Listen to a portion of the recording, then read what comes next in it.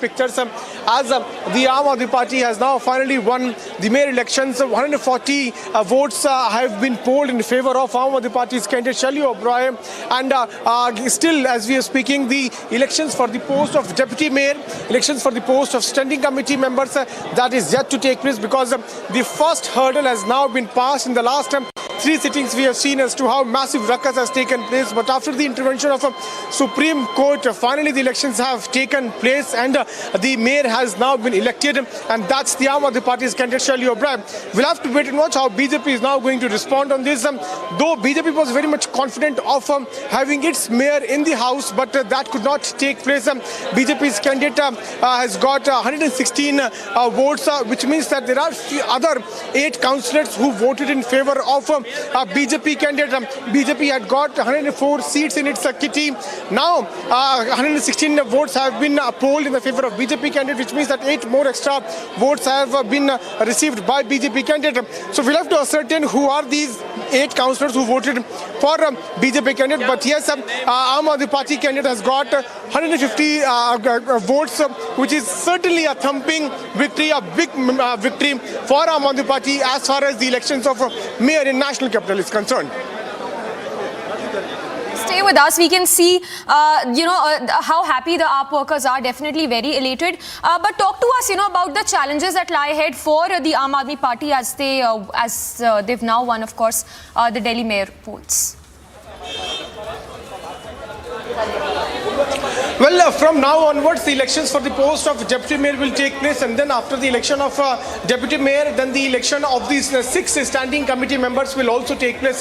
Now, the Aam Aadmi Party is very much confident of having its members in these posts also, and that is what the Saurabh Bhattacharya also told us. Here, the workers of Aam Aadmi Party are very much happy. They are celebrating. In fact, they are saying that the conspiracy of BJP has now been thwarted. Let me try to get a word from a BJP worker. आम आदमी party का mayor यहाँ पर आ गया है. क्या दुख की बात है कि आप लोग तो कह रहे थे काफी मेयर जो है आम आदमी पार्टी के वो बीजेपी के कैंडिडेट को वोट करें? नहीं, ऐसा कुछ दुख की बात है. जनता ने पहले ही जनादेश दे दिया था. उनको अपने पार्षदों पे विश्वास नहीं था, और हमको शुभकामनाएं देते हैं कि मेयर साहब बने. उन्होंने जो वादे किए थे कि कूड़े के पहाड़ खत्म होंगे, दिल्ली साफ सुथरी होगी, लंदन बन जाएगी. पब्लिक ने पहले भी उनको 62 सीटें दी थी विधानसभा में. अब इस बार भी उनका मेयर बना दिया है. मैं उनको शुभकामनाएं देता हूँ कि जो वादे कहते हैं वो पूरे करें. वो कह रहे हैं कि सुप्रीम कोर्ट के इंटरवेंशन के बाद ही हो पाया, पहले क्यों नहीं हो पाया? इतना झगड़ा क्यों हुआ इन सब चीजों को लेकर, जब मेयर इलेक्ट इतनी आसानी से हो सकता था? आज आसानी से हो पाया. शुरुआत में हमने देखा थोड़ा बहुत लड़ाई झगड़ा हुआ, लेकिन अब आराम से हो गया. पहले ये चीज क्यों नहीं हो पाई? देखिए, ये तो केजरीवाल जी के जो आम आदमी पार्टी के जो पार्षद चुने हुए पार्षद हैं उनकी गलती थी, क्योंकि जब आपके पास बहुमत आपने दे दिया जनता ने, और उसी दिन उनका मेयर बन जाना चाहिए था, लेकिन उनको अपने पार्षदों पर विश्वास नहीं था. वहाँ झगड़ा करा दिया इन लोगों ने. पिछली बार आतिशी जी ने और पाठक जी खुद कुर्सियाँ उठा के दे रहे थे अपने पार्षदों को. इस बार कुछ नहीं हुआ. भाजपा तो चाहती थी कि मेयर बने, जनता के काम हो. जिस चीज़ को जनादेश मिल गया उनको, वो अपना मेयर बनाए. क्या उम्मीद है आपको, क्या होगा दिल्ली में? क्योंकि अब आम आदमी पार्टी की सरकार तो विधानसभा में भी और अब सिविक सेंटर में भी आ गई. इसीलिए तो कर रहे हैं. पहले केजरीवाल बोले थे हम 500 स्कूल बनाए, वो बन चुका है, देख रहे हैं. 20 कॉलेज बनाएंगे, वो बन चुका है. अब इनके मेयर बोले थे आम आदमी पार्टी में निगम में आऊँगा, तो ये जो तीनों कूड़ा के पहाड़ हैं इसको प्लेन कर देंगे. कोई बात नहीं, मैं इनके मेयर को शुभकामनाएं देता हूँ. पार्टी से ऊपर उठकर सभी जनप्रतिनिधि को उचित सम्मान करके उनका फंड दे, और दिल्ली में जो कूड़ा का ढेर लगा हुआ है, जो कि केजरीवाल को माफ़ी मांगनी चाहिए 2 महीना पहले होनी चाहिए था, लेकिन 2 महीना नहीं आया, लेकिन आज ही हुआ. तो दिल्ली की विकास जो रुका विकास करें, और विकास की रफ्तार पहले से केजरीवाल कर रहे हैं. स्टैंडिंग कमेटी के भी इलेक्शंस होने, आपको लगता है कि उसमें भी आम आदमी पार्टी ही जीतेगी? देखिए, ये पता नहीं है, लेकिन बस एक अपील आपके चैनल के माध्यम से करना चाहता हूँ. इनके 62 विधायक थे, हमारे यहाँ के मोहन सिंह बिष्ट विधायक है. ये लोग बिल्कुल फंड नहीं दे रहे, काम करना इनका. जी एक सेकंड सर, क्या उम्मीद है आपको? आपकी बड़ी जीत है आम आदमी पार्टी के लिए मेयर. अब दिल्ली के लोगों की जीत है. दिल्ली के लोगों ने जो वोट दिया था, भारतीय जनता पार्टी ने गुंडागर्दी से लोकतंत्र को कुचलने की कोशिश करी, लेकिन माननीय सुप्रीम कोर्ट ने संज्ञान लिया. और दिल्ली के लोगों को बधाई देता हूँ, शुभकामनाएं देता हूँ. शैली ओबरॉय जी को बधाई देता हूँ कि भारतीय जनता पार्टी ने जो गुंडागर्दी की थी, उस गुंडागर्दी हारी है, तानाशाही हारी है, और सच्चाई की जीत हुई है, ईमानदारी की जीत हुई है. हमने पहले ही कहा था, नंबर हमारे पास है. दिल्ली के लोगों ने वोट हमें दिया, आशीर्वाद हमें दिया है, लेकिन भारतीय जनता पार्टी ने जो पूरा किया वो देश ने देखा, दिल्ली ने देखा. था, लेकिन फाइनली आज जीत हम आम आदमी पार्टी का मेयर। झगड़ा क्यों हुआ? पिछले 3 बार से लगातार हम देख रहे हैं कि धक्का मुक्की, हाथापाई, झगड़ा, खून खराब। भारतीय जनता पार्टी को लगता था जैसे कांग्रेस के लोगों को खरीद लेते हैं, आम आदमी पार्टी के लोगों को खरीद लेंगे। उनको पता नहीं था ये आम आदमी पार्टी के लोग अरविंद केजरीवाल जी के कट्टर सिपाही हैं।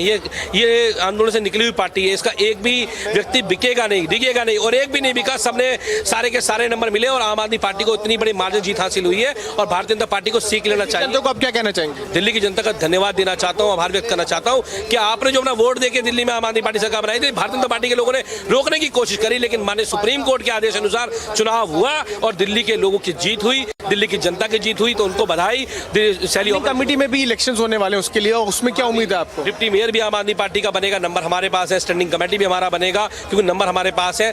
तीनों पोस्ट हम जीत के आएंगे, क्योंकि दिल्ली के लोगों को बहुत बहुत बधाई देता हूँ, शुभकामनाएं देता हूँ। आम आदमी party is very much confident that it will have not only its deputy mayor but also the other members of standing committee. Now when the elections of mayor have concluded and Aam Aadmi Party has been able to secure victory there, in few minutes from now we will also see the election for the post of deputy mayor to take place. But BJP is very much confident of having the members of standing committee in its favor, and that is what the BJP is hoping for. Right now as we are speaking, the elections for deputy mayor to take place in few minutes from now. All the councillors are right now inside, but Aam Aadmi Party is very much elated, very much happy, very much in joyous mood that finally the elections have taken place and they have their mayor in the house. They are in MCD house. We'll have to see how the BJP is going to look into it. But yes, BJP is now trying its best to have its members as the standing committee members also there in the house. Right now as we are speaking, the elections for the mayor have now concluded. Now the elections for the post of deputy mayor to take place, and after that the standing committee member elections will also take place. Samiksha. Right, Piyush continues to stay with us, reporting live from outside the Civic Centre. Piyush, if you can once again take us through the kind of reactions that's coming in from the Aam Aadmi Party, and also talk to us about the real issues that people would be expecting the Aam Aadmi Party to work into, look into, when it really comes to getting that work done on the ground.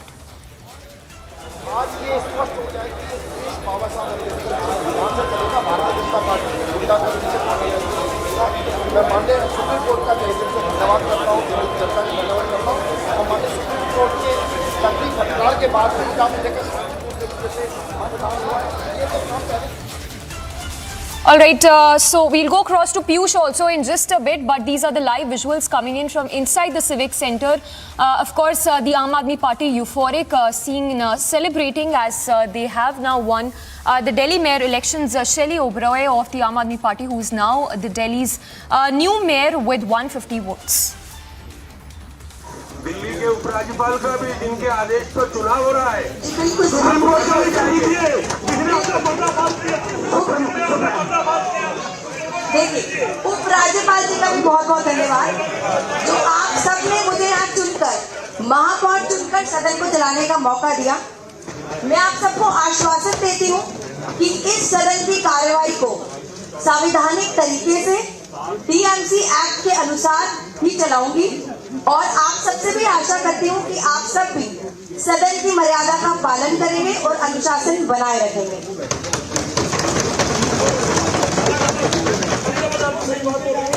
Delhi की जनता ने एक दिल्ली को स्वच्छ और सुंदर बनाने का सपना देखा है, और हम सबको मिलकर इस सपने को पूरा करना है। हम सबको मिलकर दिल्ली की जनता की उम्मीदों को पूरा करना है। इसीलिए आप सबके आशीर्वाद और सहयोग की बहुत बहुत जरूरत है। धन्यवाद। महापौर जी, कूड़े के पहाड़ को लेके आपका क्या सुझाव है? आपका क्या सुझाव है? महापौर जी, दिल्ली के कूड़े के पहाड़ को लेके आपका क्या सुझाव है? अभी बैठक को हम 10 मिनट के लिए स्थगित करते हैं। 10 मिनट के बाद बैठक दोबारा से होगी। धन्यवाद।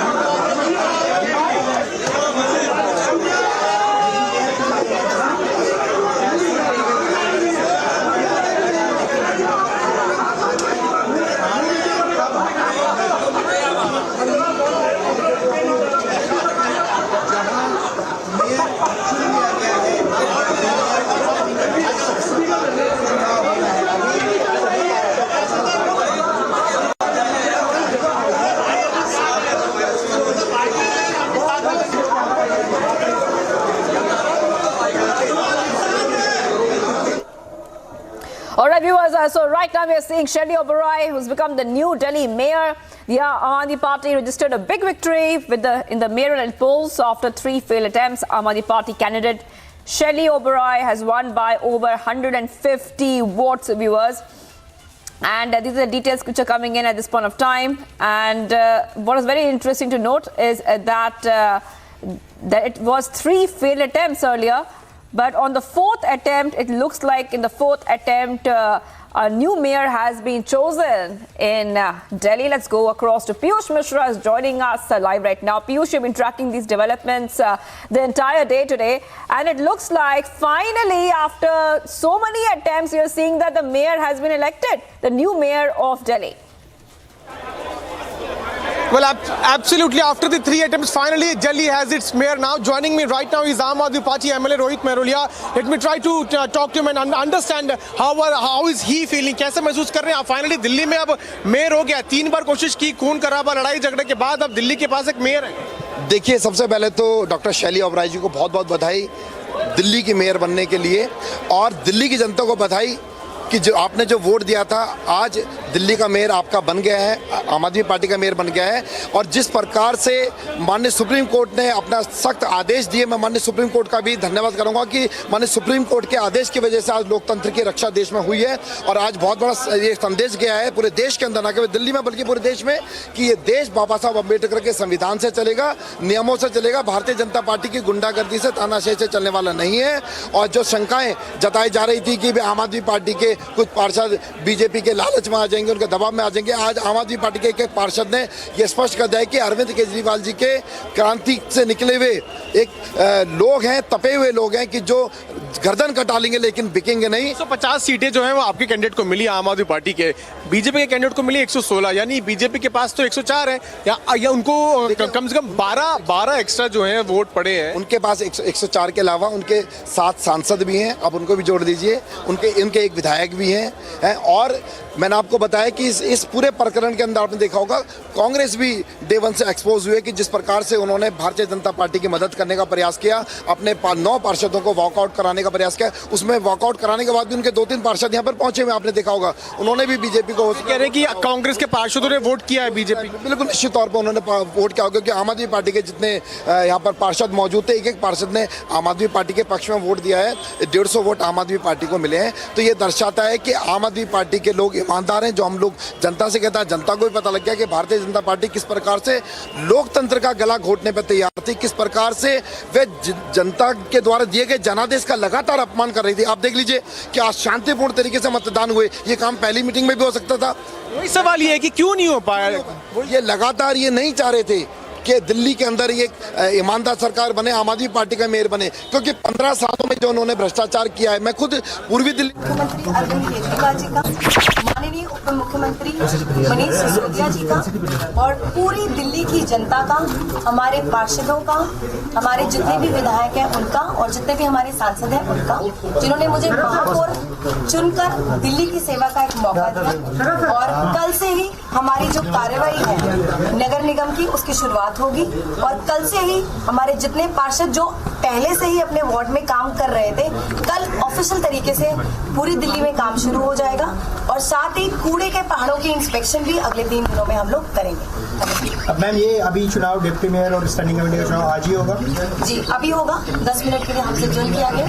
अभी हम जाकर डिप्टी मेयर का चुनाव करेंगे. पहले हम डिप्टी मेयर का करवा लें. मैम, आपकी सबसे बड़ी चुनौती क्या होगी और आपका सबसे बड़ा लक्ष्य क्या होगा? मैम जी देखिए, हमारा लक्ष्य तो है जो अरविंद केजरीवाल जी ने जो 10 गारंटी दी है, जो अरविंद केजरीवाल जी ने, हमारे माननीय मुख्यमंत्री जी ने जो दिल्ली की जनता को एक सपना दिखाया है, हम उन सब पर काम करेंगे. अच्छा, स्टैंडिंग कमेटी का चुनाव आज ही होगा कि नहीं होगा? जी होगा, बिल्कुल. मैम, पिछले 3 बार जिस तरीके से लगातार अबरोर हाउस में देखने को मिला, इलेक्शन नहीं हो पाए, चौथी आज अटेंड था, फाइनली आज इलेक्शन को सुप्रीम कोर्ट की इंटरवेंशन के बाद पूरी प्रक्रिया को फिर देखिए, मैं सुप्रीम कोर्ट का और चीफ जस्टिस का भी बहुत बहुत धन्यवाद करना चाहूंगी कि निष्पक्ष तरीके से उन्होंने अपना निर्णय दिया और शांतिपूर्वक चुनाव, और दिल्ली को आज मेयर मिला. बीजेपी दावा कर रही थी कि कांग्रेस आम आदमी पार्टी को में सेंध लगेगी, लेकिन एक भी वोट इधर तो उधर नहीं हुआ.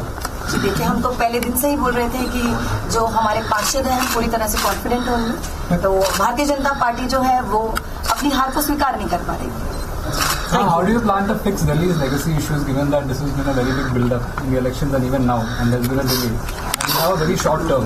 Your term will end by the end of March. So don't you think that's a very short-lived term for you to execute your plans? Although the term is very short, but surely I'm going to give my best as per the under the leadership of Arvind Kejriwal ji and Manish Sisodia. Thank you so much.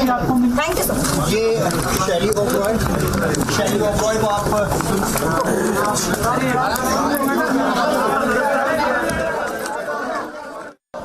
All right, so that was Shelly Oberoi speaking right there. She's a first-time councillor from Delhi's East Patel Nagar ward, and she has won the mayoral elections of the Municipal Corporation of Delhi. She's making a couple of points. She's saying, I want to thank all Delhi citizens and will officially start working on all the wards from tomorrow. So that's a statement coming out from her. As the Aam Aadmi Party has won the mayoral elections, remember that this is coming in after 3 failed attempts by the MCD to pick a mayor. The voting for the mayor and deputy mayor took place today in the national capital following a Supreme Court order. And this is the big update we have got for you, where Delhi has got a new mayor finally. Shelly Oberoi is the new Delhi mayor. आज उन्होंने आम आदमी party का mayor जिता दिया।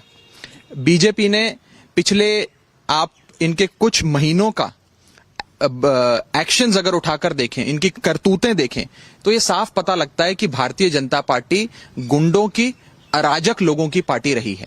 इन्होंने सबसे पहले तो नगर निगम को कंगाल कर दिया। जो पार्षद साइकिल पे पार्षद बने, आज वो बड़ी बड़ी कोठियां, बड़ी बड़ी महंगी गाड़ियों में घूमते हैं। भ्रष्टाचार करके इन्होंने नगर निगम को कंगाल कर दिया।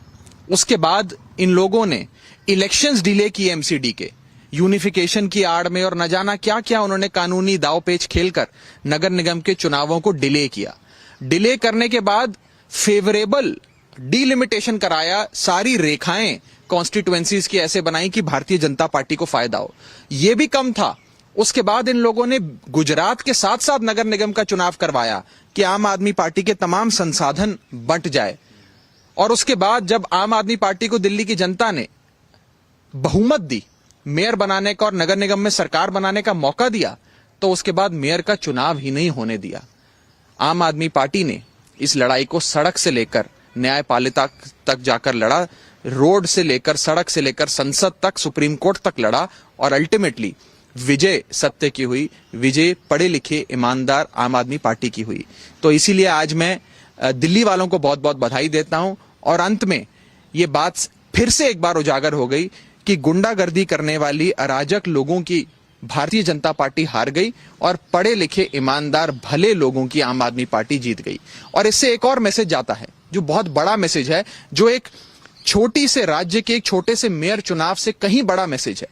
वो ये है कि आज भारत देश में सिर्फ एक ही नेता, एक ही शख्स हैं जो सीधी टक्कर प्रधानमंत्री मोदी से और भारतीय जनता पार्टी से ले सकते हैं। उस शख्स का नाम है अरविंद केजरीवाल, उस पार्टी का नाम है आम आदमी पार्टी। आज इस देश में यदि कोई सीधी लड़ाई बीजेपी से ले सकता है तो वो आम आदमी पार्टी है। इसीलिए बीजेपी वाले कांग्रेस से नहीं डरते, बीजेपी वाले हिंदुस्तान की किसी और पॉलिटिकल पार्टी से नहीं डरते, बीजेपी वाले सिर्फ आम आदमी पार्टी से और अरविंद केजरीवाल से डरते हैं।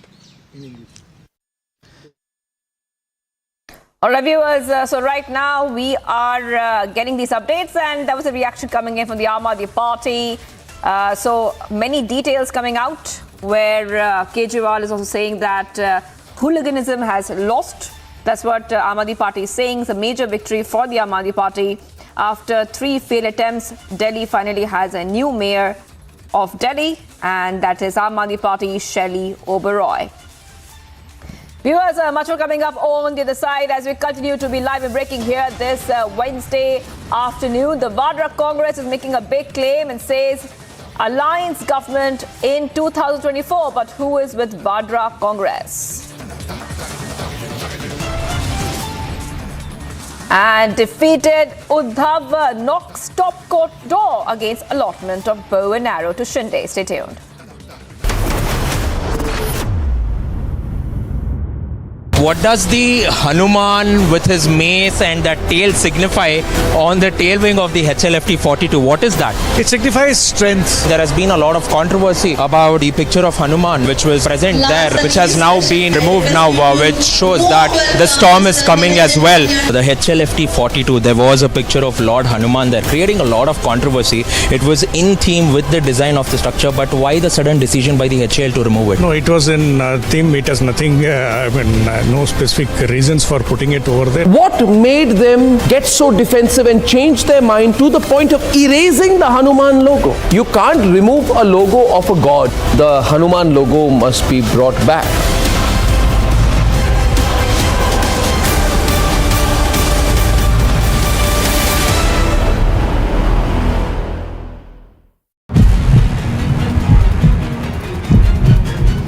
Chief Minister, you're being accused by the opposition that you are breaking up communal polarization. Chief Minister, you are being... Chief Minister, you are...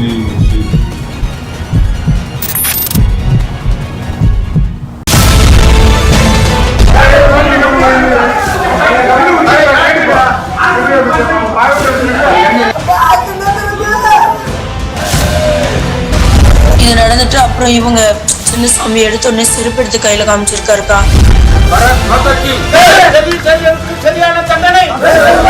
I would like to compliment Republic TV, especially from yesterday. You have taken it up in a big way, and thanks to Arnab ji also, who has brought it to the national attention.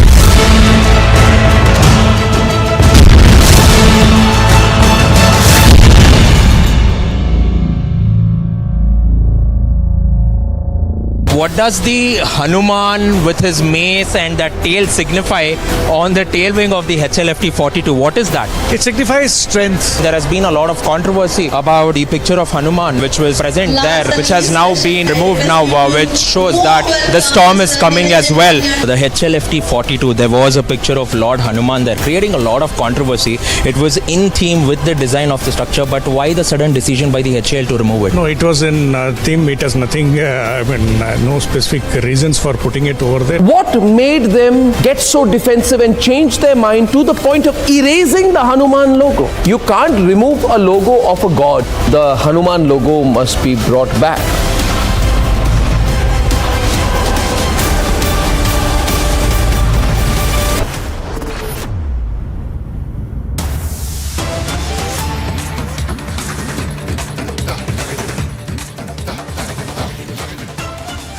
All right, viewers, getting some big breaking coming in from Pakistan. PTI has launched a Jail Bharo movement in Lahore. The movement has just been launched in Lahore, followed by PTI workers there in their respective cities.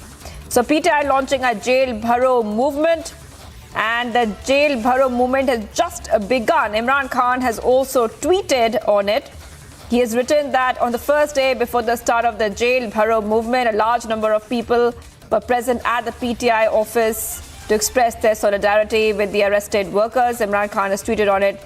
And getting these back-to-back updates, the PTI said that the nationwide movement is against the fascism, tyranny, violence, lawlessness and economic destruction by the Shehbaz Sharif-led government. So getting these updates coming in, these are visuals coming in straight from Pakistan, where the PTI has launched the Jail Bharo movement, and a big protest there being launched.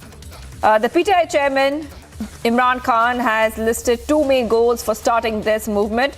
He has said the first goal of the movement is that of a peaceful and non-violent protest against the encroachment of the fundamental rights available to Pakistan's citizens under the Constitution. And second is against the economic meltdown brought on by what they are calling corruption in Pakistan. All right, let's take a very short break, viewers. We continue to be live and breaking here on Republic TV. Vadra Congress makes a big claim, says the alliance government in 2024. But who is with Vadra Congress? And Snoop Gate haunts Kejriwal's deputy MHA not to prosecute Sisodia. Aam Aadmi Party cries vendetta.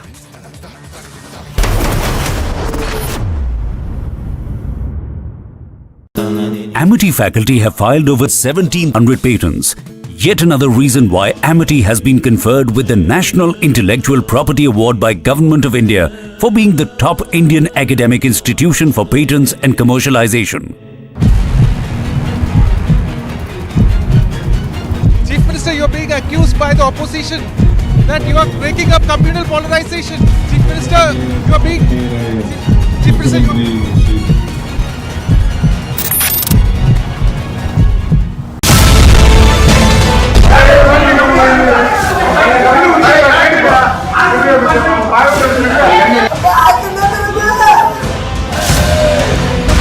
இது நடந்துட்டு அப்புறம் இவங்க சின்ன சாமி எடுத்த உடனே செருப்பு எடுத்து கையில காமிச்சிருக்காருக்கா.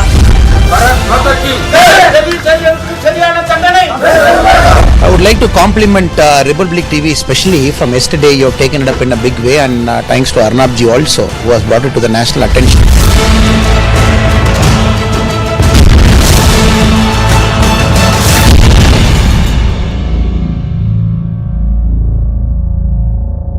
What does the Hanuman with his mace and that tail signify on the tail wing of the HLFT 42? What is that? It signifies strength. There has been a lot of controversy about the picture of Hanuman which was present there, which has now been removed now, which shows that the storm is coming as well.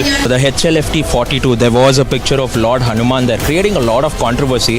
It was in theme with the design of the structure, but why the sudden decision by the HL to remove it? No, it was in theme. It has nothing, no specific reasons for putting it over there. What made them get so defensive and change their mind to the point of erasing the Hanuman logo? You can't remove a logo of a god. The Hanuman logo must be brought back.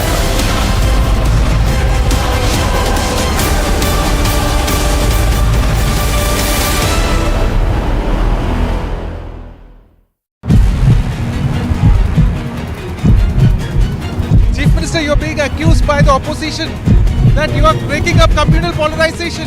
Chief Minister, you are being... Chief Minister, you are being...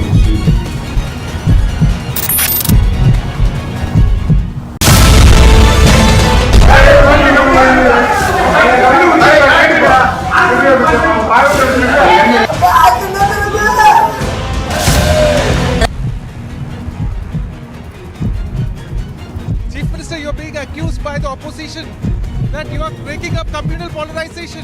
Chief Minister, you are being... Chief Minister, you are being...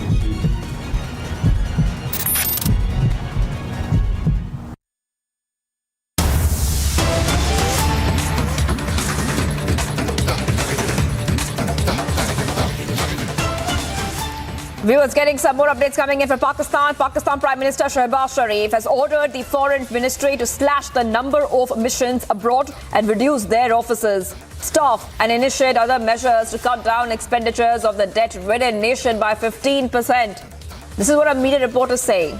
The move to slash the missions abroad was recommended by the National Austerity Committee, which was constituted by the Prime Minister Sharif to suggest austerity measures for the country in the wake of the current financial crisis it is witnessing. So getting some more breaking news coming in, where we are learning that broke Pakistan is, which is very, it is trying to get more money into the country, is trying to slash and cut down on embassies, essentially. So let's go ahead to our guest who's joining us on the phone line. Brigadier Hemant Mahajan is joining us. Thank you for joining us here. And the big question is right now that this is very, very serious. That if a country has to slash its diplomatic centers, cut down embassies, it really shows what kind of a deep crisis is Pakistan in, isn't it? Yes, Pakistan's financial position today is at all-time low, and they have the kind of financial problems which they have never faced before. Unfortunately, the modifications which the International Monetary Fund has asked Pakistan to make, they are not willing to make. For example, IMF had said that you increase your taxes on items which Pakistani masters consume a hell of a lot, that is fuel, etc., cut down the expenditure on defense forces, increase the income of government, etc. So that they're not willing to do, simply because the moment you increase taxes, you become unpopular. So therefore, they're trying to go in for certain soft measures which are not going to yield the results that they want. You know, for example, if you cut out something on diplomacy, after all, how many diplomatic, let's say, embassies Pakistan has, and how much expenditure do you do there? You know, the expenditure that you do on Ministry of Foreign Affairs is not even 1% or 2% of your budget, while the money that is spent on the armed forces is about 60 or 70 percent of the Pakistani budget. So they're missing the woods for the trees, and they're just trying to show that they're doing something. But the fact of the matter is, Pakistan government is not willing to take tough steps, which the International Monetary Fund had told them to do. Right. And what is more shocking is that much more shocking is Brigadier Hemant Mahajan is that, what Pakistan is doing to its masses. It's increased petrol prices. It's increased kerosene as well, viewers. We're getting these details as well. All right, I'm right now being joined at this point of time by Major General Sanjay Soy is joining us as well on the phone line. I'll take that question to you, Major General Sanjay Soy. So the big question is that first, it tried to burden its masses with higher petrol prices. Now, what it's doing is that it's cutting down its embassies. In fact,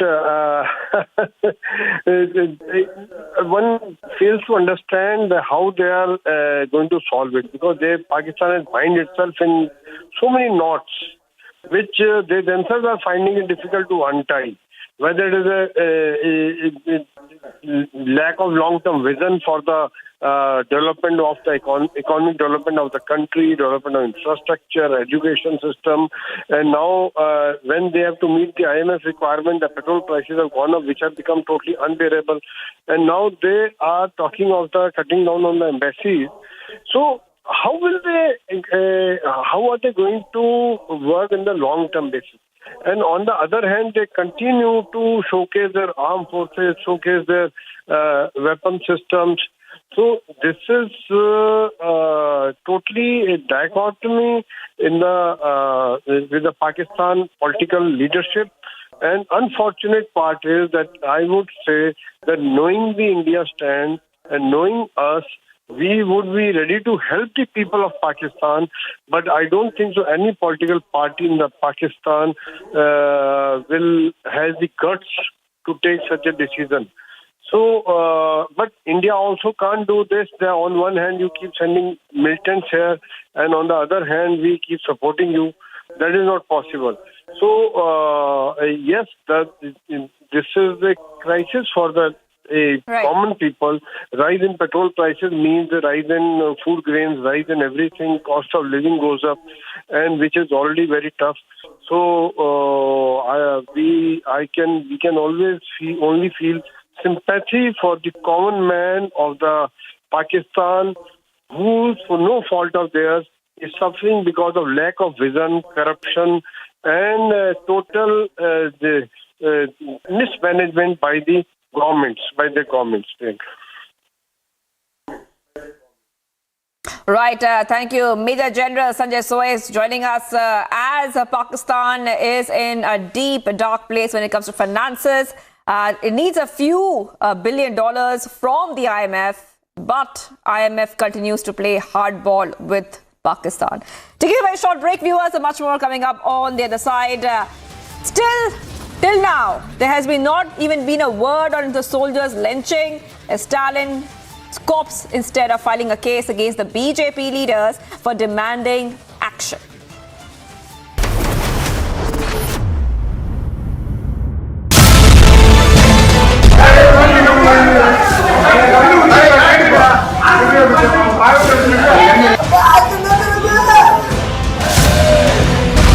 இது நடந்துட்டு அப்புறம் இவங்க சின்ன சாமி எடுத்த உடனே செருப்பு எடுத்து கையில காமிச்சிருக்காருக்கா.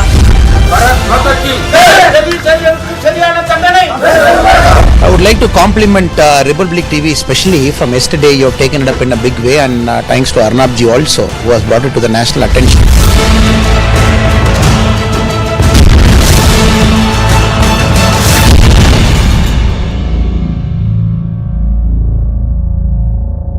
What does the Hanuman with his mace and that tail signify on the tail wing of the HLFT 42? What is that? It signifies strength. There has been a lot of controversy about the picture of Hanuman which was present there, which has now been removed now, which shows that the storm is coming as well. The HLFT 42, there was a picture of Lord Hanuman there, creating a lot of controversy.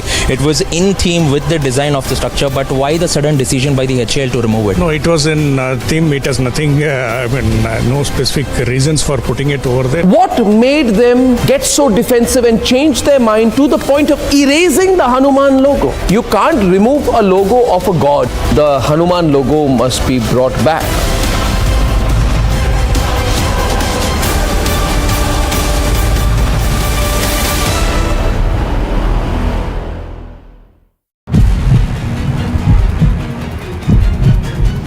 Chief Minister, you're being accused by the opposition that you are breaking up communal polarization. Chief Minister, you're being... Chief Minister,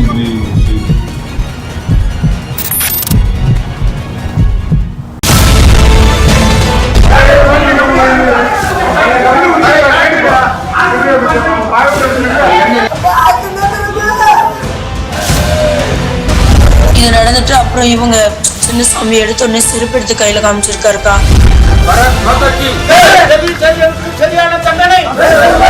I would like to compliment Republic TV, especially from yesterday. You have taken it up in a big way, and thanks to Arnab ji also, who has brought it to the national attention.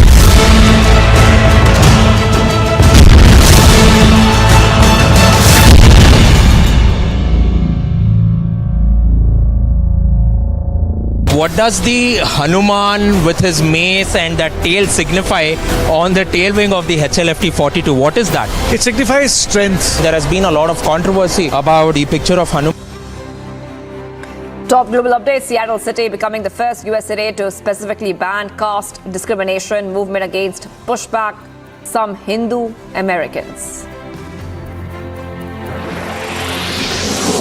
Indian American entrepreneur Vivek Ramaswamy announces 2024 presidential bid.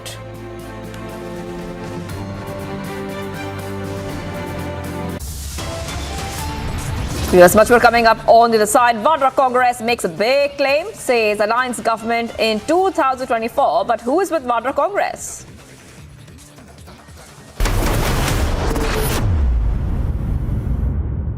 What does the Hanuman with his mace and that tail signify on the tail wing of the HLFT 42? What is that? It signifies strength. There has been a lot of controversy about the picture of Hanuman, which was present there, which has now been removed now, which shows that the storm is coming as well. The HLFT 42, there was a picture of Lord Hanuman there, creating a lot of controversy. It was in theme with the design of the structure, but why the sudden decision by the HL to remove it? No, it was in theme. It has nothing, no specific reasons for putting it over there. What made them get so defensive and change their mind to the point of erasing the Hanuman logo? You can't remove a logo of a god. The Hanuman logo must be brought back.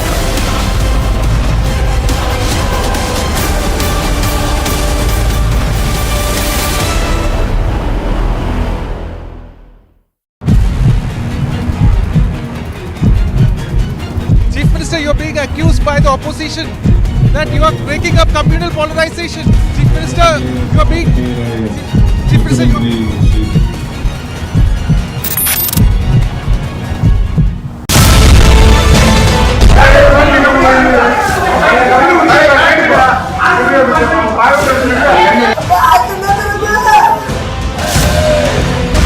இது நடந்துட்டு அப்புறம் இவங்க சின்ன சாமி எடுத்த உடனே செருப்பு எடுத்து கையில காமிச்சிருக்காருக்கா.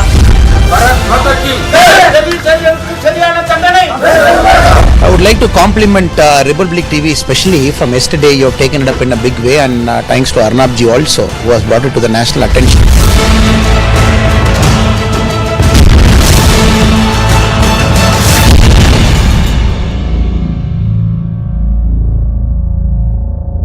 What does the Hanuman with his mace and that tail signify on the tail wing of the HLFT 42? What is that? It signifies strength. There has been a lot of controversy about the picture of Hanuman, which was present there, which has now been removed now, which shows that the storm is coming as well.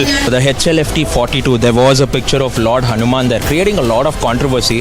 It was in theme with the design of the structure, but why the sudden decision by the HL to remove it? No, it was in theme. It has nothing, no specific reasons for putting it over there. What made them get so defensive and change their mind to the point of erasing the Hanuman logo? You can't remove a logo of a god. The Hanuman logo.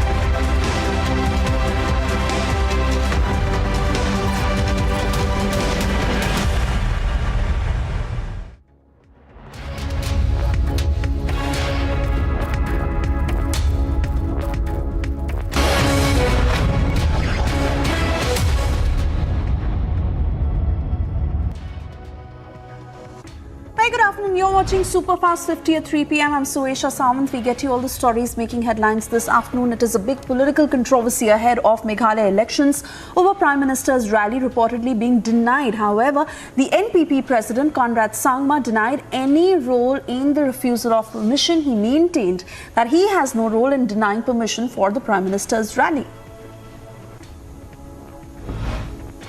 Ministry of Home Affairs has given sanction to prosecute Deputy CM Manish Sisodia under the Prevention of Corruption Act in the Feedback Unit snooping case in Delhi. LGVK Saxena had approved the CBI's request for prosecution sanction and forwarded the same to the MHA. The CBI had sought sanction to register FIR against Sisodia under the created FVU. The case also pertains to illegal/unaccounted expenditure in the name of Secret Service Fund allocated to the FVU.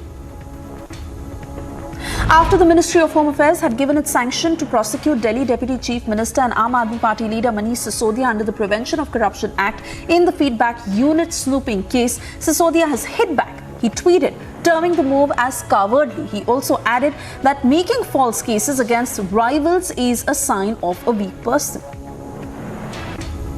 देखिए, अपने प्रतिद्वंदियों को झूठों case में फंसाना जो है, ये हारे हुए और डरे हुए लोगों का काम होता है। अब जैसे जैसे आम आदमी पार्टी आगे बढ़ेगी, इस तरीके के और केस जो है, झूठे केस हम पे लगाए जाएंगे। ये केस बिल्कुल झूठा है। मुझे लगता है कि ये सिर्फ आम आदमी पार्टी और मनीष जी के पीछे पड़े हुए हैं। Yet another row breaks out over naming of a circle in Yadgir district. Supporters of Tipu Sultan had named the circle after him, and now pro-Hindu organizations demand that the circle should be renamed after Veer Savarkar. The town municipal council has also decided that the circle should be renamed after Veer Savarkar. However, supporters of Tipu Sultan are adamant that the circle should not be renamed and Tipu's posters and names shouldn't be taken off. Aam Aadmi Party declared Shelly Oberoi as the new mayor of Delhi. Aam Aadmi Party won the December poll battle by securing 134 of 250 wards, bringing an end to BJP's 15 years of rule over the civic body, and was expected to appoint its mayor, but could not do so after a row erupted over the order of oath ceremony and allowing the members appointed by LGVK Saxena to vote, which led to clashes. Supreme Court will hear Uddhav Thackeray's plea against EC ruling on bow and arrow symbol today at 3:30 p.m., which is slated to begin any time now. Supreme Court had earlier, however, denied an urgent hearing of the plea. Former Rajasthan Minister and BJP leader Gulab Chand Kataria will be sworn in as Assam Governor today. Raj Bhavan accorded a warm and traditional welcome to Assam Governor designate Gulab Chand Kataria on his arrival at Raj Bhavan on Tuesday. A case has been filed against 3,500 BJP leaders and cadres for conducting a candlelight march in connection with the death of an army jawan who was hacked to death by a DMK councillor. Now, according to the Chennai police, a case was registered against them as BJP leaders carried out the protest without proper permission. Issue is, madam, it's a larger issue of how an Indian soldier who's Tamilian by birth, who has come back on a holiday, he was lynched in his hometown by a DMK councillor. The message we want to send across to our Indian brothers and sisters is Tamil Nadu stands with our army. Tamil Nadu stands with our soldier. Tamil Nadu is not a representation of DMK, which can insult an army by killing him and keeping their mouth shut. NIA detained 3 persons, including Akali leader Lakhvir Singh from Punjab for questioning. Now, according to police officials, weapons were seized from Akali leader Lakhvir Singh. Meanwhile, Gurmeet Singh from Lambi and Harpreet Sharma from Moga have also been detained by the NIA. During these raids, the police further added that they also recovered cash over 2 crore along with arms and ammunition. NIA has alleged that activist Gautam Navlakha, arrested in the Elgar Parishad Maoist links case, had connections with a Pakistani ISI agent. The NIA said that in the Bombay High Court, while opposing his bail application, is the argument that the NIA made, also claiming its affidavit filed in response to Navlakha's plea that he had committed acts that had a direct impact on unity, national security and sovereignty.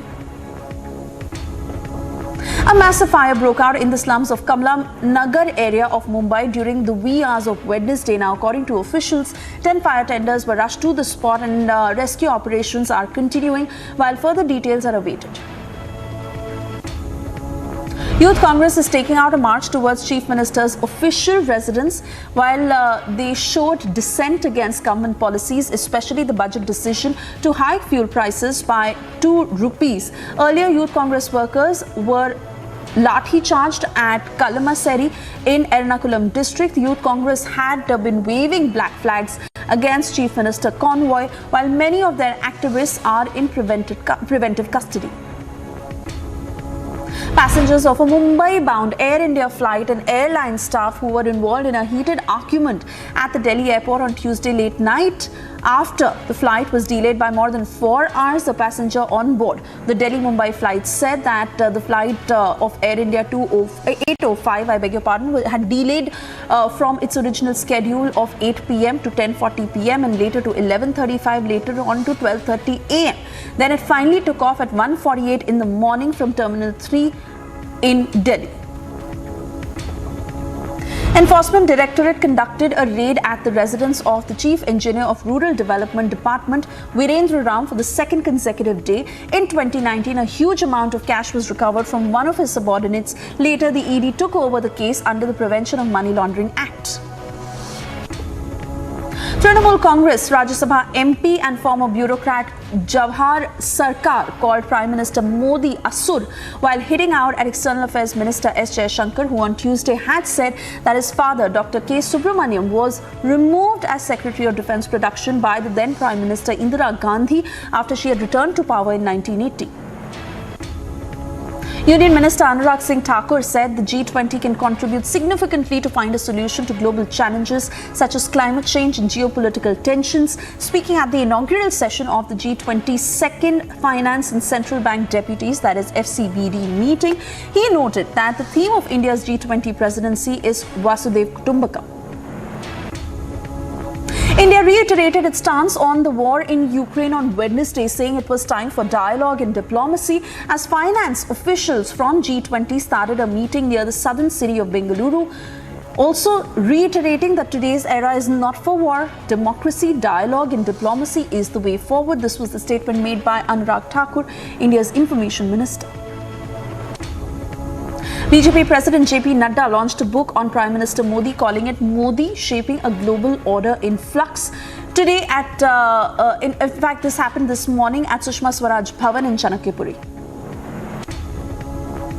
Union Minister Anurag Thakur had said that Election Commission's decision to recognize Eknath Shinde's faction as the real Shiv Sena had made things crystal clear, quote unquote, and that former Maharashtra Chief Minister Uddhav Thackeray should now understand who actually has the support of the party workers. He also taunted Thackeray, saying that he was repenting over what has been lost and he must accept it gracefully.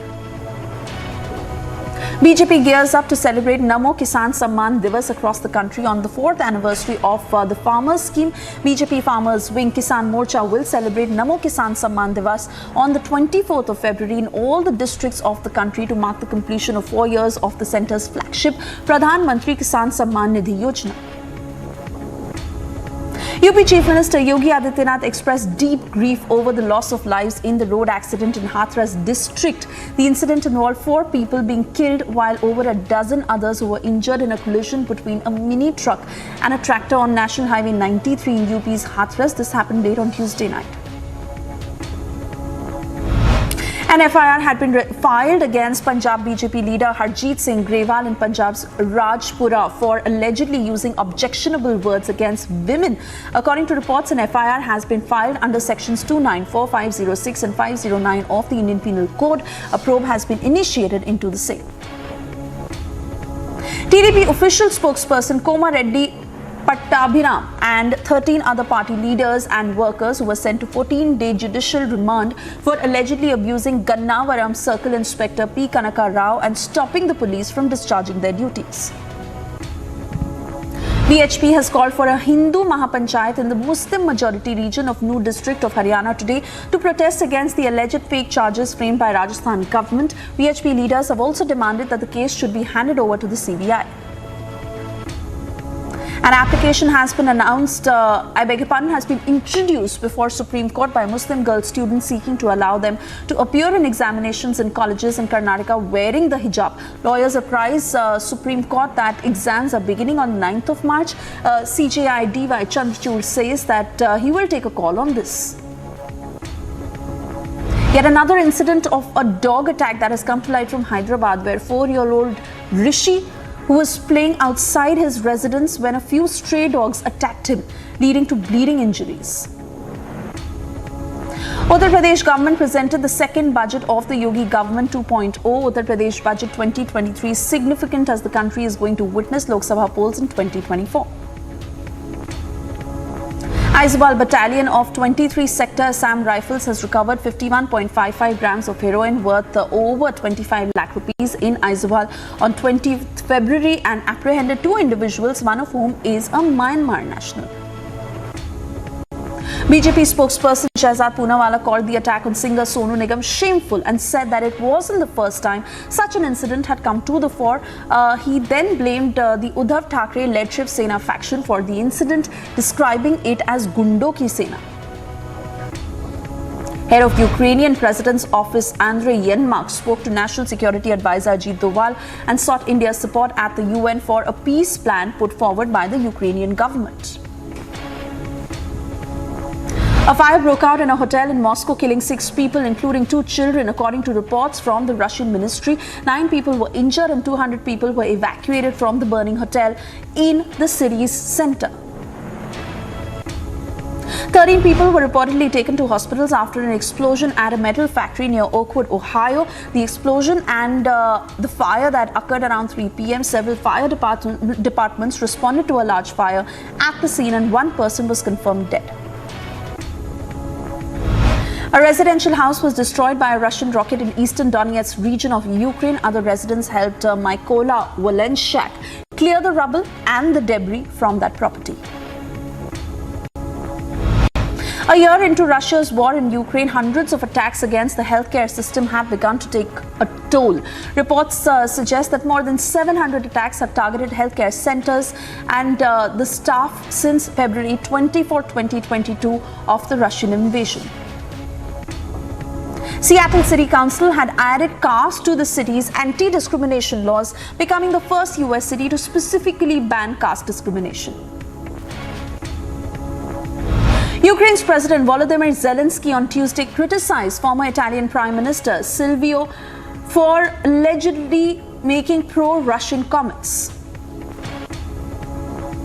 Polish President Andrzej Duda called for solidarity with Ukraine on Tuesday and thanked the United States and NATO countries that supported Ukraine. President Joe Biden, returning on Tuesday to the Polish castle, where he spoke shortly after the Russian invasion of Ukraine last year, said that Ukraine will have backing from the US and its allies as the war enters into its second year. Italian Prime Minister Giorgia Meloni arrived in Kiev on Tuesday as a show of Italy's continued support for Ukraine ahead of the anniversary of Russia's invasion. A changeover to redesigned currency has plunged Africa's largest economy into crisis just ahead of a presidential election. Nigerians were seen waiting in long queues just to access ATMs as the savings of millions remain trapped in banks.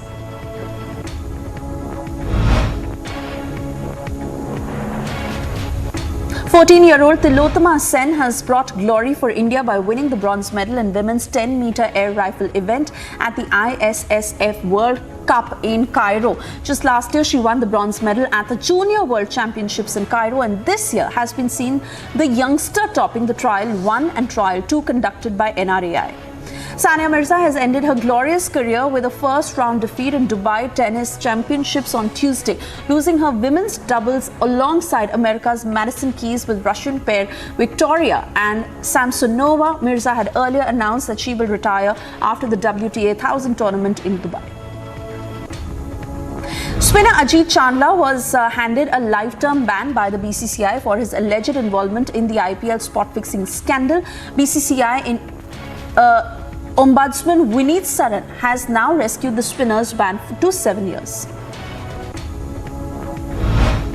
The suspense over Jasprit Bumrah's return to competitive cricket continues to remain. Bumrah, who has been out of action at the international level since September 2022 due to missing of the T20 World Cup, Bangladesh tour and the home series versus Sri Lanka and New Zealand, is not part of either the Test or the ODI team. It is now clear that he was not considered for the matches against Australia, as he is yet to get clearance from the NCA.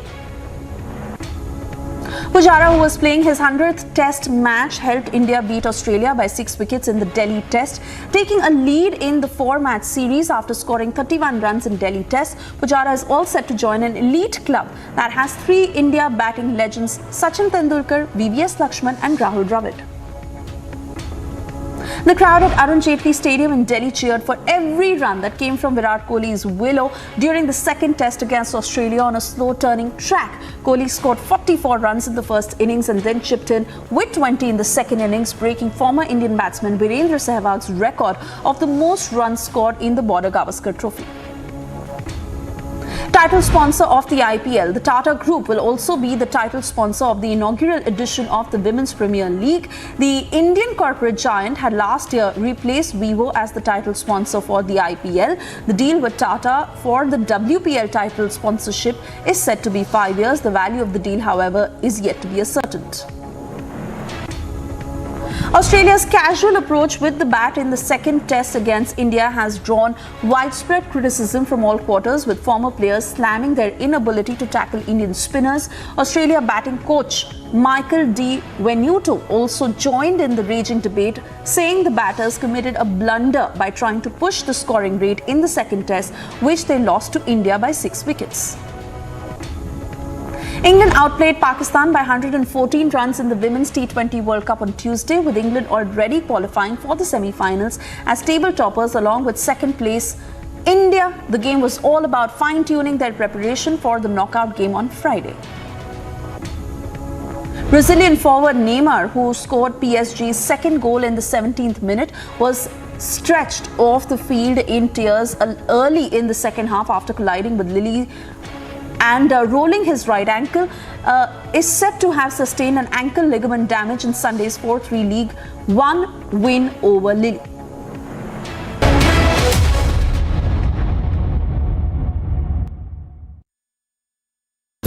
Amity faculty have filed over 1,700 patents. Yet another reason why Amity has been conferred with the National Intellectual Property Award by Government of India for being the top Indian academic institution for patents and commercialization.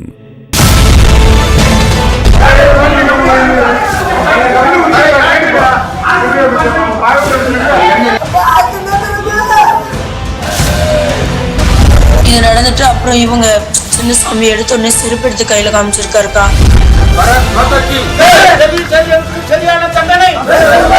I would like to compliment Republic TV, especially from yesterday. You have taken it up in a big way, and thanks to Arnab ji also, who has brought it to the national attention.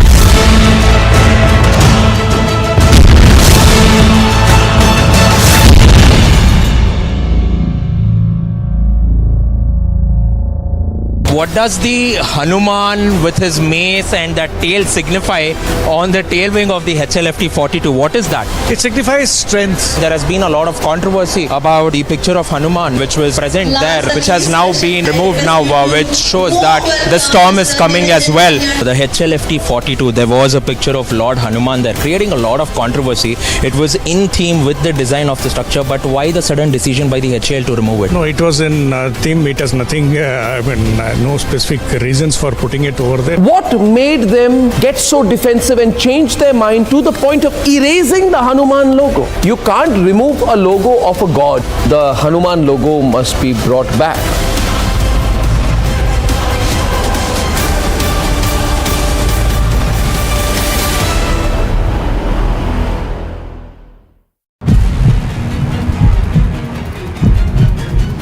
Chief Minister, you're being accused by the opposition that you are breaking up communal polarization. Chief Minister, you are being... Chief Minister, you are...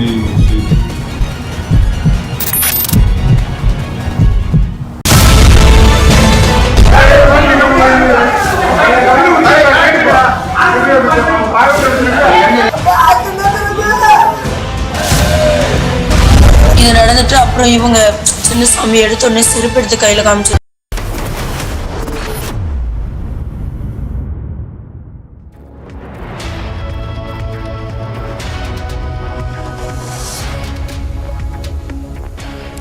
Thank you for staying with Republic, and we now get you details as the Supreme Court is all set to hear the Uddhav Thackeray faction's plea challenging the decision of the Election Commission in recognizing the Eknath Shinde-led bloc as the real Shiv Sena and ordering the allotment of the party's original bow and arrow pole symbol to it. Remember, the hearing is slated for 3:30, and about 10 minutes from now is when the top court will be hearing the matter.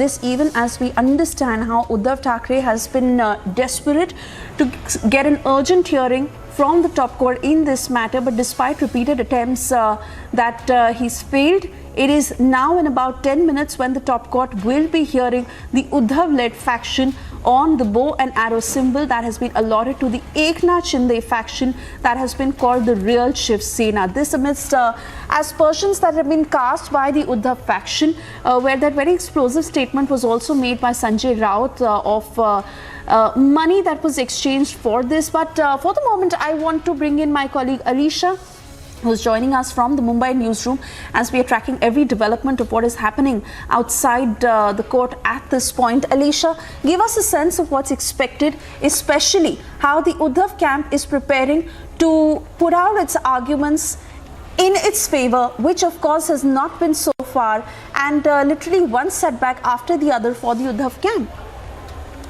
Well, yes, Suesha, as you rightly pointed out, it is something, a very crucial part in the hearing that is going to be commenced in the Supreme Court, because it's a three-bench hearing constituted with Chief Justice of India, D.Y. Chandrachud, who has also been present in the same hearing, who is going to hear the matter.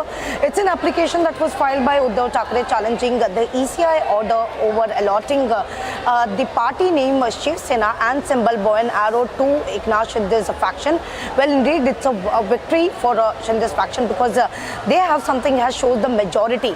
But we have to say, because that is something has been challenged by Uddhav Thackeray, and in the application that has been filed, it is mentioned that they have requested for the Supreme Court to put an interim stay on the ECI decision. Not only this, but they have mentioned that the ECI decision is something is not a fair decision that has been taken. It is something, a partial decision being taken by Election Commission, which is why there should be an interim stay on the ECI order. But we have to see what will the hearing will come up to, because on the first day when the matter was mentioned, it was CJI itself has mentioned that your name has not been listed in the list, which is why you can come tomorrow. And there was hearing yesterday.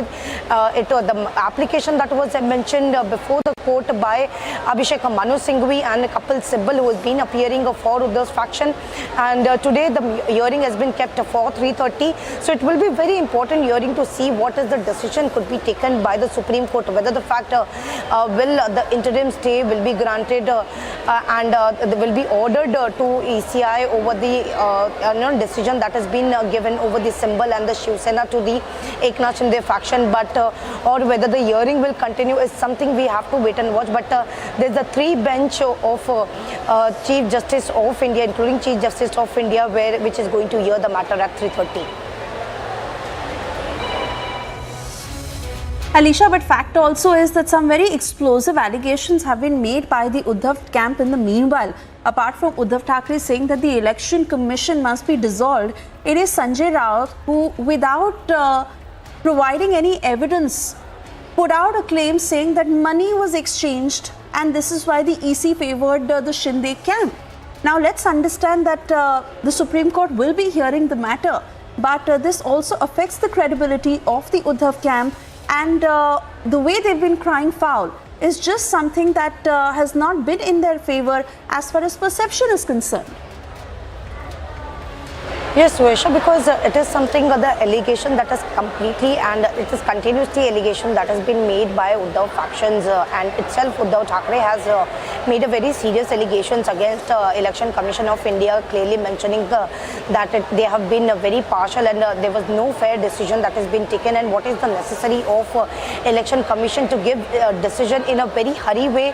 They could have waited for the Supreme Court order, but we'll see what the Supreme Court taken. So because we know the time when the application that was given by Eknath Shinde in the last year to Election Commission of India, giving them the recognition, it was Uddhav Thackeray faction who first moved to the Supreme Court, clearly saying that Election Commission should not take the decision till the time Supreme Court gives the order. But Supreme Court back then have asked Election Commission to take the decision over the symbol and the party name, and that the same decision has been ordered by Election Commission. But it is upon the majority is what has been, the decision has been taken over the majority, whether it is the number of MLAs, MPs and the worker leaders that has been mentioned in the final written submission, whether the fact it was given by Eknath Shinde's faction as well as from the Uddhav Thackeray faction.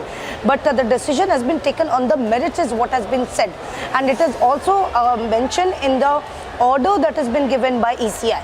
But here again, Uddhav Thackeray, in a very hurry way, goes to the Supreme Court asking for a interim stay. But at the first day, they were expecting there could be some of the hearing that will commence in the Supreme Court, but that does not happen because CJI clearly says that your name has not been mentioned in the list, which is why the court will hear the matter tomorrow, which was a day before yesterday.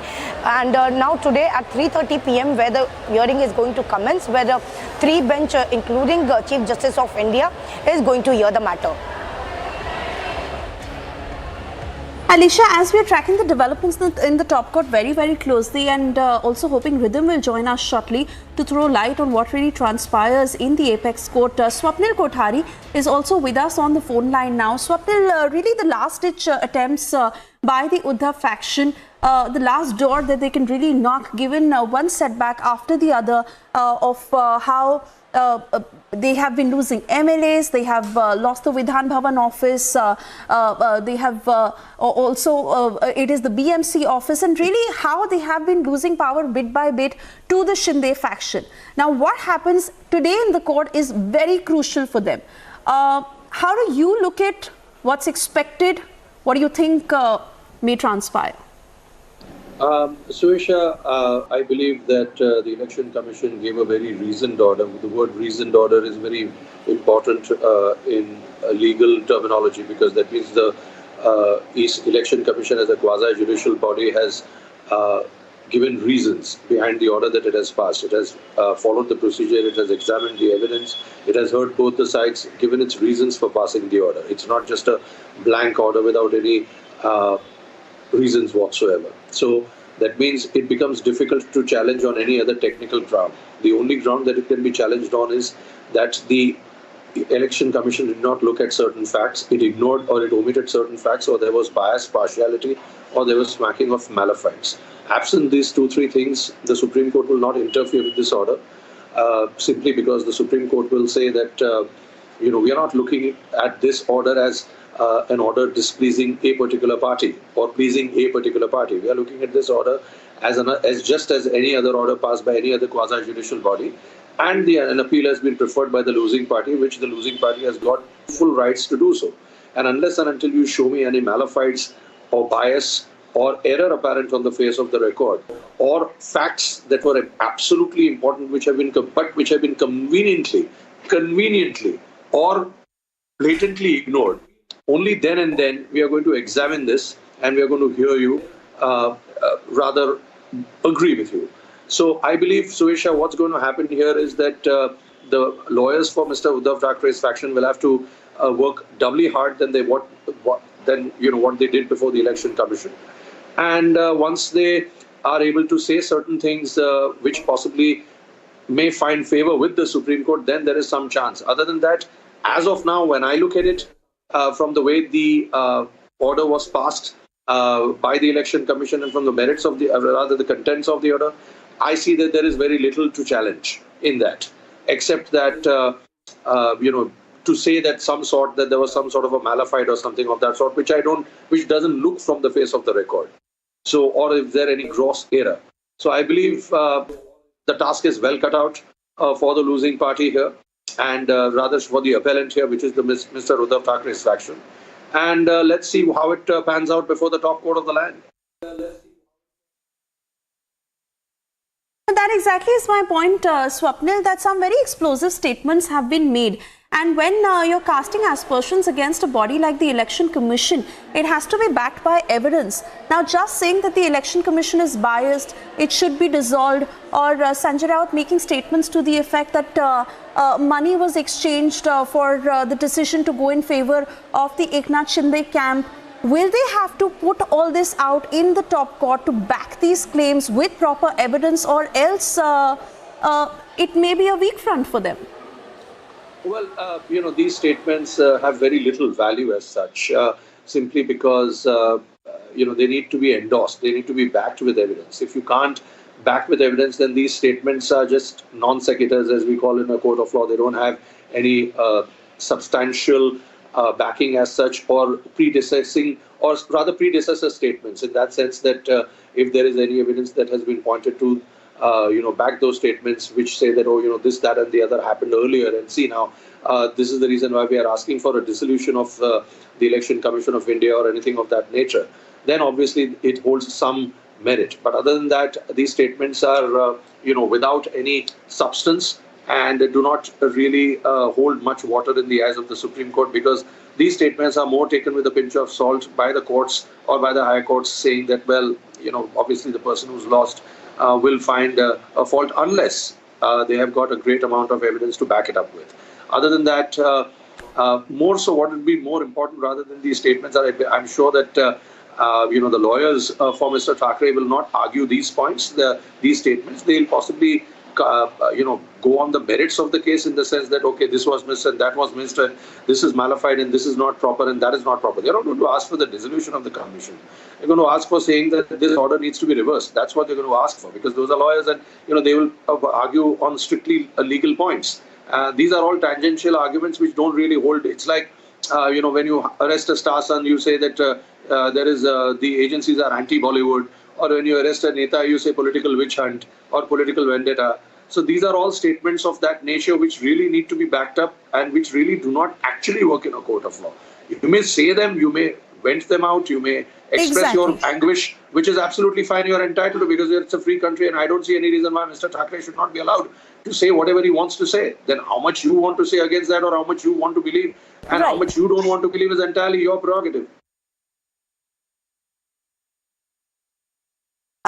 Swapnil, stay on with us. Let me quickly take this to Alisha, because these are the breaking details just coming in that the bench led by CJI DY Chandrachud is set to assemble any time now. Alisha, as we talk, it is 3:31 p.m. By our watch.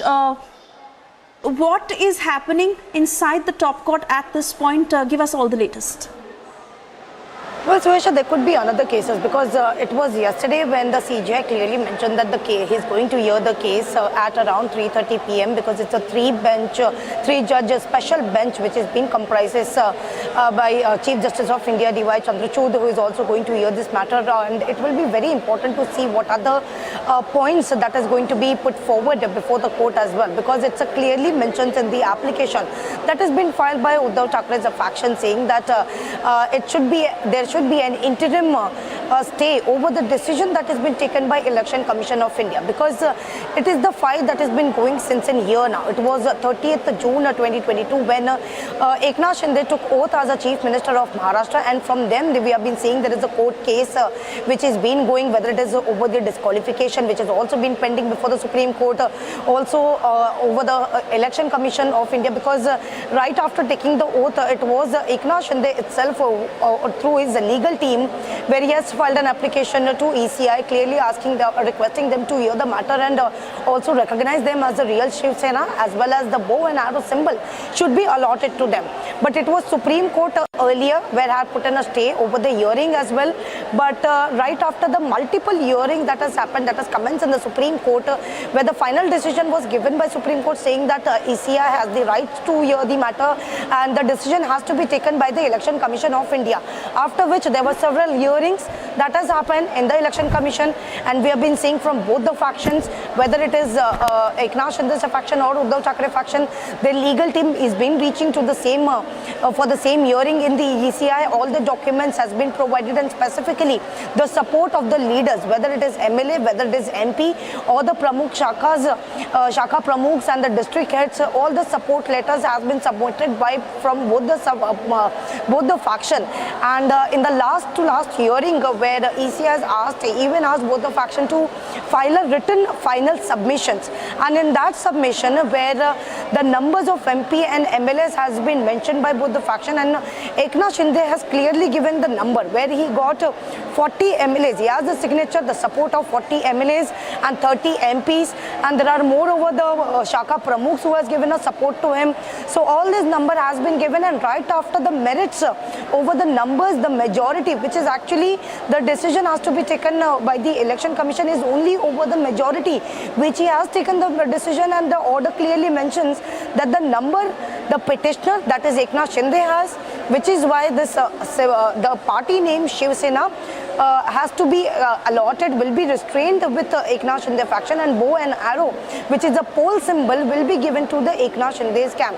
But again, that has been challenged by Uddhav Thackeray, clearly saying, we have been hearing Uddhav Thackeray continuously in a press conference where he's been saying Election Commission has taken the decision in a very hurry way.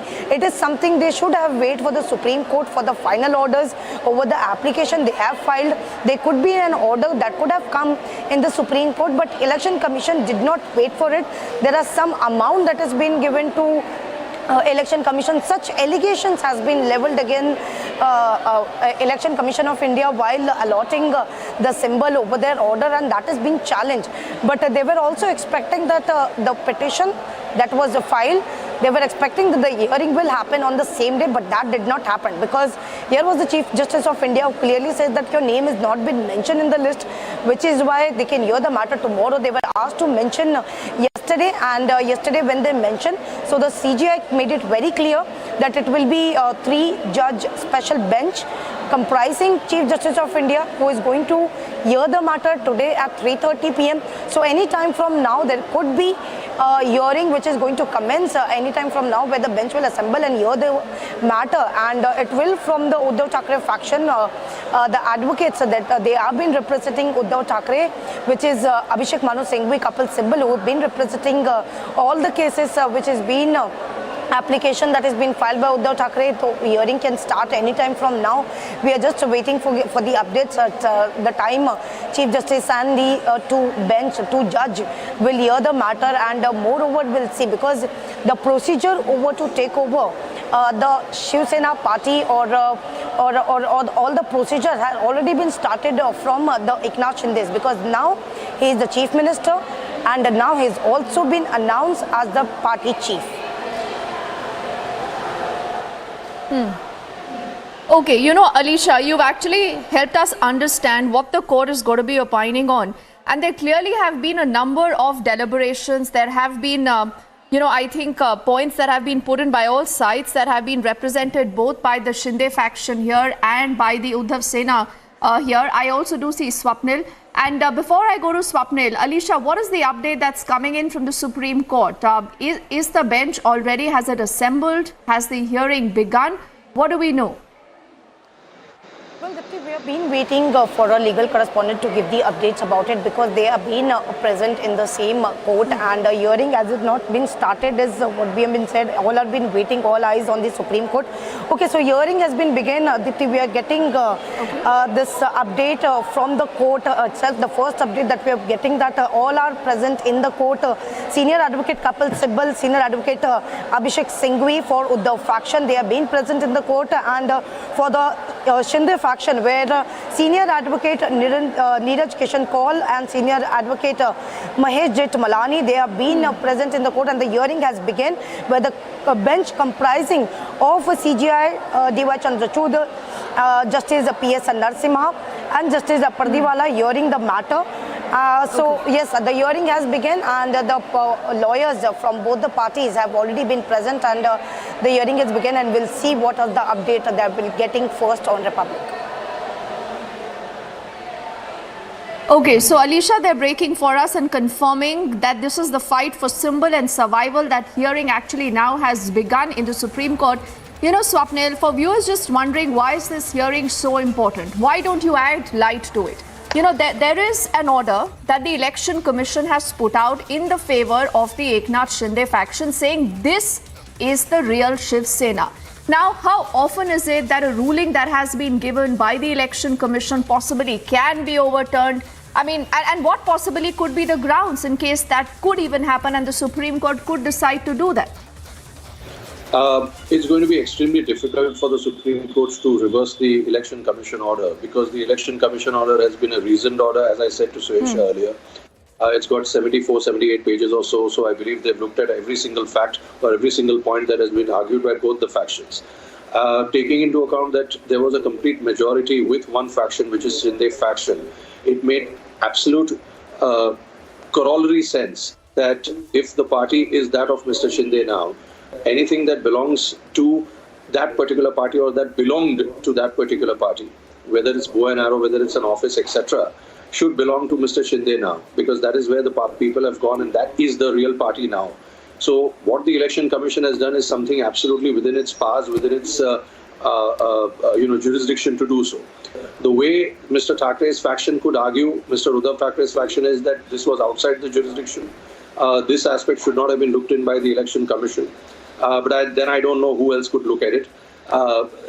Alternatively, they could say there are some malefice, there was a bias. Already the Election Commission had predetermined that they needed to pass a judgment in favor of Mr. Shinde, and for that they need to buttress it with more and more evidence. Absent that evidence, absent those kind of allegations or absent those kind of remarks, should I say, this becomes difficult for the Supreme Court. The Supreme Court will not even touch it or will not even interfere, for the simple reason that Supreme Court will not look at it as an order in terms of the case of Mr. Uddhav Thackeray versus Mr. Shinde. It will look at it as any other Election Commission order. And just because people see a team who are there and who are the victims, or should I say, or the parties to the Election Commission order are very high profile, doesn't mean that the Supreme Court will need to reverse it or need to look at it in any other way that was different that it had looked at any other order of the Election Commission. So Election Commission is a quasi-judicial body. It has looked at the evidence, it has followed the procedure, it has heard both the sides, it has then passed the order. Now, if that order can be disputed on merits, then the Supreme Court may change it. Other than that, I don't see this case going a headway. Yes, but then appellants do have a right to appeal, in the sense that if they're dissatisfied with the order, many times even I'm dissatisfied with an order, I know what's a fate lies in store for me or for my client even when I go in appeal, but then we are prepared for it. Nevertheless, we want to take another shot at it. Maybe the judges could look at it differently. Maybe this point was not appreciated. Maybe this point should have been looked at or should have been appreciated by the lower court. This is how I will argue before the Supreme Court.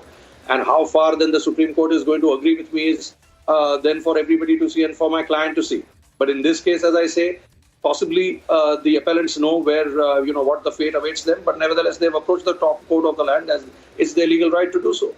And, we'll keep our fingers crossed as to what happens when the arguments take place from both the sides. And then how the Supreme Court passes an order and the reasons that it gives for that order. Okay. All right. And we must tell our viewers that the hearing already has begun in the Supreme Court. The Election Commission, remember, has used the three-pronged formula to actually test that which Sena faction held the majority. This is largely, Alisha, on three important grounds. One is the test of the party constitution, the other is the test of the organizational majority, and the third is the test of the legislative majority. And there is this hearing, all-important hearing. Will Uddhav Thackeray get any relief, or, like Sharad Pawar said, accept this decision and move on? Will that happen? We'll track that story very closely. Our guests and our team of reporters continue to stay with us. On the other side, back with our non-stop rolling coverage.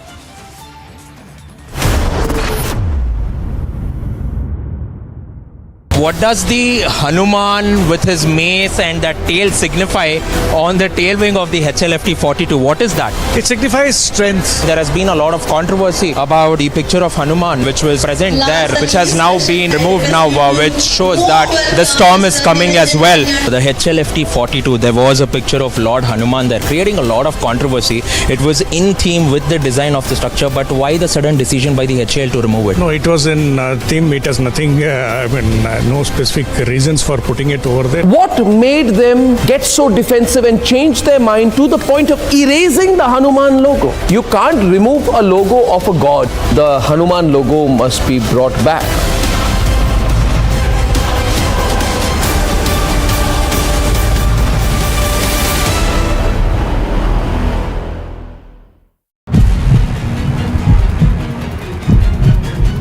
Chief Minister, you're being accused by the opposition that you are breaking up communal polarization.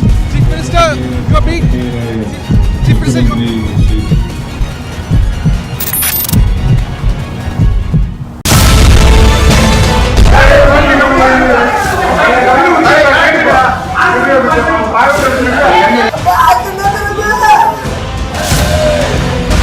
இது நடந்துட்டு அப்புறம் இவங்க சின்ன சாமி எடுத்த உடனே செருப்பு எடுத்து கையில காமிச்சிருக்காருக்கா. I would like to compliment Republic TV, especially from yesterday. You have taken it up in a big way, and thanks to Arnab ji also, who has brought it to the national attention.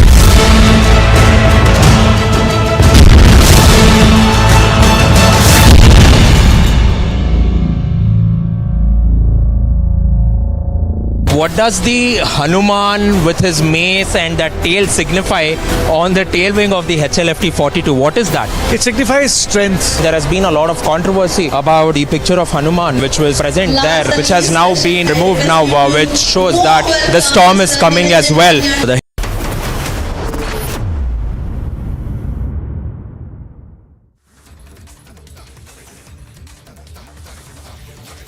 Welcome back. This is a non-stop rolling coverage of the all-important case of who really takes the symbol of the Shiv Sena, the bow and arrow, that now has reached the Supreme Court. Do remember earlier the Election Commission in its ruling has made it very clear that there is just one Shiv Sena, that is led by Eknath Shinde. Now, the Uddhav Thackeray faction has appealed against that ruling of the Election Commission in the Supreme Court. The hearing is underway as we speak. Swapnil continues to stay with us, and also our colleague Alisha, who's tracking minute-by-minute updates that are coming in from the Supreme Court. And before I go to Swapnil, to understand the larger contours of that big debate that possibly could be settled by the Supreme Court shortly, Alisha, to you first. What is the update coming in from the court? You earlier did tell us the hearing has begun. What are the kind of arguments today being made?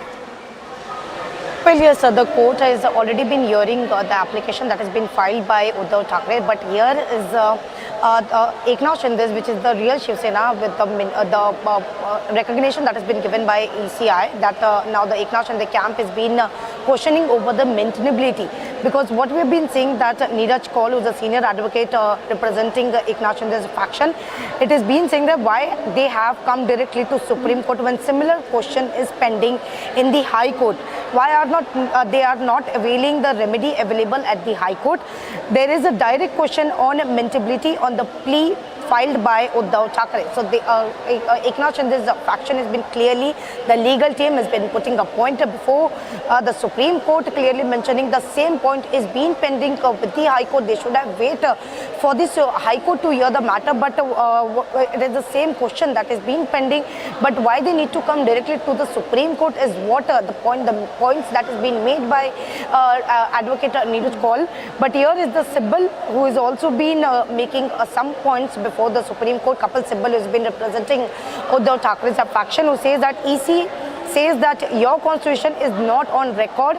I have grave concern over this finding of Election Commission. They take majority test in legislative wing. Now Kapil Sibbal is reading the ECI order in court.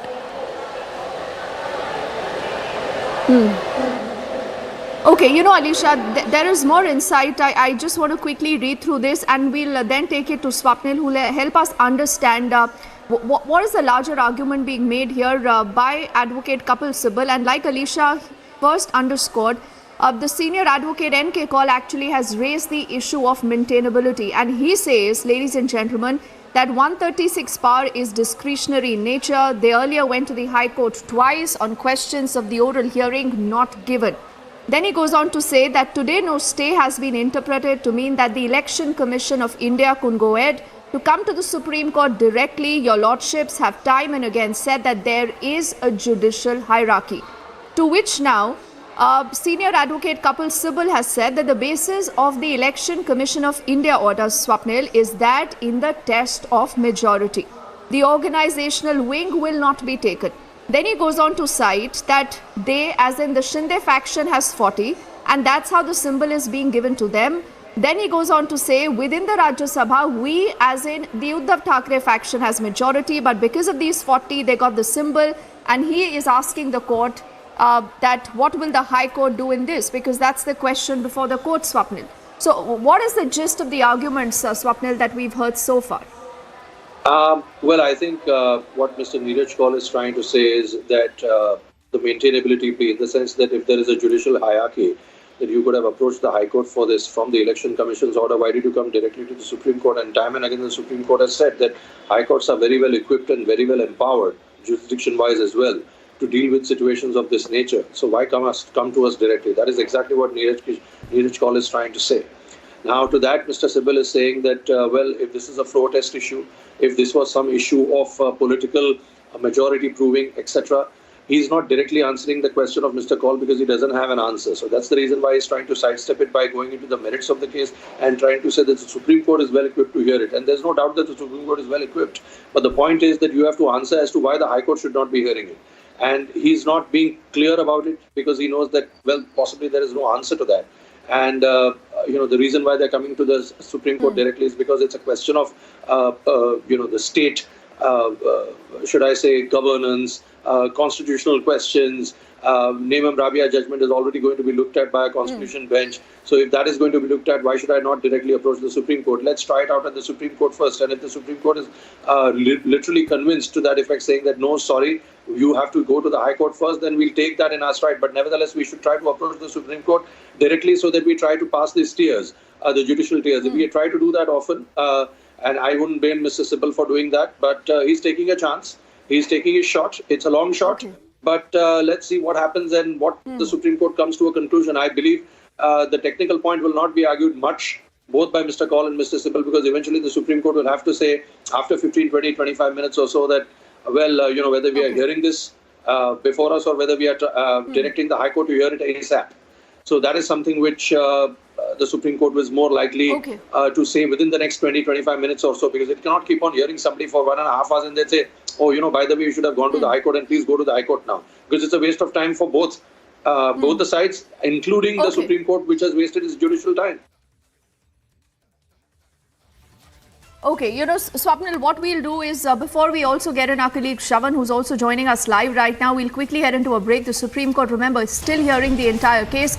An extremely important case that is being heard by the Supreme Court. Will Uddhav get any relief, or Eknath Shinde, as the Election Commission says, is going to be the real Shiv Sena? And what really will this mean for the huge churn in Maharashtra politics? Answers to all those questions when we come back after this very quick break.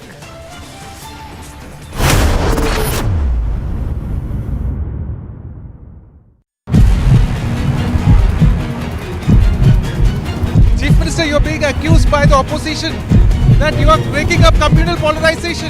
Chief Minister, you are being... Chief Minister, you are...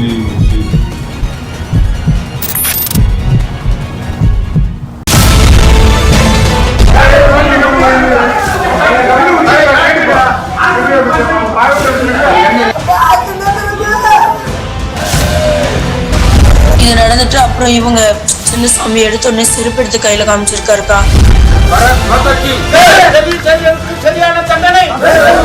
I would like to compliment Republic TV, especially from yesterday. You have taken it up in a big way, and thanks to Arnab ji also, who has brought it to the national attention.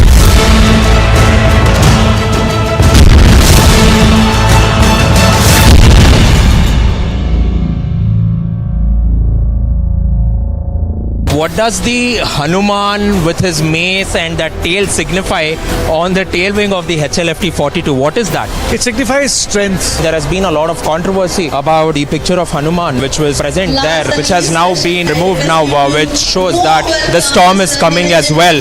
The HLFT 42, there was a picture of Lord Hanuman there, creating a lot of controversy.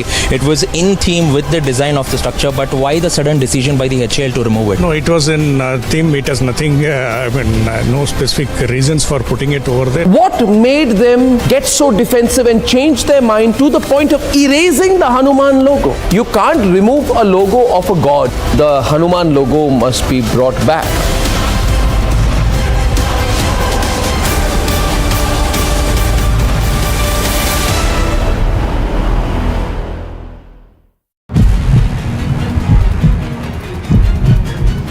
Chief Minister, you're being accused by the opposition that you are breaking up communal polarization. Chief Minister, you're being... Chief Minister, you're...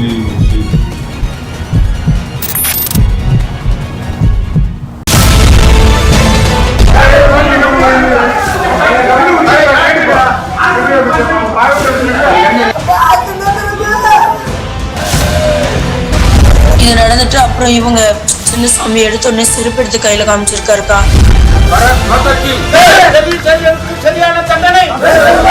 I would like to compliment Republic TV, especially from yesterday. You have taken it up in a big way, and thanks to Arnab ji also, who has brought it to the national attention.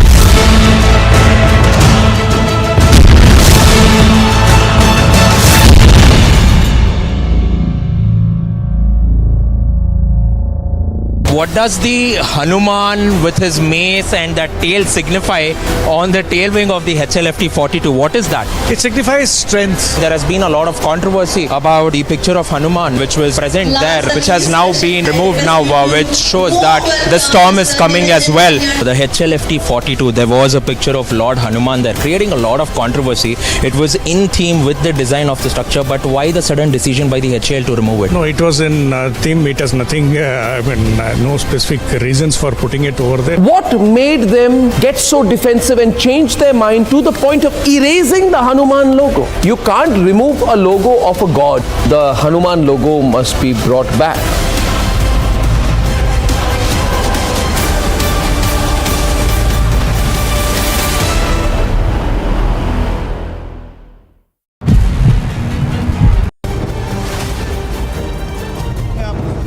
चाहता हूं क्योंकि आप हमारे sting operation को झुठला रहे हैं। मैं आपको अभी आपके होटल के कमरे में टीवी दिखाऊंगा। लगाइए।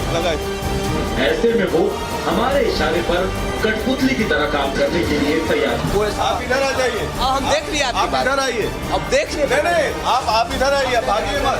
ऐसी बात मैंने नहीं याद आ रही है कहाँ पर आपसे बातचीत किया था? मैंने नहीं समझ लिया। ये कहाँ का है? हम लोग गलत खबर नहीं दिखा रहे हैं और ये जनता को जागरूक करने के लिए खबर है। एक तरीके से देखा जाए तो Ramkumar Sharma ji,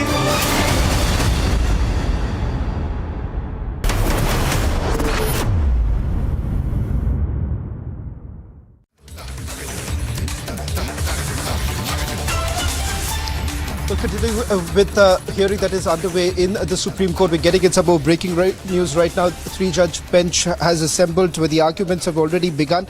Let me just quickly take you through the arguments that have taken place so far. The Shinde camp has already started making their submissions where they're essentially questioning the maintainability of the petition. Uddhav camp, on the other hand, essentially are saying that there are grave objections to the Election Commission's decision. In fact, they go on to say that they still have majority in Rajya Sabha. We'll try and put this into perspective in terms of numbers. Let's try and put out the numbers from both sides. The Shinde camp as well as Uddhav Thackeray's camp. We'll put out the numbers for you viewers for your better understanding of what does this essentially mean and how exactly did the Election Commission come to that conclusion that the bow and arrow symbol should be given to the Eknath Shinde faction. On your screens right now, ladies and gentlemen, these are the numbers that you have with the Eknath Shinde faction and Uddhav Thackeray faction. Well, as of now, as we speak today, Eknath Shinde can no longer be called a faction. In fact, they are the real Shiva Sena. If you go by the decision that has been taken by the Election Commission, earlier the Shiva Sena MPs that were with Eknath Shinde was about 13. And Uddhav camp had about 6. 14 MPs are with Eknath Shinde, and it's down to less than 5 now with the Uddhav camp. So in terms of numbers, it's absolutely clear that Eknath Shinde, who represents the Shiva Sena today, has larger number of representation in the parliament at this point in time, and that is one of the primary reason why the decision was essentially taken by the election commission that the symbol should be given to Eknath Shinde. Now this, on the other hand, Uddhav Thackeray has essentially countered by saying that they still have the numbers in Rajya Sabha, and they've Shinde camp has basically right now raised the issue of judicial hierarchy, and once again says that Shinde faction hits out at Uddhav Thackeray, saying that person stifles democracy within the party. Just to put this into perspective, in the order that was passed by the Election Commission hit out at Uddhav Thackeray, saying that starting from 2018, there hasn't been any party elections. It is one man who was running the show. There has been no amendment as far as the constitution is concerned. Rather, there is no existence of a constitution when Shiva Sena was being led by Uddhav Thackeray. Remember, these are some of the reasons why we have essentially seen that the Election Commission finally came to a conclusion that the bow and arrow symbol should be given to Eknath Shinde. How did it all start? With Eknath Shinde taking away 40 legislators along with him. He had the legislature power, and that is the reason why he, along with the Bharatiya Janata Party, has now formed the government in the state of Maharashtra. Remember, there has also been another legal tussle that is going on, that is still on as we speak even today, that is with regards to the disqualification plea. But what we are looking at right now in the apex court, this is the hearing pertaining to the Election Commission's decision of handing over the symbol to the Eknath Shinde faction. Uddhav Thackeray essentially trying to tell the court at this point in time that they still have the numbers, and the numbers that they are referring to is in the Rajya Sabha. He's also made a mention about the fact that the party office in the parliament is no longer with Uddhav Thackeray, and it has now been given to Eknath Shinde, but that decision too has been taken on the basis of the numbers that Eknath Shinde enjoys, be it the parliamentarians or for that matter legislators. We'll stay with the breaking news now coming in. Top court has admitted Uddhav Thackeray's petition. That's the breaking news now coming in. We'll also bring in my colleague Suesha Sawant, who's joining us from the Delhi studios. Suesha, big news now coming in. The top court has admitted Uddhav Thackeray's petition. Let's just quickly try and recap for all our viewers who are tuning in right now with regards to the petition that has been filed by Uddhav Thackeray against the Election Commission's order. In fact, it is the same person who's basically now called for dissolving the Election Commission, and many experts, constitutional experts, have essentially indicated that this was a bizarre statement that was actually made by Uddhav Thackeray with regards to calling for a dissolving of Election Commission. And not just that, some baseless allegations have also been levelled by Uddhav Thackeray's close aide rather, that is Sanjay Raut, who made that baseless allegation that this was some 2,000 crore worth deal that was struck, and that is the reason why that the symbol was taken away. In fact, he went on to say that this was a clear-cut case of theft.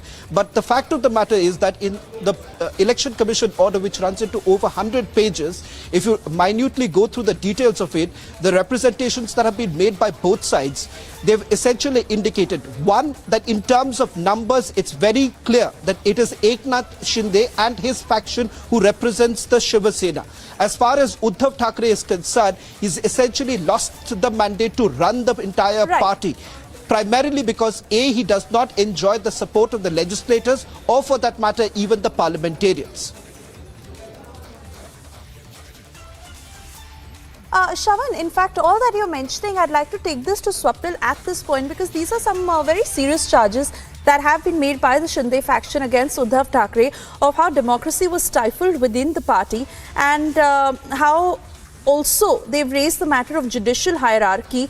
These are grave objections that have been levelled. And Swapnil, if I can come to you, so while the Supreme Court has agreed to hear the petition against the EC order, also giving time to the Shinde camp to file a counter, given the serious charges that have been levelled from the Shinde faction against the Uddhav side, how are they to counter these allegations? And how do you see the legal proceedings now moving in the midst of Eknath Shinde really taking power in every which way? Taking control, I beg your pardon. Obviously, the Supreme Court has admitted the petition, so it's not going to go back to the High Court. So that's one good news for Mr. Thackeray's faction that the Supreme Court will hear. It has given notice to the other side, so Shinde camp will reply to the petition that has been filed by Mr. Uddhav Thackeray. Obviously, the allegations that have been made by Mr. Thackeray's faction are that the Election Commission needs to be dissolved, and all of those things. Those really do not, merit any further argument or any reply to that, except that such comments should not have been made. They are viewed more with a pinch of salt. The other thing is that more so on the merits. That yes, Mr. Shinde's camp will attack, or his lawyers will try to point out that there was no particular constitution of Mr. Thackeray's in Mr. Thackeray's party. It was a one-man show as such, and people were not given a democratic right to voice their opinion or anything of that nature. And that is the reason why the people defected from that party. That will be the base, that will be the ground of the points or the reply that Mr. Shinde's faction will reply in that sense, or will put it in their reply. The reason is because they will use most of the reasonings that have been given by the Election Commission in their favor as part of their reply. So this is what even I would do as a lawyer. If I was a lawyer for Mr. Shinde, then I would do that. So the thing is that, well, why don't I use this Election Commission's order itself to form part of my reply and set that as the base, and then, go on so on and so forth, and maybe give some indications or instances that, this is what has happened when we were there together and, we were not heard, this, that, and the other. Alternatively to that, Mr. Uddhav Thackeray's faction could be allowed to file even a rejoinder. To that sense, a rejoinder meaning some sort of a rebuttal, as what we call in our debates. So it's a rejoinder.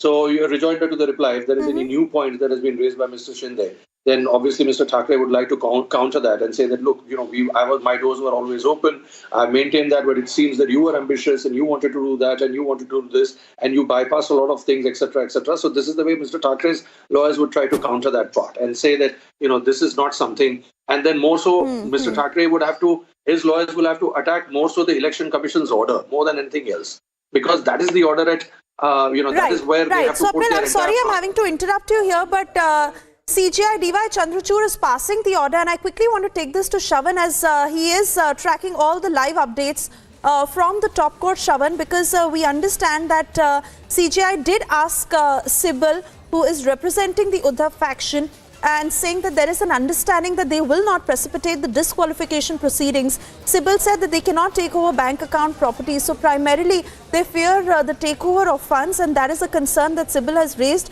on behalf of the Uddhav faction. But Shravan, what more can you tell us in terms of D.Y. Chandrachud now passing the order?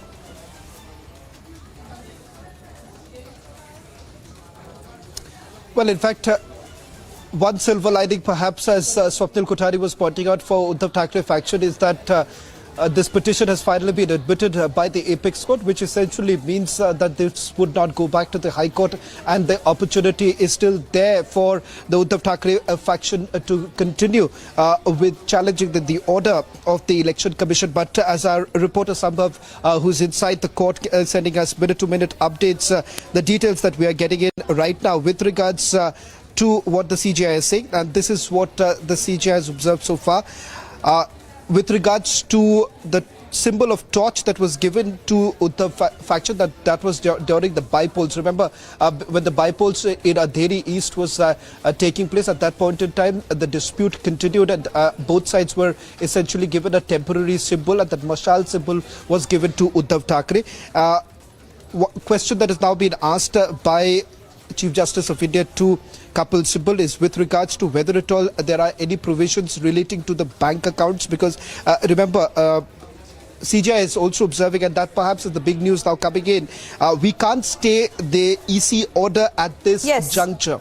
So it does, it perhaps gives you a sense of which way is it headed. Swapnil, it's just an observation at this point in time, but the Chief Justice of India essentially indicating that they cannot stay the EC order at this juncture. Perhaps we'll have to wait for some more time to get more clarity on this. But what do you make of it, Swapnil? Because what's very clear, if you take a look at the details of the order that has been passed, the big news now coming in, Swapnil, is that the Supreme Court has basically refused to put a stay on the EC order, and that's exactly what Uddhav Thackeray was perhaps hoping at this point in time that this is going to help him to buy some time, because the focus right now, or rather the bigger fear that Uddhav Thackeray has right now, is with regards to the party funds, which roughly runs into almost 148 crore rupees. Now that's a big amount that Uddhav Thackeray perhaps does not want to lose. But as we understand in the National Executive Committee meeting that took place at Taj President last evening, I think so one of the biggest target that Eknath Shinde right now has, not only of taking over the Chakas,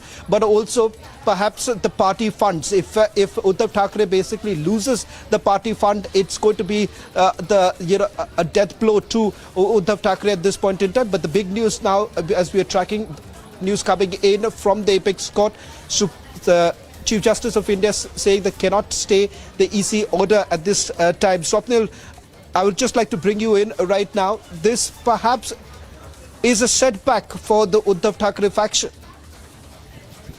Shavan, I mean, I knew that there is no question of any stay on this order, because the Supreme Court is more likely than not is going to uphold this order even in its final judgment. So it does not see any merit in staying this order. And I'll try to explain, as simply to your viewers as to why this is the case. The thrust of the order is that the party is formed, or the majority of the people have defected or have gone to Mr. Shinde. So the party as such belongs to Mr. Shinde now. So any other corollary, like a symbol, an office, a shakha, all that is secondary. So if you are asking me to stay that as the Supreme Court, you'll have to first convince me that this order per se itself is illegal, or on the face of the record is not having merit, which has been passed by the Election Commission and smacks of malafides. Absent that, you are asking me to stay the corollary when the axiom itself has not been able to, you've not been able to, negate, or have not been able to challenge, or you are challenging that, but you're not being able to negate that. So the point is that all of these arguments that you're making before us now, you should have made with full throttle before the Election Commission.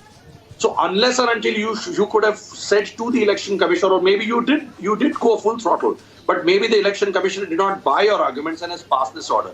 So anything which is corollary, bow and arrow, election, funds, office, etc., all of this it doesn't make sense for us as the Supreme Court to state. We'll give 2 weeks to the Shinde faction to come back, to come back with a reply. Then we'll hear after 2 weeks this matter with full throttle. But this not staying is in fact, an indicator of where this case is going to head. And as I said very initially also in my remarks, normally the Supreme Court will not touch the order, and that to a 78 or an 80-page order of the Election Commission, because it is not looking at this order as belonging to, two main factions or two huge factions or two very notable factions. It is looking at this order of the Election Commission as a quasi-judicial body which has followed procedure, looked at the evidence, which has heard both the sides, and it has passed the order. So unless and until you're going to tell me that this smacked of malafides or this was biased, Swapnil, I'm not going to be able to change it. I'm not going to change it. That's what the Supreme Court is eventually going to say. Absent these 2-3 things. Well, in fact, Swapnil, sorry to interrupt you, but just getting in some more breaking news right now. It seems there's absolutely no relief for Uddhav Thackeray at this point in time. The breaking news now is with regards to a notice that has been issued by the apex court to Shiva Sena as well as the Election Commission pertaining to a reply on this entire matter. Their opinion would also be taken into consideration at this point in time, but it does appear that the question number one with regards to whether at all there is going to be a stay on the Election Commission order or not, that's very clear. The CGI has made it abundantly clear that they cannot stay the EC order at this point in time. We'll try and also go across to our legal reporter in a short while from now to just get a better understanding of the grounds on which this decision has essentially been taken by the Chief Justice of India. But undoubtedly this is the biggest blow that Uddhav Thackeray has at this point in time, because they were certainly hoping that this could be perhaps the last legal resort that they have, because remember, it seems that one after the other things are slipping out of his hand. First it was his legislators, then the parliamentarians, the party itself, and finally the symbol which has gone, which has basically represented the Shiva Sena for decades. That is what reminds the people of Maharashtra about Balasaheb Thackeray. But the fact of the matter is that this legacy will not be continued by his son Uddhav Thackeray, but none other than a grassroots level worker that is Eknath Shinde, who also happens to be the Chief Minister of Maharashtra. Remember, this undoubtedly is a big blow, given the fact that the Election Commission coming down heavily on Uddhav Thackeray and his factions, essentially indicating that there has been absolutely no internal democracy within the party when he was at the helm of affairs. And the fact of the matter is that in terms of numbers, it's clearly favoring Eknath Shinde. That is the reason why the real Shiv Sena happens to be with Eknath Shinde. Swapnil, coming back to you, party symbol, name stays with Eknath Shinde. So, the last minute option that perhaps Uddhav Thackeray was hoping that he could explore, now that is out of the window. Yes, Shavan, it's unfortunate for him, I believe, because if he felt that most of the people defected to the other side and to the other faction, then he will have to accept that fact, which I'm sure he has accepted it. But now seeing these are the corollaries, and legally these are all corollaries. It's not axiomatic. It's the corollaries, the symbol, the more possibly even tomorrow the accounts could go. So this is the case, and that is something which he will have to accept, and his whole faction will have to accept, because that is the law. Right. And I don't see, as I keep repeating, that unless you show that there was malafides or some sort of an error apparent on the face of the record, you're not going to be able to change the decision. Right. Swapnil, please stay on with us. Also, more questions that I'd like to put to you. But before that, let's hear from within the party to how they are looking at the legal developments. Shiv Sena leader Krishna Hegde, who is with us on the phone line. We are trying to reconnect with him. We may just have lost that phone line, Swapnil. We are trying to reconnect with him to get a sense of how the Eknath Shinde faction is now viewing these developments in the top court. But Swapnil, I also wanted to understand from you, within these 2 weeks, what happens now in terms of the symbol, of course, belonging to the Eknath Shinde faction, and even in terms of... नाही असं नाही, आता आज argument झालं, पण supreme कोर्टाने आता त्याला स्थगिती दिली नाहीये. आता आम्हाला एक आठवडा दिलेला आहे आणि त्यांना एक आठवडा दिला आणि 2 आठवड्याचं सबमिशन करायला सांगितलं. 2 आठवड्यानंतर सबमिशन केल्यानंतर त्यानंतर पुढील हे कारवाई होईल. पण आता जी स्थगिती त्यांना स्टे हवा होता निवडणूक आयोगाच्या त्या निर्णयावर, तो स्टे दिला नाहीये. आणि डिस्क्वालिफिकेशनच्या संदर्भात पण माननीय सर्वोच्च न्यायालयाने सांगितलं की जो माननीय निवडणूक आयोगाचा निर्णय त्याच्या प्रोसेसप्रमाणे ते पक्षाच्या अंतर्गत काही कारवाई ज्या काही करू शकतात. प्रॉपर्टीज आणि बँक अकाउंटच्या संदर्भात पण त्यांनी माननीय कपिल सिब्बल यांनी प्रश्न उपस्थित केला होता. त्याही संदर्भात माननीय सर्वोच्च न्यायालयाने स्पष्ट सांगितलेले आहे की प्रॉपर्टीज आणि बँक अकाउंटच्या पक्षाच्या प्रॉपर्टीज आणि पक्षाच्या बँक अकाउंटच्या संदर्भात कुठलीच स्थगिती आम्ही देऊ शकत नाही आहे. त्याच्यात आता जो राष्ट्रीय कार्यकारिणी जो काल झाली आमची, त्या संदर्भात जे काय निर्णय घेईल तो व्हॅलिड निर्णय असेल. त्यामुळे मी माननीय सर्वोच्च न्यायालयाचं स्वागत करतो, निर्णयाचं स्वागत करतो. त्यांनी जो माननीय निवडणूक आयोगाने जो निर्णय दिलेला आहे, तो निर्णयाचा कुठेही त्यांनी हस्तक्षेप केलेला नाही.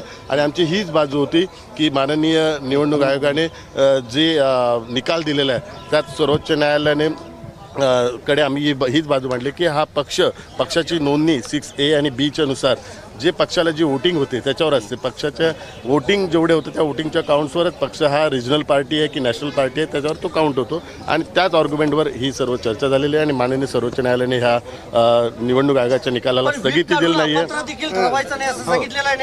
नाही, न्यायालयाने कुठलंही सांगितलेलं नाही आहे. न्यायालयाने जो निर्णय आहे त्याला कुठलीही स्थगिती दिलेली नाही आहे, कुठलीही स्थगिती दिलेली नाही आहे. त्यामुळे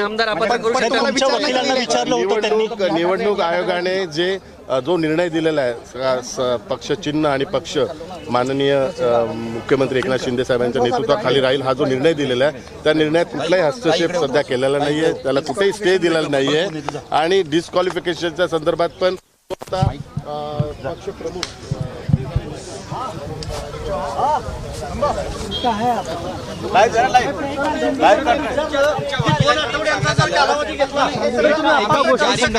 त्यामुळे आता प्रश्न निर्माण होतोय की वेब शिंदे गट शिवसेनेकडून ठाकरे गटाच्या आमदारांना जारी होणार आहे का? त्यांनी माननीय कपिल सिब्बल यांनी भीती व्यक्त केली की ह्या 2 आठवड्यात जर हे यांनी व्हीप लागू केला तर डिस्क्वालिफिकेशन होऊ शकतं. परंतु माननीय महेश जेठमलानी असतील आणि आमचे कौल असतील यांनी न्यायालयाला सांगितलं की सध्या तरी आम्ही कुठली प्रोसेस त्या करण्याच्या संदर्भात विचारात नाही आहे, कारण ती प्रोसेस अजून चालू झालेली नाही आहे. परंतु हा पक्षांतर्गत प्रोसिजरचा विषय आहे आणि पक्षांतर प्रोसिजर जर कोणी फॉलो केली नाही तर निवडणूक आयोगाचे जे नियम आहेत त्या नियमानुसारच त्याच्या संदर्भात कारवाई होऊ शकते. त्यामुळे हा आता पक्षांतर्गत विषय आहे आणि माननीय सर्वोच्च न्यायालयाने ह्याला मान्यता दिली आहे की पक्षांतर्गत विषयासंदर्भात जो निवडणूक आयोगाचा जो निकाल आहे त्या संदर्भात तुम्ही निर्णय घेऊ शकता. त्याच्यात आम्ही हस्तक्षेप करणार नाही, त्याच्यात कुठली स्थगिती देणार नाही.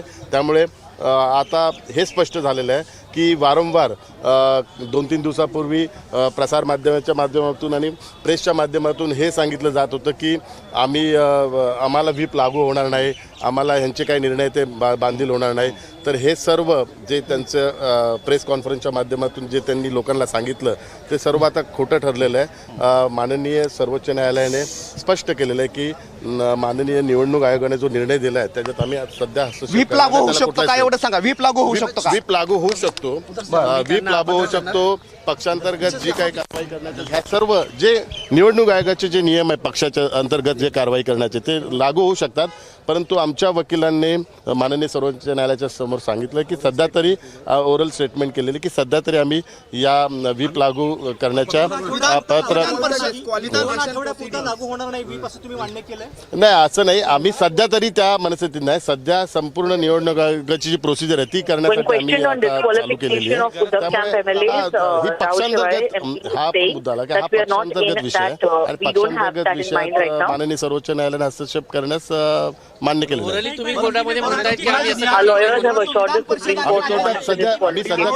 विधान परिषद आणि राज्यसभेचे संख्याबळ ग्राह्य धरलं गेलं नाहीये. तेच आहे विधान आपले जे वोटिंग आहे, वोटिंग पर्सेंटेज आहे आणि किती वोटर्स आहे त्याच्यावरच पक्षाची मान्यता मिळते निवडणूक आयोगाकडे 6A आणि B च्या नुसार आणि त्यानुसार पक्षाला मान्यता मिळालेली आणि तोच पॉईंट काउंट करून इलेक्शन कमिशनने मला मान्यता दिली.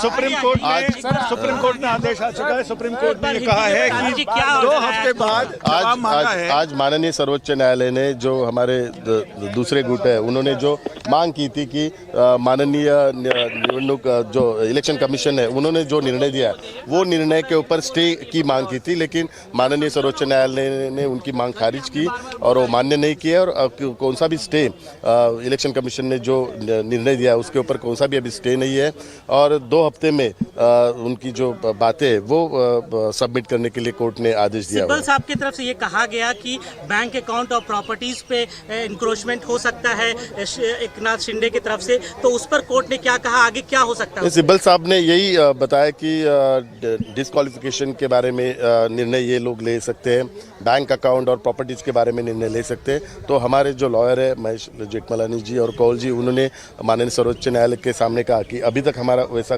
विचार नहीं है. फिर भी माननीय सर्वोच्च न्यायालय की जो टिप्पणी थी कि इंटरनल पार्टी की जो प्रोसेस है उसमें भी हम स्टे नहीं दे सकते, पार्टी उसके लिए फ्री है और जो माननीय निवडणूक आयोग का जो निर्णय उसके अगेंस्ट हम अभी फिलहाल तो स्टे नहीं देंगे. तो इसमें ये क्लियरिटी है कि माननीय निवडणूक आयोग ने जो निर्णय दिया है उसमें स्टे नहीं है और निवडणूक आयोग के तहत ये पार्टी के पूरे राइट्स माननीय मुख्यमंत्री एकनाथ शिंदे साहब जी के नेतृत्व में शिवसेना का पक्ष के राइट्स मिले. तो शिवसेना की इंटरनल प्रोसेस में जो हमारी राष्ट्रीय कार्यकारिणी है और कल हमने राष्ट्रीय कार्यकारिणी में एक रेजोल्यूशन भी पास किया कि एक एक्शन कमेटी फॉर्म की है, तो इसके बारे में वो एक्शन कमेटी निर्णय ले सकती है. और सर ये 2 हफ्ते का जवाब किस बारे में मांगा गया? 2 हफ्ते के बारे में जवाब उनका जो सबमिशन है वो मांगा गया, लेकिन फिलहाल आज इम्पोर्टेंट उनकी डिमांड थी कि जो इलेक्शन कमीशन का जो निर्णय है उसके ऊपर स्टे मिलना चाहिए, तो वो स्टे दिया नहीं है. तो इसमें एक क्लियरिटी है अभी. सर शॉर्ट में सर एक सर इंग्लिश में सर कॉमन हो जाएगा. एक सेकंड सर, आज क्या कुछ रहा कोर्ट में सर? आज हमारे जो विरोधी ग्रुप है उन्होंने माननीय सर्वोच्च न्यायालय ने डिमांड की थी कि जो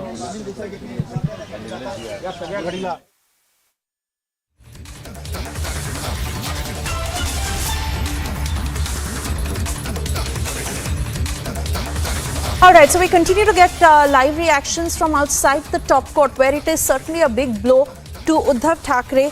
as the Supreme Court has refused to stay the EC order on the symbol. Mahesh Jetmalani, noted lawyer, is with us on the phone line now. Very good afternoon to you, sir. How do you look at these proceedings? And 2 weeks' time that has been given by the top court to file a reply and a rejoinder. But for now, the Supreme Court refusing to stay the EC order on the symbol. Yeah, that was, I think that without the matter being fully heard, to get an interim stay with such a detailed, well-reasoned order was a tall order anyway for the other side. And the Supreme Court has refused to interfere with any of the findings of the Election Commission, and rightly so in my submission.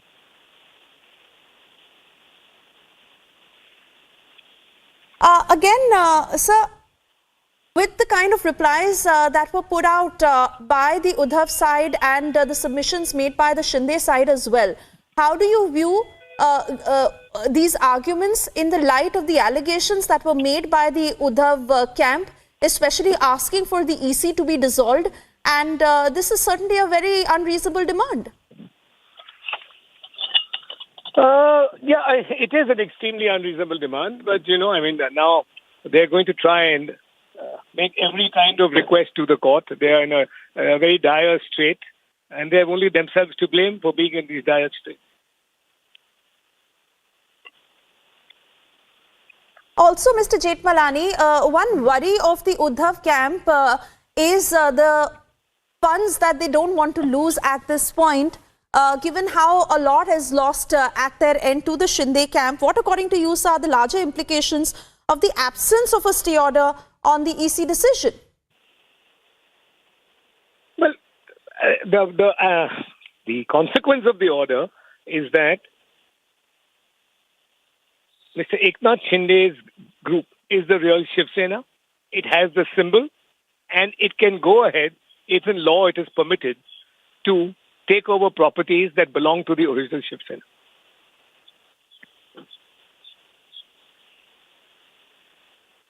All right. And once again, to understand from you, 2 weeks' time that has been given, considering how the Eknath Shinde camp has been moving very fast in terms of taking over the offices and the shakhas belonging to Shiv Sena. In this time, what can the Uddhav camp do, and how do you exactly see them coming back after 2 weeks to take the case in their stride? I can't decipher the future course of action of the Uddhav Thackeray party. I can't. Right. So I can't make any predictions about it, right? But all I can tell you is, the law is in this issue is very, very clearly against them. So, they can try. Of course. Mm-hmm. And will this also mean that in the coming weeks, the Shinde camp will take over the bank accounts? Or will that be an abeyance for the next 2 weeks?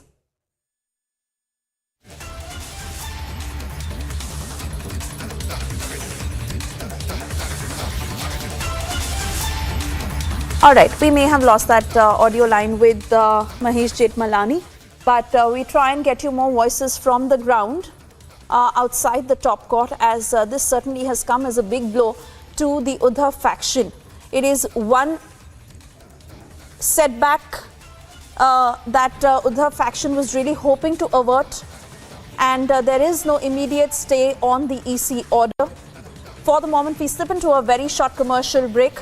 We'll be back on the other side.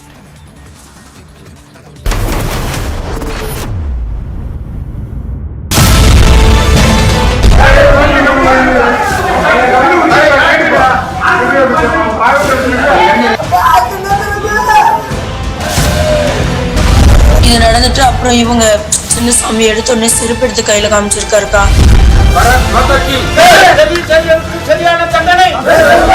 I would like to compliment Republic TV, especially from yesterday. You have taken it up in a big way, and thanks to Arnab ji also, who has brought it to the national attention.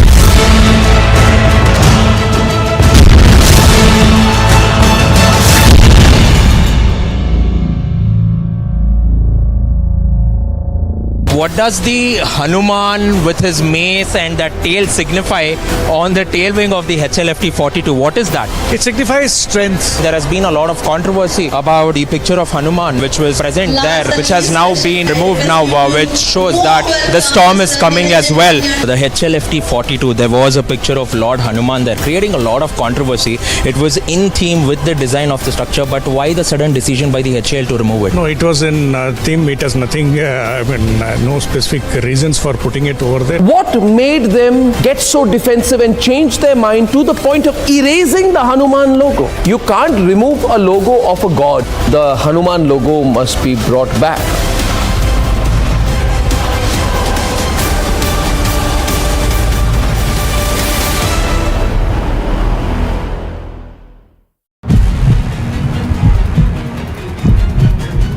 Chief Minister, you're being accused by the opposition that you are breaking up communal polarization.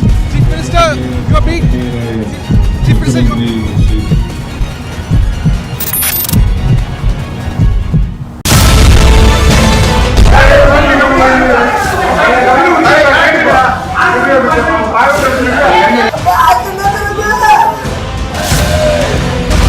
இது நடந்துட்டு அப்புறம் இவங்க சின்ன சாமி எடுத்த உடனே செருப்பு எடுத்து கையில காமிச்சிருக்காருக்கா.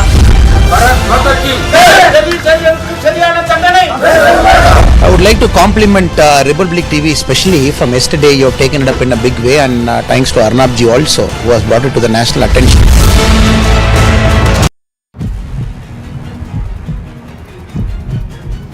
Chief Minister, you're being accused by the opposition that you are breaking up communal polarization. Chief Minister, you're being... Chief Minister,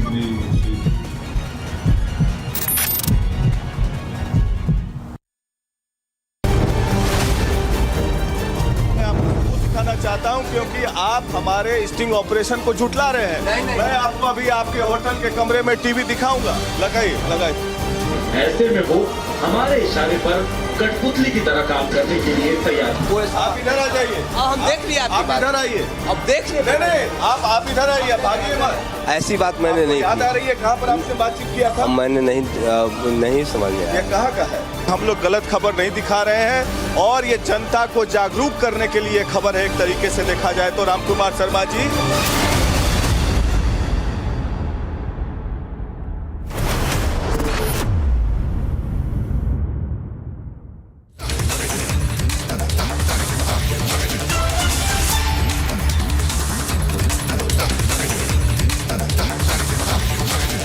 A very good evening. You're with us on Republic and I'm Deepthi Sachdeva. For the last at least hour or so, remember, our eyes have been focused on the Supreme Court. The Supreme Court for the moment has made it absolutely clear, nothing doing. It is not intervening in the Election Commission of India's ruling that actually has awarded the bow and symbol to the Eknath Shinde camp and said that is the only say now. The Supreme Court has heard this matter and that is another setback that is coming in for Uddhav Thackeray as the Supreme Court refusing to put a stay on the Election Commission order. It is not willing to grant any immediate relief to Uddhav Thackeray. It has issued a notice given 2 weeks' time to Eknath Shinde and his camp, also the Election Commission, to respond to the entire matter. The party name and the symbol continues to stay with Eknath Shinde.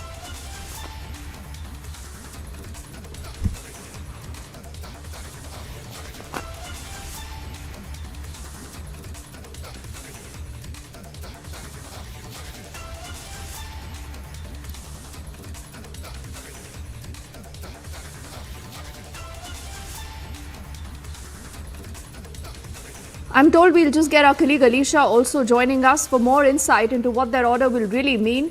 But do remember, like I said, it's a huge setback coming in for Uddhav Thackeray and his camp that had, in fact, hoped that there is going to be an intervention coming in from the Supreme Court. That clearly has not happened.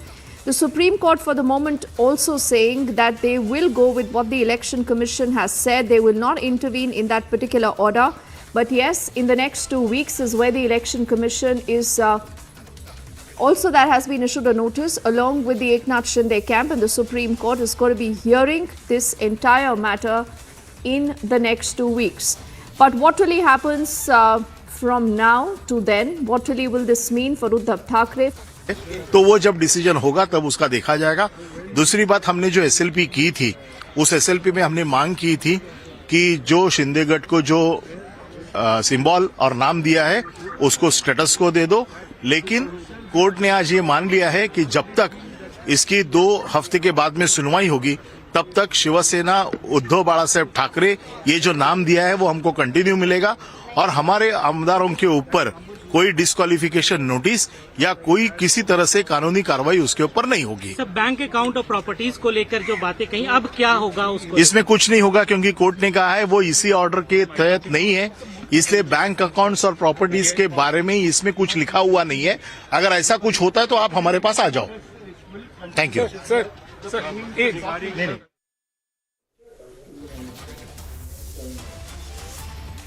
So we'll continue to get more reactions on that story that is just breaking. And like I said a little while earlier, the Supreme Court has made it very clear that it is not going to be intervening in the Election Commission of India ruling that has awarded the bow and arrow symbol to the Eknath Shinde faction. And the legislative strength, remember, is what the Election Commission of India has set in. Now, what really also happened earlier as the case was being heard is that the Eknath Shinde camp had raised issues on maintainability, but that was not accepted by the court, and the court also did not oblige the Uddhav Thackeray faction that wanted a stay on the order of the Election Commission.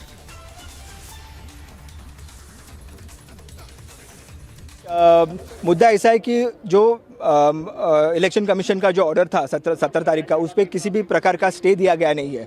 तो जो order में हमें घोषित किया था कि हम शिवसेना है, उस पर कोई प्रकार का स्टे दिया गया नहीं है और अभी 2 हफ्ते के बाद आगे कार्रवाई होगी। क्या कुछ रहेगा इसमें आगे का प्रोसेस, क्या कुछ पेश किया जाएगा, क्योंकि काफ़ी समय से ये लंबा विवाद चल रहा है शिवसेना की ओर, कुछ रहेगा?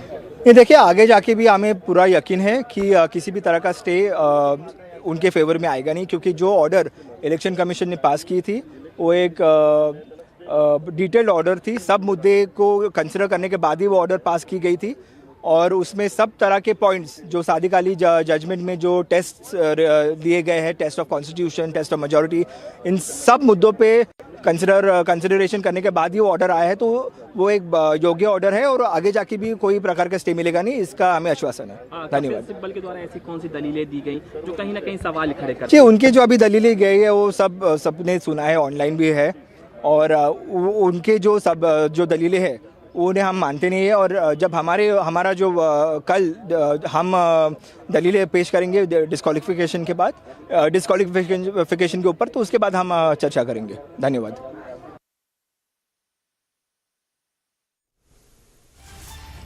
So another reaction that you've just heard also from Nihar Thackeray, who earlier, remember, has said he is Bala Saheb Thackeray's grandson. He actually had said, following the decision that had come in from the Election Commission of India, that the Shiv Sena is in the right hands. And clearly, remember, the story is just not over yet. The story is long drawn. The story is also about what Uddhav does next and what possibly could be the other setbacks that he could be facing, considering that he's losing, he lost his government earlier, he's lost his party, the symbol. And now all eyes are also focused on the upcoming BMC election, and that's going to be the real test of Uddhav Thackeray, who's not just beleaguered today, he has completely run out of options. I once again reiterate what we've heard from the Supreme Court that has given Uddhav Thackeray 2 weeks to reply to the notice that has been issued to him. And the Supreme Court also saying no immediate stay on the Election Commission order, and Uddhav Thackeray cannot retain bow and arrow. The BJP says this is a clear reminder to all dynasts of the fact that they cannot be taking any particular political party for granted. Clearly, options for Uddhav Thackeray are now limited, but what really will this mean? What does he do next? Is something that we'll track very, very closely. And we'll also try to get in our reporters for more insight into that huge order that has come in from the Supreme Court.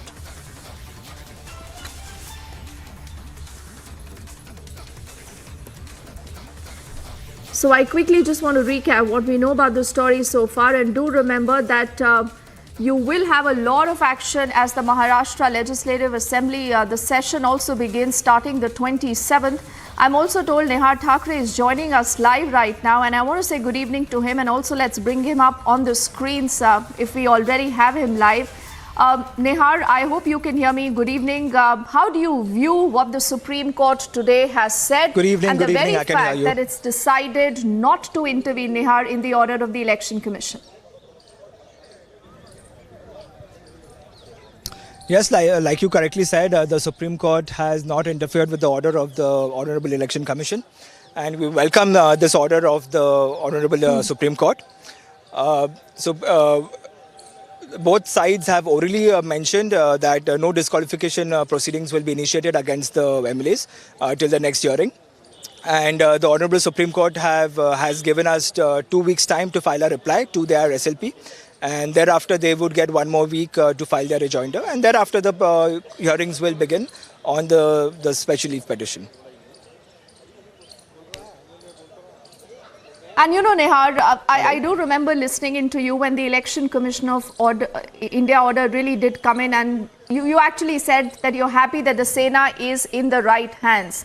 Now, this is a war that is going to be fought on multiple counts, you know, whether it's the upcoming BMC election, whether this is also about the legacy war. Uddhav Thackeray actually has cited that again and again, that, you know, I've given my blood and sweat to this party. No one can just come and snatch it away. What is the larger message that Uddhav Thackeray is failing to read from the Election Commission of India to what the Supreme Court has said today? No, I will simply say it in this way that finally it is for the people of this country and the state of Maharashtra to decide who is correct. And when the time comes, we are sure that the people of Maharashtra will stand by the leadership of Shri Eknathji Shinde. And as far as the order is concerned, like we know, no stay has been granted. So clearly today, the party under the leadership of Shri Eknathji Shinde is the real Shiv Sena. And henceforth, the situation will stay the same. And I'm very sure that after hearing the parties at length, there will be no changes made to the order of the Honorable Election Commission, because like I've explained earlier on your channel, it is a proper, detailed, well-reasoned order. All points have been considered, may it be the issue of maintainability, may it be the issue of whether there is a split in the party.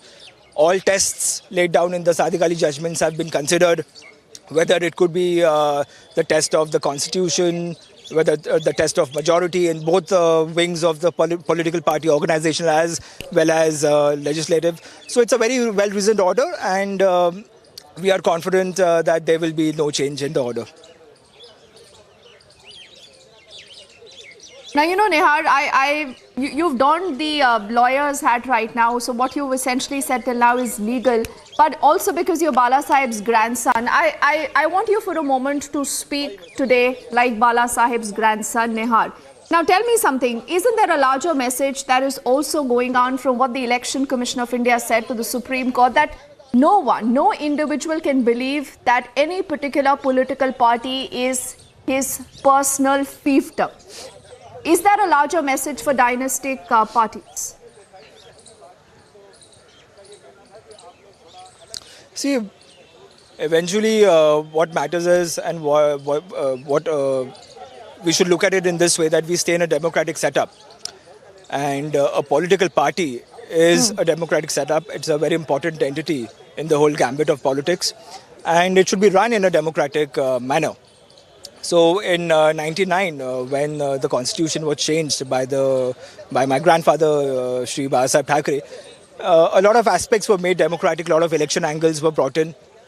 And this was later on changed much after him leaving us. And it was made into a non-democratic setup, wherein by large, most of the posts were, on appointment basis.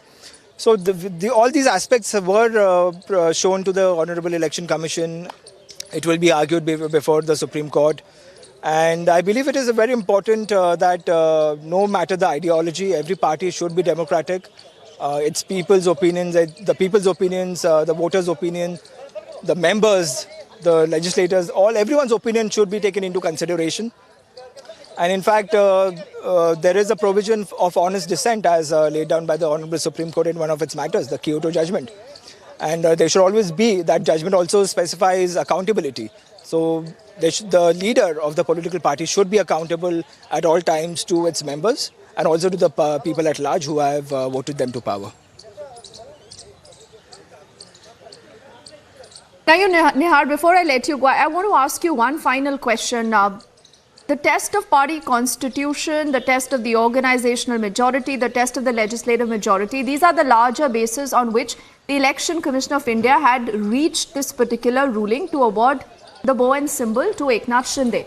Now, there has been a bit of argument that has been made saying that, you know, apart from the legislative majority, what the Election Commission of India did not think or did not put its focus on is the organizational might, because the other side claims that they have the majority in the Rajya Sabha. Now, is that an argument that possibly does hold validity whenever the matter is going to be heard next?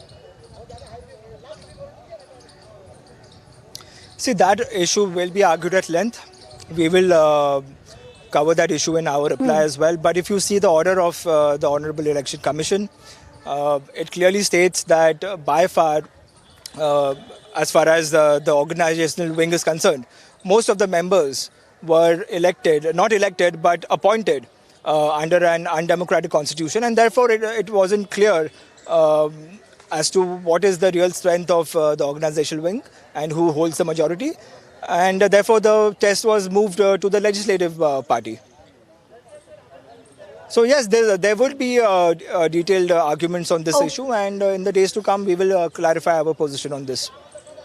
Thank you. Okay, and I promise this is going to be the final question, Nihar, but I want you to take this very quickly. I think he's just taken off the piece. Okay, so Nihar, they're very measured in his words. He right now is reiterating what you've heard from the Eknath Shinde camp, that Uddhav Thackeray has made the party non-democratic. He also underscores that this is a huge victory for the Eknath Shinde camp, and he says that Uddhav Thackeray will have to read the writing on the wall. Next newsmaker on the broadcast is Mahesh Jethmalani, who's also spoken to Republic, but we'll get you that entire conversation on the other side of this very quick break as we get you more details of that huge blow to Uddhav Thackeray in the Supreme Court.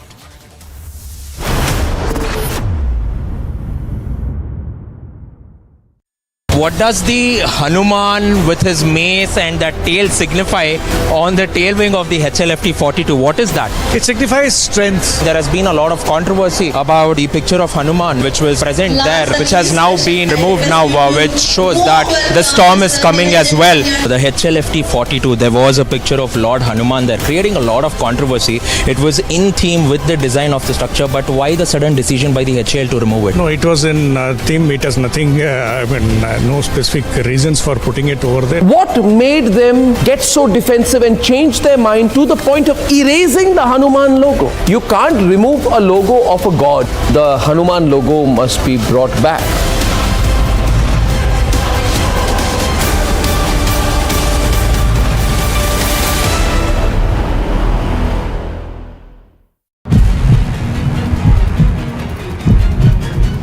Chief Minister, you're being accused by the opposition that you are breaking up communal polarization. Chief Minister, you're being... Chief Minister,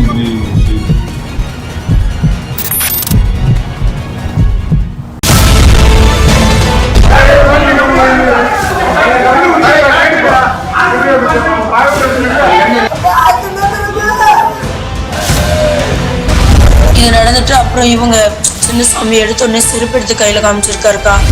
I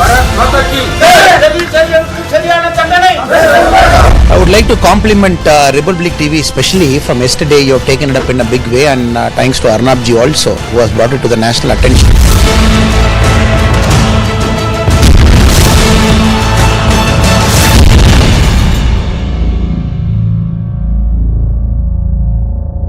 What does the Hanuman with his mace and that tail signify on the tail wing of the HLFT 42? What is that?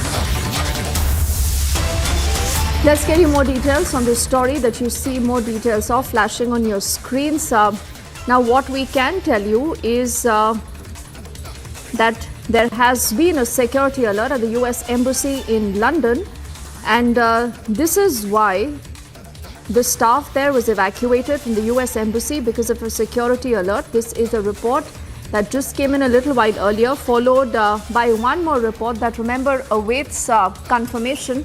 But I'll just quickly read what the Twitter handle USA in UK says, and I quote from them. The United States government organization, the US Embassy, is back to normal business operations. The local authorities investigated and cleared a suspicious package outside the embassy. Then it goes on to say that the Metropolitan Police there was swift in its action, and it also thanks all visitors for their cooperation and patience. So possibly there is a development in that story that is breaking on your screens right now after the alert was sounded in the US Embassy in London. The local authorities then were pressed into service. There were investigations launched, and then they cleared a suspicious package that was outside the embassy. You're looking at images on your screens from just a little while earlier. The embassy operations now possibly are back to normal, and this is exactly the information that is coming in right now, that there was a suspicious package outside the embassy that was spotted, and it was given a security clearance, after which now the operations at the embassy are restored to normal.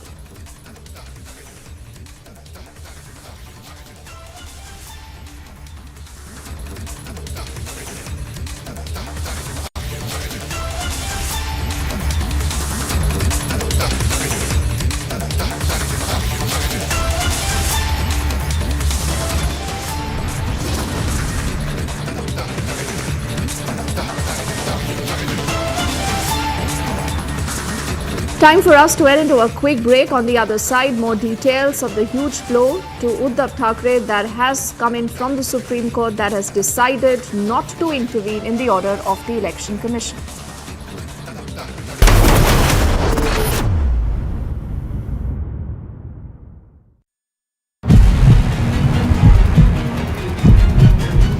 Chief Minister, you're being accused by the opposition that you are breaking up communal polarization. Chief Minister, you are being... Chief Minister, you are...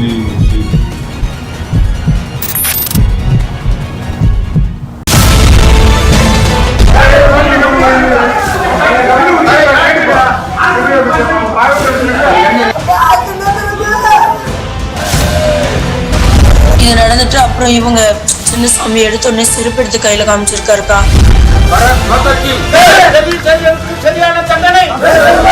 I would like to compliment Republic TV, especially from yesterday. You have taken it up in a big way, and thanks to Arnab ji also, who has brought it to the national attention.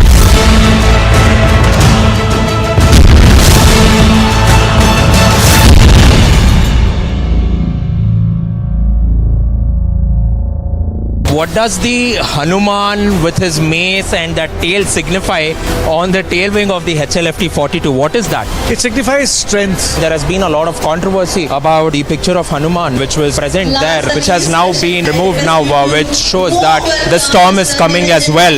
The HLFT 42, there was a picture of Lord Hanuman there, creating a lot of controversy.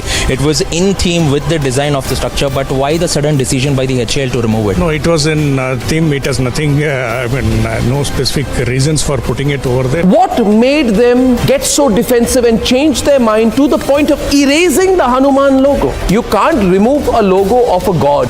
The Hanuman logo must be brought back.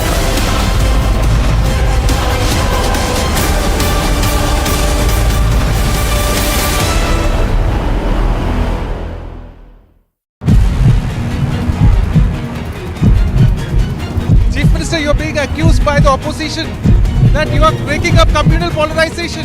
Chief Minister, you are being... Chief Minister, you are...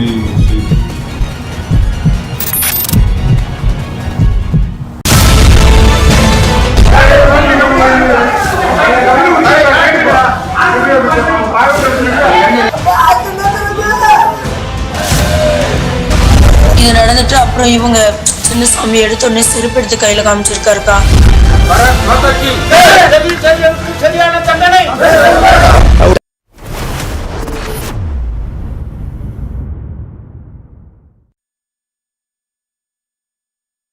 Youth Congress workers are taking out a protest. It's been almost 10 minutes since the protest has begun, which has taken place outside the Cliff House, the official residence of Chief Minister Pinarayi Vijayan. One of the Youth Congress worker has been injured. Now we see there is a direct confrontation of the protesters with the police.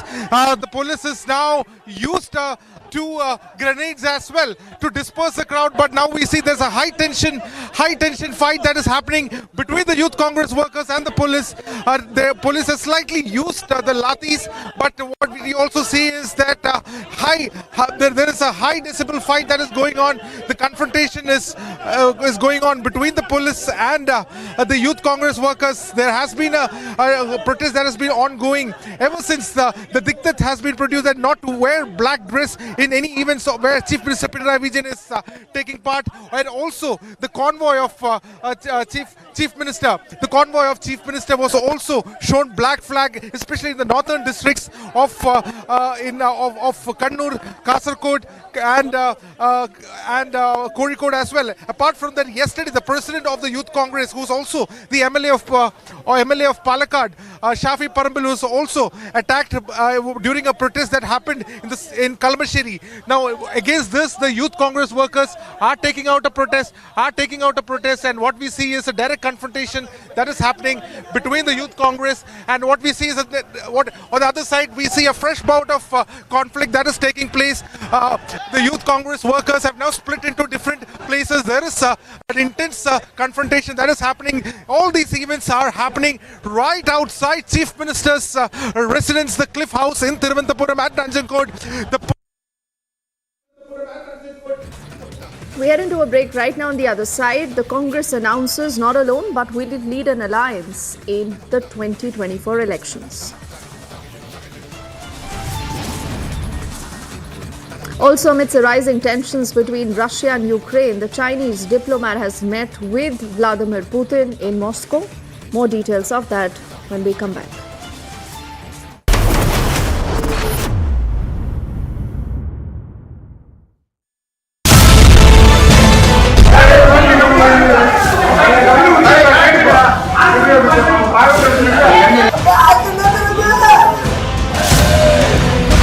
இது நடந்துட்டு அப்புறம் இவங்க சின்ன சாமி எடுத்தோடனே செருப்பு எடுத்து கையில காமிச்சிருக்காருக்கா.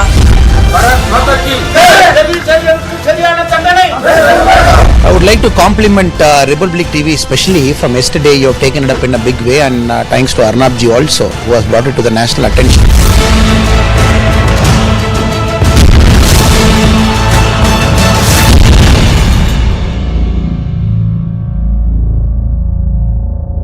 What does the Hanuman with his mace and that tail signify on the tail wing of the HLFT 42? What is that? It signifies strength. There has been a lot of controversy about the picture of Hanuman which was present there, which has now been removed now, which shows that the storm is coming as well.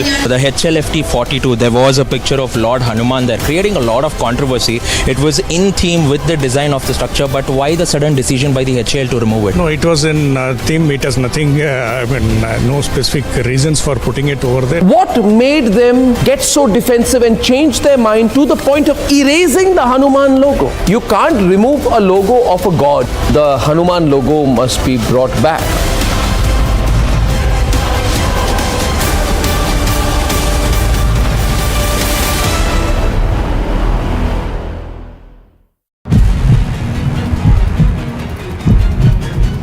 Chief Minister, you're being accused by the opposition that you are breaking up communal polarization.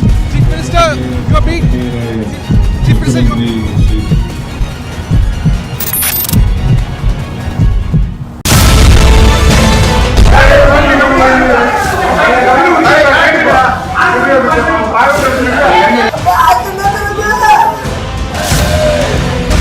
இது நடந்துட்டு அப்புறம் இவங்க சின்ன சாமி எடுத்தோடனே செருப்பு எடுத்து கையில காமிச்சிருக்காருக்கா.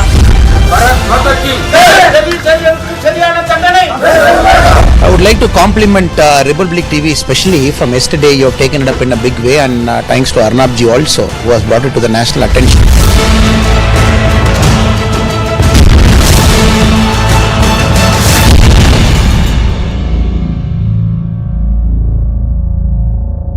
what does the मैं आपको सबूत दिखाना चाहता हूं क्योंकि आप हमारे स्टिंग ऑपरेशन को झुठला रहे हैं। मैं आपको अभी आपके होटल के कमरे में टीवी दिखाऊंगा। लगाइए। ऐसे में वो हमारे इशारे पर कठपुतली की तरह काम करने के लिए तैयार। आप इधर आ जाइए। हम देख लिया आप इधर आइए। अब देख लिया। नहीं, आप इधर आइए, भागिए मत। ऐसी बात मैंने नहीं याद आ रही है कहाँ पर आपसे बातचीत किया था? मैंने नहीं समझ में आया। ये कहाँ का है? हम लोग गलत खबर नहीं दिखा रहे हैं और ये जनता को जागरूक करने के लिए खबर है। एक तरीके से देखा जाए तो Ramkumar Sharma ji,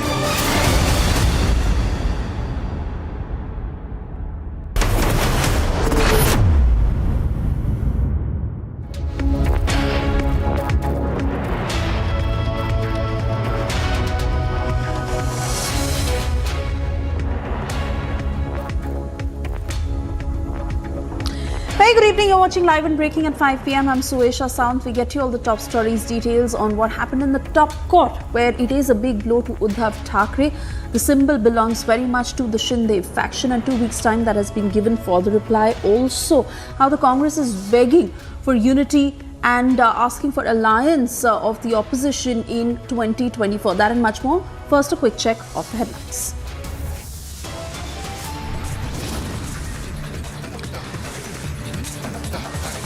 Big blow to Uddhav Thackeray. Apex Court refuses any immediate relief to the Thackeray camp. Supreme Court says that there is no stay on the Election Commission's order on Shiv Sena. 2 weeks' time given to respond, but party name and symbol to stay with Eknath Shinde.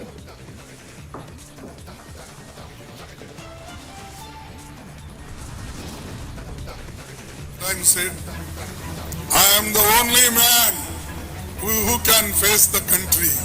You are elected by people and people will teach you lesson in 2024. Vadra Congress announces not alone but will lead an alliance in 2024 elections.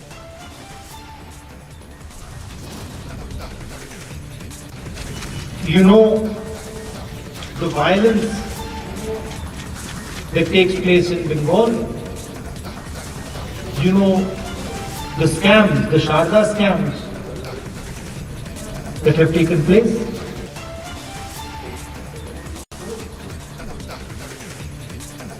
But Rahul Gandhi hits out at one possible ally, TMC, during his campaign.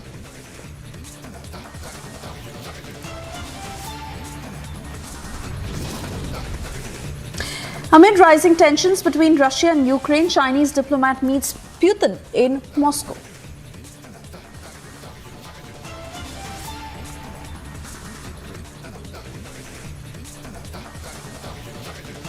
And yes, even as Mallikarjun Kharge announces to fight with an alliance in 2024 elections, the Vadra Congress strategy that is seeming very confused at this point, because on the other end it is Rahul Gandhi who, while in a campaign, has hit out at the TMC, who, remember, can be one of the potential allies for the Vadra Congress, but this once again hints out at the lack of unity between the opposition parties at a time when the Congress is begging for an alliance ahead of 2024. Listen in to what Mallikarjun Kharge had said and how Rahul Gandhi is speaking the exact opposite. You also know the history of the TMC. You know the violence that takes place in Bengal. You know the scams, the Sharda scams that have taken place. So you're aware of their tradition. They came to Goa, spent huge amounts of money in Goa, and the idea was to help the BJP. And this is exactly the idea in Meghalaya. The idea is to ensure, the TMC's idea in Meghalaya is to ensure that the BJP is strengthened and they come to power.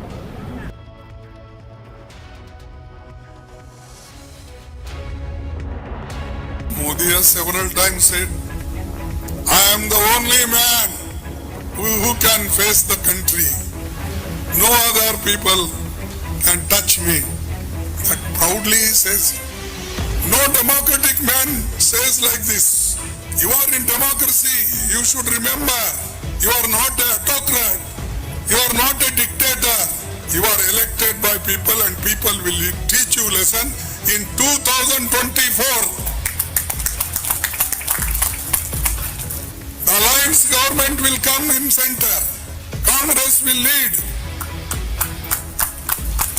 We are talking with other parties because otherwise the democracy and constitution will go. Therefore, with every party, now and then, we are calling, we are talking, we are sharing our views how to win 2024. Therefore, the BJP will not get majority. Some people say they will not get majority. All other parties together, of course Congress will lead. We will get the majority. We will follow the constitution. We will follow the democracy. Let 100 Modis or Shah come. And the BJP once again has snubbed the idea at its very outset, saying that the opposition has failed to do so even in the past despite repeated attempts, and clearly Rahul Gandhi's leadership is something that will not be acceptable to the people of the country. Listen in. देखिए सब अपना बेकार की बातें हैं, ये सब सारे विपक्ष के लोग हमने देखा था 2019 में भी स्टेज के ऊपर में हाथ मिलाकर खड़े हो गए थे। तो देश की जनता का जो विश्वास है वो हमारे प्रधानमंत्री जी के ऊपर है और वो दिन प्रतिदिन और ज़्यादा बढ़ता जा रहा है। तो 2024 में क्या होने वाला है ये हमारे देश के लोगों ने पहले से ही अपने मन में विश्वास कर लिया है। मतलब नंबर ही हमारे पास है, वो तो हो नहीं रहा था। आज तक क्यों नहीं हो रहा था? क्योंकि बीजेपी के पास नंबर नहीं था, इसलिए बीजेपी भाग रही थी। सुप्रीम कोर्ट ने जो तमाचा मारा है, फिर देखिए आज कितने आसानी से बंदा बन के बैठे हुए हैं एकदम। बिल्कुल उम्मीद है कि आम आदमी पार्टी का मेयर होगा? उम्मीद नहीं, बिल्कुल पूरी तरह नंबर हमारे पास तो हमारा ही होगा। एक सवाल देश की राजनीति से जुड़ा हुआ है। कांग्रेस कह रही 2024 में सरकार बनाएगी, ग्रैंड अलायंस को लीड करेगी। क्या आम आदमी पार्टी उस ग्रैंड अलायंस का हिस्सा बनना चाहिए? देखिए हम देश के साथ ग्रैंड अलायंस हमारा है, देश के लोगों के साथ ग्रैंड अलायंस है। हम जनता के मुद्दों के ऊपर काम कर रहे हैं, जनता हमें जो जिम्मेदारी देती है उसके ऊपर काम कर रहे हैं। कांग्रेस का प्रधानमंत्री देश एक्सेप्ट कर सकता है, आप मानते हैं? ये तो देश की जनता डिसाइड करेगी कि किसका प्रधानमंत्री है। आम आदमी पार्टी हिस्सा होगी इस अलायंस? तब देखेंगे, जब होगा तब देखेंगे। All right, so at a time when the opposition fails to stand united, it is the Congress that is begging for an alliance and really relying on it ahead of 2024. This, remember, is a huge point of confusion, especially after Rahul Gandhi's statement where he's gone on to hit out at the TMC, calling them a B-League of the BJP. I want to bring in our senior executive politics, Aishwarya Kapoor, who's with us on the broadcast.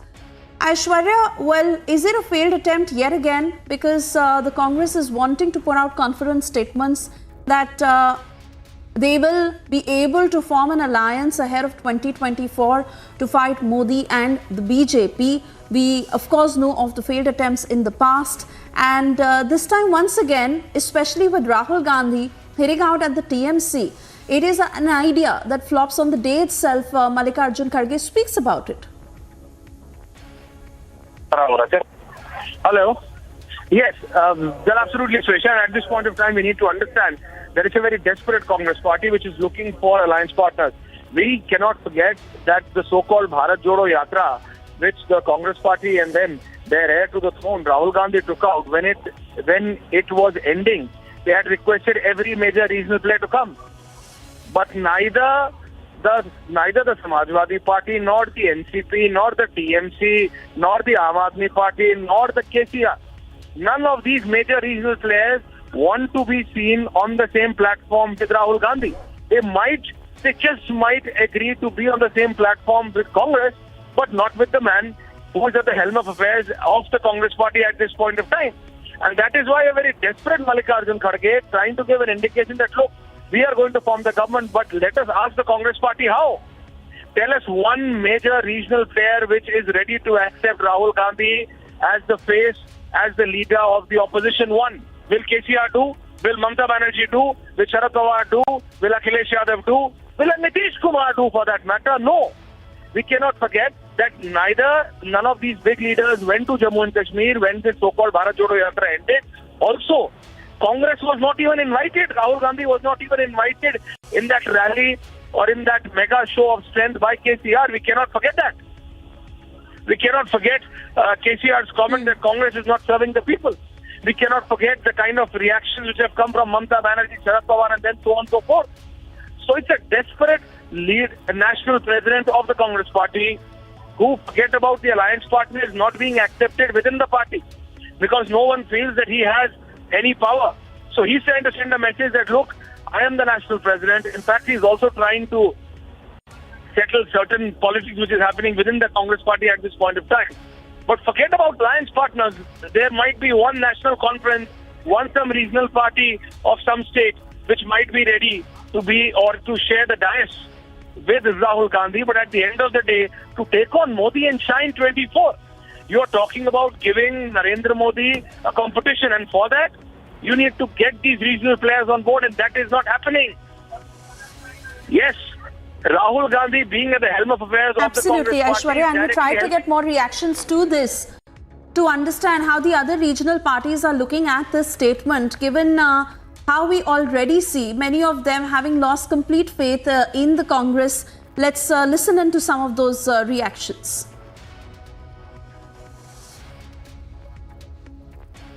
For the people to decide whom they want in power, but bulldozing on others is a regular habit of Congress party. We see Kharge Saab's statement is too much in haste because Congress has elections scheduled in Karnataka, in many other states, in fact the northeastern states also, and in this year they also have the largest states like Madhya Pradesh, Chhattisgarh, Rajasthan. So Congress should actually first focus on these state polls than focusing on the 2024. So instead of fighting this battle, Congress is already talking about 2024. They should actually check the reality. If Congress wants to beat, what is their position in states like Uttar Pradesh? How many seats do they have in Uttar Pradesh or even in a state like Bihar? So beyond reality, the only tendency of leading, wanting to, take all the regional parties or the states with Congress or under Congress is the same attitude of the Bharatiya Janata Party. So we don't see Congress anything different, but it is just the other side of the coin. So Congress and the entire brigade, be it their new AICC president or even from the Gandhi family, they think that Congress being in power is their patent right, which is not right, democratically correct. खड़गे साहब, ये आपके संस्कार है, हमारा वो स्तर नहीं है। लेकिन जितना हमारे प्रधानमंत्री को आप गाली पढ़ेंगे, उतना ही हमारे प्रधानमंत्री का स्तर बढ़ता है और जनता के प्रति, जनता की आस्था उनके प्रति बढ़ती है। ये आज से नहीं, गुजरात से आप देख रहे हैं। क्या है खड़गे साहब, किसने कहा था मौत का सौदागर? क्या क्या बातें नहीं की गई? आज मोदी चमकते हुए निकलते गए और 24 में और कस के निकलेंगे। कांग्रेस की अगुवाई में बनेगी। सवाल नीतीश बाबू से करना चाहिए, जो प्रधानमंत्री के लिए इतने बेचैन हैं कि सभी विपक्षियों को जोड़ना चाहते हैं। मैंने आज तक तो नीतीश बाबू का ये हाल देखा ही नहीं कि आओ गले लग जाओ, मैं तैयार बैठा हूं, और कोई गले लगा ही नहीं रहा है। या कुछ बोलते हैं तो कांग्रेस पार्टी कह देती है कि जो लोग भाजपा के साथ रहे हैं वो पहले सोचें, कांग्रेस के बिना कुछ नहीं। आज खड़गे साहब बोले। And well, in a major setback for Manish Sisodia, the Ministry of Home Affairs has given sanction to prosecute Deputy Chief Minister Manish Sisodia under the Prevention of Corruption Act in the feedback unit snooping case in Delhi. LGVK Saxena had approved the CBI's request for prosecution sanction and forwarded the same to the MHA. The CBI had sought sanction to register FIR against Sisodia, who heads the Vigilance Department of Delhi government, under which the Aam Aadmi Party had in 2015 surreptitiously created the FBU. Meanwhile, Manish Sisodia's first response claims false case. We're getting you more on this story in this report. Snoopgate is back again to haunt Delhi's Deputy Chief Minister Manish Sisodia. The MHA has given a nod to prosecute Sisodia in the Snoopgate case. The action comes after Delhi Lieutenant Governor V.K. Saxena approved the CBI's request for prosecution sanction. The CBI had sought sanction to register an FIR against Sisodia, who heads the Vigilance Department of the Delhi government. Meanwhile, the BJP has hit out at Aam Aadmi Party and demanded arrest of Kejriwal and Sisodia. The Aam Aadmi Party, however, has called the claims a political vendetta. Sisodia claimed of being falsely accused by the rivals and that the rivals will level more allegations against Aam Aadmi Party. All eyes are now on whether any action will be taken against Sisodia. Bureau Report, Republic TV. And on to other top stories. Aam Aadmi Party leader Manish Sisodia described the sanction of his prosecution in the alleged feedback unit snooping case by MHA a sign of a coward person.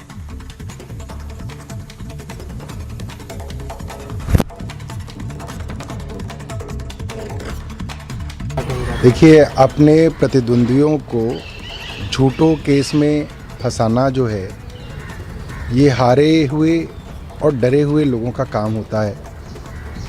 अब जैसे जैसे आम आदमी party आगे बढ़ेगी, इस तरीके के और केस जो है, झूठे केस हम पे लगाए जाएंगे। ये केस बिल्कुल झूठा है। मुझे लगता है कि ये सिर्फ आम आदमी पार्टी और मनीष जी के पीछे पड़े हुए हैं।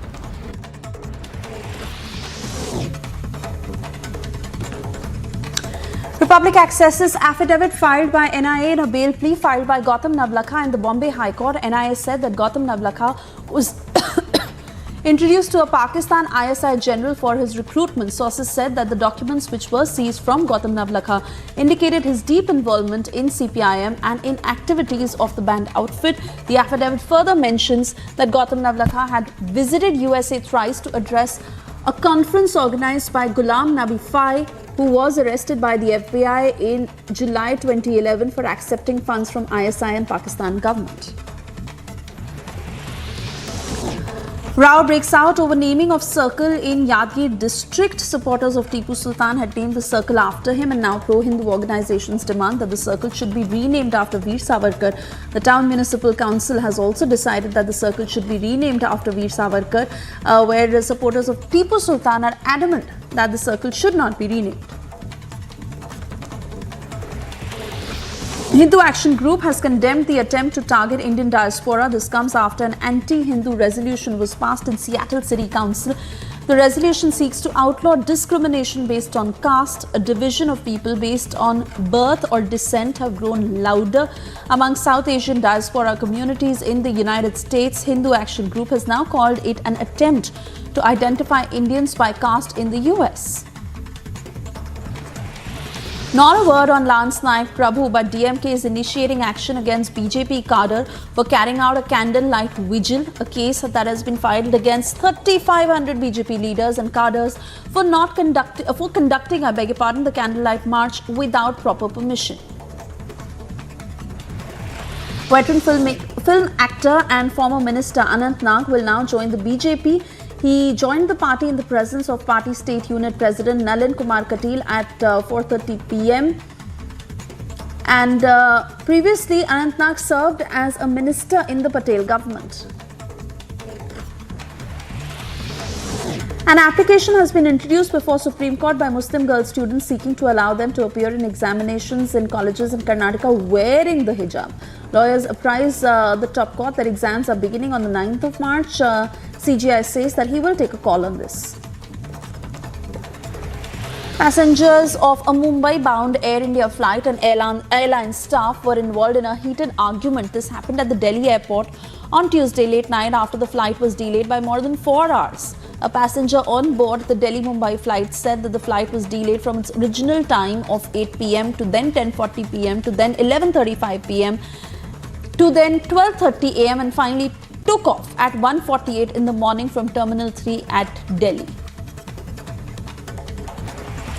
Congress leader Rahul Gandhi will be addressing his maiden election rally in pole-bound Meghalaya. Today, the former Congress president's rally will be held at Malki Ground in Shillong. It will be Rahul Gandhi's first public appearance after Bharat Jodo Yatra.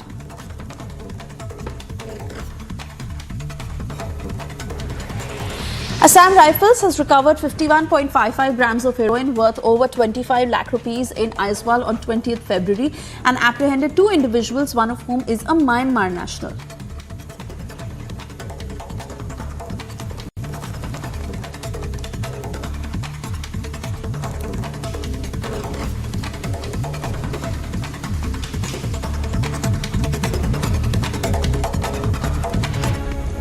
Moving on, the Vishwa Hindu Parishad has called for a Hindu Mahapanchayat in Haryana to protest against the charges framed by Rajasthan government. VHP is demanding to remove charges against Bajrang Dal member. VHP leaders have also demanded that the case should be handed over to the CBI, claiming that the Rajasthan government labelled fake charges against Bajrang Dal. There will be a huge gathering in the Mahapanchayat. Listen in to some voices coming in.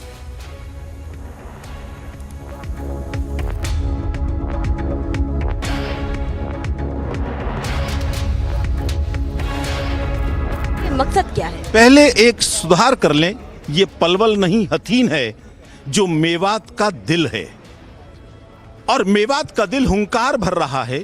हम किसी हालत में निरपराध लोगों को फंसाने नहीं देंगे। राजस्थान सरकार अपने वोट बैंक के एजेंडे के आधार पर काम कर रही है। अपने आकाओं को खुश करने के लिए राजस्थान पुलिस सब सीमाएं पार कर रही है। आखिर क्या कसूर था उस बच्चे का जिसने इस दुनिया को देखा नहीं और उससे पहले उसको विदा होना पड़ गया? FIR लॉन्च हो चुकी है। ये सिद्ध हो चुका है राजस्थान की पुलिस हत्यारी है। बिना जांच के हम किसी पर हाथ नहीं डालने देंगे। ये राजस्थान पुलिस को कल समझ में आ गया होगा। कल गए थे ना मानेसर, वापस लौटना पड़ा। इसलिए मैं समझता हूं पहले जांच होने दीजिए और जांच CBI करेगी। उसके बाद जो दोषी होगा उसको सजा मिलनी चाहिए। आप लोग की मांग है कि राजस्थान पुलिस नहीं CBI जांच हो इस पूरे मामले भिवानी किलिंग्स। 100% भिवानी क्या कहीं का भी कांड हो वो CBI जांच करे और जांच के दायरे में राजस्थान पुलिस की भूमिका भी आनी चाहिए। वो किसके इशारे पर ये बेहुदगी कर रही है? यहाँ के समाज को अपमानित कर रही है, बदनाम कर रही है पूरी दुनिया में। मेवात गौ हत्यारों की धरती नहीं है, ये गौ रक्षकों की धरती है। इसको बदनाम नहीं होने दिया जाएगा। सुरेंद्र जी, एक मांग ये भी उठ रही है लगातार कि जो 5 अक्यूज्ड हैं जिनका नाम राजस्थान पुलिस ने FIR में दर्ज किया है, सिर्फ एक ही पकड़ा गया है, बाकी सब फरार हैं, भागे हुए हैं, अभी किसी को पकड़ा नहीं गया है, जिसके लिए राजस्थान पुलिस रेड्स कर रही है, सर्च ऑपरेशन चला रही है। तो एक बात ये उठ रही है कि अगर वो दोषी नहीं है, अगर बजरंग दल या VHP ये कह रहा है कि उन्होंने कुछ नहीं किया है, उन्हें गलत आरोपों में फंसाया गया है, तो वो सामने क्यों नहीं आ रहे हैं, छुपे क्यों हुए? श्रीकांत की बीबी ने कौन सा अपराध किया था जो उसको पीटा उन्होंने? उस अजन्मे बच्चे ने कौन सा अपराध किया था जिसको उन्होंने मार दिया? इन पर विश्वास कर सकता है कोई? सवाल ही पैदा नहीं होता। ये नृशंस पुलिस है जो आकाओं को खुश करने के लिए कुछ भी कर सकती है। जांच होने दीजिए। Confused for the day, the Mahapanchayat went on for more than 2 to 3 hours and several decisions were made in this Mahapanchayat by the VHP and Bajrang Dal members who participated and gathered in this Mahapanchayat. Hundreds of family members and villagers of the accused and also the VHP and Bajrang Dal members were present in this Mahapanchayat, and clearly, according to Surinder Jain, VHP leader, the few decisions which were made, the first one was the demand for the CBI probe in the Bhiwani killings, because they clearly stated that the accused who have been named in the Rajasthan police FIR are not guilty. They are being falsely framed by the Rajasthan police for the murder of the Muslim men, and they also state that a proper action should also be taken against Rajasthan police because it was the mishandling of the Rajasthan police which led to the miscarriage of the accused Shrikant's wife, and they are clearly demanding the action should be taken against Rajasthan police. The VHP leaders and the Bajrang Dal leaders have also stated that no police officials from the Rajasthan police or the Haryana police will be allowed to enter the villages of the accused. Till the time CBI investigation, we are going to support our Hindu boys, the Bajrang Dal members who have been registered in the FIR as an accused by the Rajasthan police. And also BHP leader Surendra Jain stated that it is all the political ambition of Rajasthan government, the Ashok Gehlot government. They are fulfilling their political ambition by targeting Hindu boys and by doing the appeasement politics by supporting Muslims for the vote bank politics.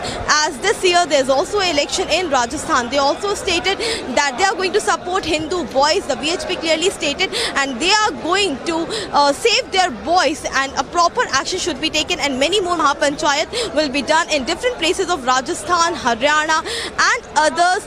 Till the time a proper CBI investigation will not be started in the Bhiwani killing. Right now showing you the visuals, because the Mahapanchayat, which has started in Palwal Hathni area, started around 12 o'clock, has now concluded, and VHP has decided that a proper CBI probe should be done in this entire matter, and they are demanding CBI investigation and an action against Rajasthan police officials who entered the house of Shrikant and also misbehaved with the family members of Shrikant. These are the visuals which are from Palwal as the Mahapanchayat concludes for the day. Along with video journalist Hitesh Harshitundwani reporting for Republic TV.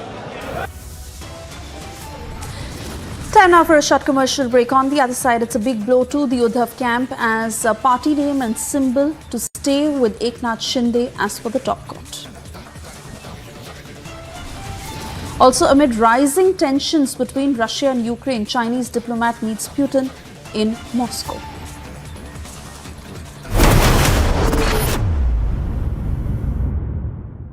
What does the Hanuman with his mace and that tail signify on the tail wing of the HLFT-42? What is that? It signifies strength. There has been a lot of controversy about the picture of Hanuman which was present there, which has now been removed now, which shows that the storm is coming as well. The HLFT-42, there was a picture of Lord Hanuman there, creating a lot of controversy. It was in theme with the design of the structure, but why the sudden decision by the HAL to remove it? No, it was in theme. It has nothing, no specific reasons for putting it over there. What made them get so defensive and change their mind to the point of erasing the Hanuman logo? You can't remove a logo of a god. The Hanuman logo must be brought back.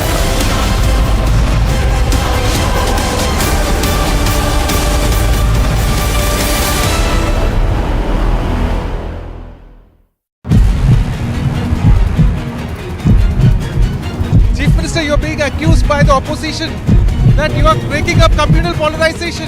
Chief Minister, you are being... Chief Minister, you are...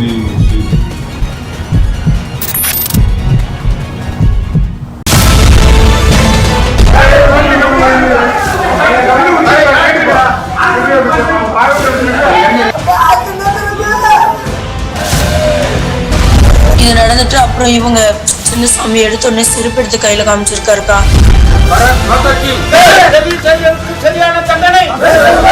I would like to compliment Republic TV, especially from yesterday. You have taken it up in a big way, and thanks to Arnab ji also, who has brought it to the national attention.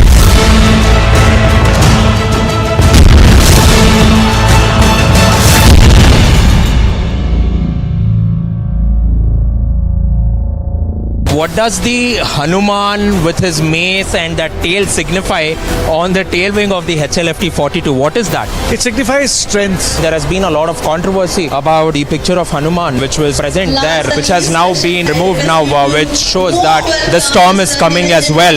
The HLFT-42, there was a picture of Lord Hanuman there, creating a lot of controversy. It was in theme with the design of the structure, but why the sudden decision by the HAL to remove it? No, it was in theme. It has nothing, no specific reasons for putting it over there. What made them get so defensive and change their mind to the point of erasing the Hanuman logo? You can't remove a logo of a god. The Hanuman logo must be brought back.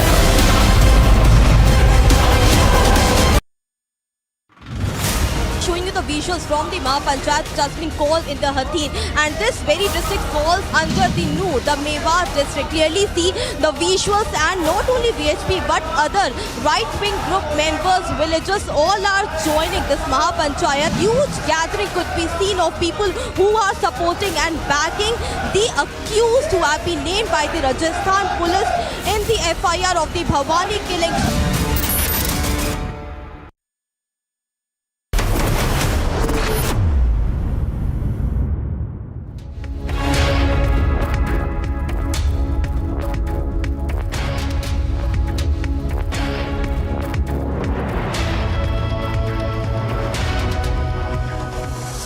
Ladies and gentlemen, a very good evening. Uddhav Thackeray was really hoping the Supreme Court will come to his rescue, and there is got to be some bit of intervention, some bit of stay coming in from the apex court that clearly has decided not to do this. And the Supreme Court says that for the moment, what the Election Commission of India has said about the Sena symbol will follow suit. So what really does this mean for Uddhav Thackeray and the road ahead? That's a story we'll deep dive into, and much more on this edition of the news. First up, the headlines. It is a big blow to Uddhav Thackeray, the apex court refusing any immediate relief to him right now. Supreme Court refuses to put any stay on the Election Commission's order on the Shiv Sena.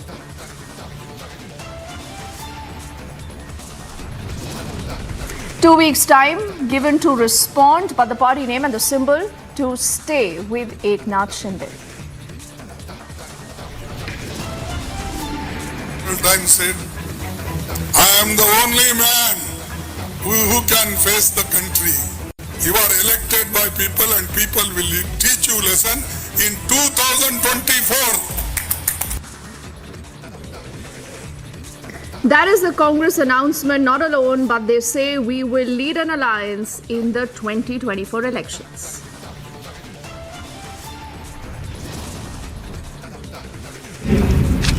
You know, the violence that takes place in Bengal, you know, the scams, the Sharda scams that have taken place. That is Rahul Gandhi hearing out at one possible ally, the TMC, during his campaign.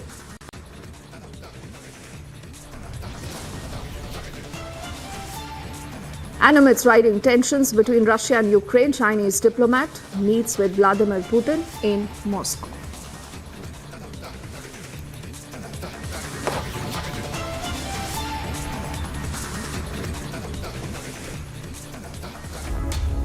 First up, let's get you more of what's been happening in Pakistan. That, remember, is today a rogue state. No one wants to do any business with Pakistan, and Pakistan literally is running with a begging bowl almost everywhere. So amidst that unprecedented economic crisis that I just told you about in the country, what is the Prime Minister doing? Now, the Prime Minister there has instructed the Ministry of Foreign Affairs to really cut the number of foreign missions as a part of what they are calling the austerity measures. According to a news report, he's also issued instructions to the Ministry of Foreign Affairs to slash down a number of foreign missions abroad, reduce their offices, their staff and other measures to cut down expenditures by a 15%. And he hopes that this will help Pakistan stay afloat. I want to get in our colleague Kaswar, who's reporting from Islamabad, and he joins us live right now. You know, Kaswar, this really tells us the extent of desperation. Pakistan trying almost anything and everything possible. But the point is this even going to be helping? Well, you have rightly pointed out, Pakistan is actually in the middle of, the economic crisis, and as you have rightly pointed out, that the Prime Minister of Pakistan, he was actually addressing to his cabinet members. And that is correct that I also got the confirmation that the Prime Minister had instructed the foreign mission abroad to slash their budget by 40 to 50%. And not that, he has also announced that he would be traveling whenever required abroad. He was traveling in a economy class. So, when a Prime Minister of a nuclear armed state announced that he would not use the business class, rather he will be traveling by the economic class. So we can guess how, the grave the economic crisis is. And on the other hand, not only the economic crisis, because, IMF has not, given this green signal to Pakistan. That is why you have rightly pointed out, the Pakistani government, the coalition government is actually desperate. So desperation comes from the economic crisis. Pakistan's the Pakistan foreign reserves are slightly above $3 billion. Can you imagine a nuclear armed state? The foreign reserves are slightly above $3 billion in sharp contrast, India, which Pakistan regards as an enemy. Indian Air is buying the fleet worth 80 to 100 billion $. So that is a sharp contrast. So Pakistan is actually in the middle crisis, and now the grave thing is, I would like to point out is Pakistan is actually in the middle of economic crisis, and now the political crisis is brewing up. So, as you know, the Pakistan's main opposition party, the former Prime Minister Imran Khan, has actually begun the court arrest drive. So it means on one side is a economic crisis haunting Pakistan, and on the other hand, the political storm is brewing up. So the biggest casualty is the 20 to 210 billion people of Pakistan. You can't imagine how desperate Pakistan middle class and the poor is. So I can tell you from ground zero, the Pakistan is actually in the middle classes, and there is no way forward at this moment, because IMF has not agreed to the deal as well. And the Prime Minister, while he was addressing the cabinet member, he said, don't be worried about that, because we are shortly will be striking a deal with IMF. So we are actually desperate to strike a deal with the IMF. But the ground reality is, at one hand, we are facing economic crisis, and on the other hand, political storm is brewing up. This is the sad story of Pakistan.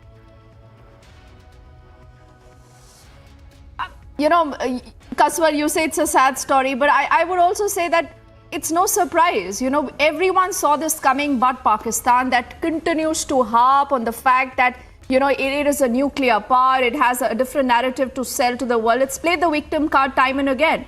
And I want to also get in Major Gaurav Arya for a quick perspective on this, Kaswar, and I please request you to stay with us. Major Gaurav Arya, thank you for your time. How do you read into what's really going on in Pakistan? Not the first time that you're talking of Pakistan that is dealing with a complete economic breakdown. As Kaswar is pointing, even the polity today there in Pakistan has no clue of what's going on. They've even decided to slash the funds of ISI, that is the deep state. But what's the big picture, Major Gaurav Arya, and what should New Delhi today be doing and looking at this situation? So there are a couple of things that I'd like to mention here. Number one is that this crisis is not this government's making alone. This crisis has been in the making for decades now. Pakistan's economic fundamentals were always weak. They celebrated economic growth without realizing that it was borrowed growth. It was America that was giving them the money. Pakistan had always a very limited industrial base. I mean, a few factories in Sialkot and somewhere near Lahore, that's it. Pakistan never produced very much in terms of export. Maybe $1 or $2 billion here and there. That's about it. So for a country that size, that is the pittance. Its expenses were always more than what it could collect as taxes. However, the problem is that Pakistan covered up the gap by borrowing heavily. Now the chicken have come home to roost. Nobody's lending them money. The expenses stay where they are, which is exactly why Shehbaz Sharif is saying cut down on foreign missions, cut down on this and that. And this is exactly what the IMF is telling Pakistan. Yes, I agree with my Pakistani colleague here, who's saying that Pakistan is in a terrible state because there is no sign of the IMF loans. Apparently, one Chinese bank has agreed to give them 700 million, but that doesn't solve Pakistan's problems right now. Pakistan needs at least temporarily $6 to $7 billion just to get by the month. But it's really hanging in there by a very thin thread. And Major Gaurav Arya, before I let you go and go back to Kaswar, I want to ask you that quick question. whenever Pakistan has been in a turmoil like this turmoil is of their own making. It's been building up for a while now, like you rightly said. We do see what Pakistan resorts to. You know, you have a lot of idle minds, and terror is something that's homegrown. Exactly why I want you to also help us understand, how is New Delhi possibly going to be looking at this developing situation that is unfolding by the minute, clearly getting from bad to worse? I think we're watching the situation very closely, and one thing, I'd like to remind our viewers that the 1971 war between India and Pakistan, one of the reasons for the war, there were a couple of reasons for the war, a few reasons, but one of the main reasons for the war was a massive amount of population coming into India from East Pakistan, which is now Bangladesh. Over 1 crore people came into India, which India's economy could not manage in 1971. So India had to move in for the operation. This was one of the main reasons, not the only, but one of the main reasons of 71 war. Now, Pakistan is facing similar crisis right now. What happens tomorrow if the population starts moving towards the Indian border? Let's say the economy totally collapses. Let's say there is spiraling inflation. It's already crossed 38, 39. Now, what happens when this happens? India must be prepared for the worst, because they cannot go to Afghanistan, because Afghanistan is already in the bad place. China is not going to allow them to come in, right? Iran could be one limited option, but the big border that they have is with India, in the sense of the international border and also the line of control. So, this is one thing that India's got to watch out for. It doesn't seem very far-fetched, because this has happened before. In 1970, 1971, this has happened with Pakistan before, and that is what I would be afraid of. Apart from that, the nuclear weapons falling into the wrong hands in Pakistan, destabilization Pakistan. Otherwise, see, economically, what happens to Pakistan?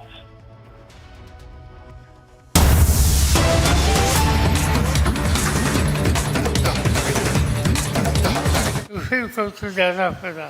Supreme court ने आज election लेने के लिए एक तरह से का आदेश दे दिया, और ये इलेक्शन हो गए, और इसमें भारतीय जनता पार्टी को हार देखने पड़ी। केजरीवाल की पार्टी वहाँ हुकूमत में आ गई। ये छोटी बात है, मगर देश के राजधानी में भी हो सकती है। ये बात एक ही साबित करती है कि जिनके हाथ में हुकूमत है, वो अन्य राजनीतिक दलों को काम करने की इजाज़त हम देंगे नहीं, ये कहकर आज देश चलाना चाहते हैं। और इसलिए हम सब लोगों का फर्ज है कि आज भारतीय जनता पार्टी, इनके हाथ में हुकूमत रहना देश के तमाम लोगों को और ख़ासकर माइनॉरिटीज़ के ऊपर एक तरह की समस्या पैदा करने वाली राजनीतिक दल है, और इनके साथ हमने कभी जाना या उनको सहयोग देना, ये बात हमने सोची भी नहीं चाहिए। यहाँ का जो चुनाव, ये चुनाव बड़ा इम्पोर्टेंट चुनाव है। आप सभी लोगों ने So we were just listening into Sharad Pawar, the NCP chief. He, remember, while speaking, has unleashed a full attack on the Election Commission. Now, he says this is an attack on the nation. He says this attack will not be only limited to political parties. And he says that this is the attack to decide who will run this nation. He says there has never been an attack on democracy like we feel in the current times. And he says that in the current government's regime, such attacks are happening almost every day. Sharad Pawar there launching that attack on the Election Commission, much on the heels of what you've also heard from Uddhav Thackeray earlier. And do remember again, this is in the backdrop of that significant decision that has been taken by the Election Commission, something that has been upheld also by the Supreme Court. And there is Sharad Pawar, who today is hitting out at the Election Commission, and he goes on to say that democracy is in danger. He says, I have myself in my lifetime never seen such a decision been announced by the Election Commission. And he says that it was Bala Sahib that handed over the reins of the party to Uddhav Thackeray. And he says that how is it today that the Election Commission has decided to overlook that fact. We'll keep tracking that story and the reactions that will continue to come in.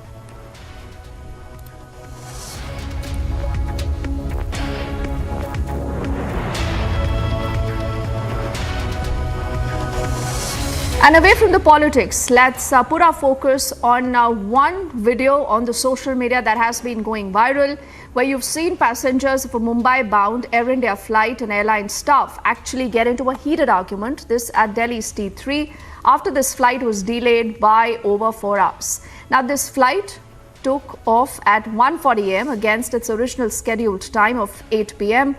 Take a look at the entire video and what has transpired.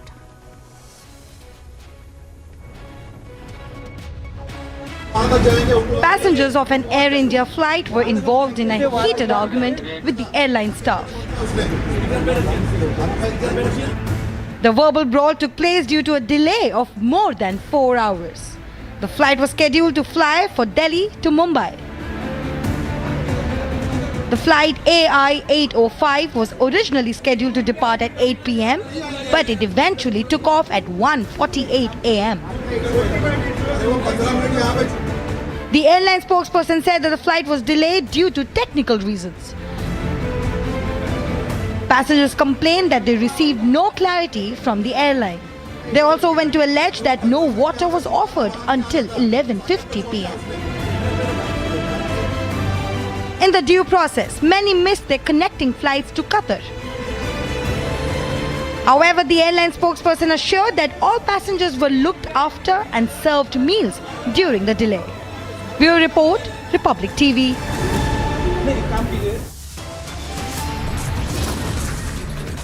We head into a break right now. On the other side, 2 weeks' time given to respond, but the party name and the symbol to stay with Eknath Shinde. Also, amidst the rising tensions between Russia and Ukraine, Chinese diplomat meets with Vladimir Putin in Moscow.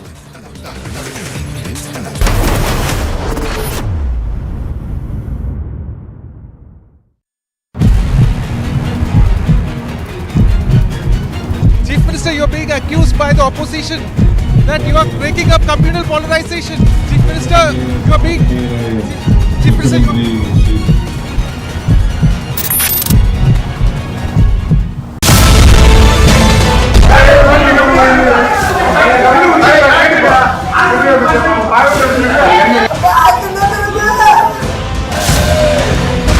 இது நடந்துட்டு அப்புறம் இவங்க சின்ன சாமி எடுத்த உடனே செருப்பு எடுத்து கையில காமிச்சிருக்காருக்கா.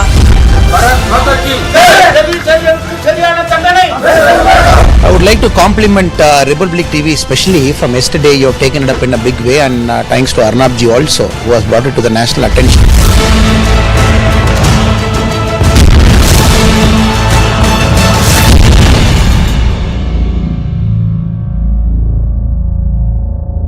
What does the Hanuman with his mace and that tail signify on the tail wing of the HLFT 42? What is that? It signifies strength. There has been a lot of controversy about the picture of Hanuman which was present there, which has now been removed now, which shows that the storm is coming as well.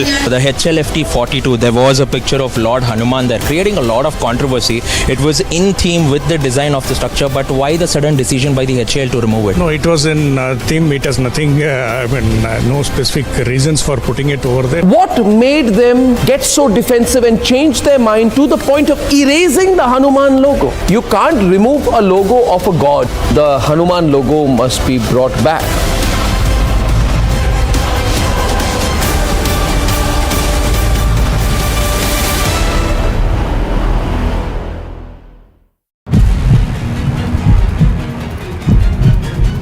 Chief Minister, you're being accused by the opposition that you are...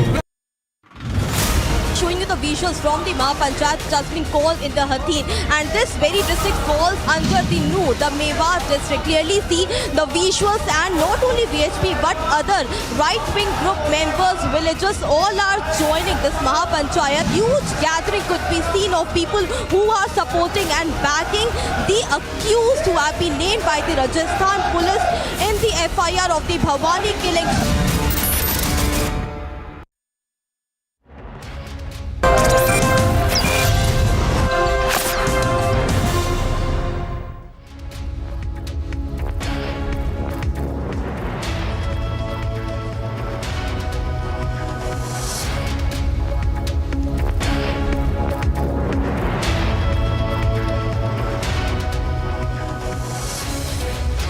me now get you details of the RBI governor saying that the focus for the RBI is keeping the inflation under check given the geopolitical situation.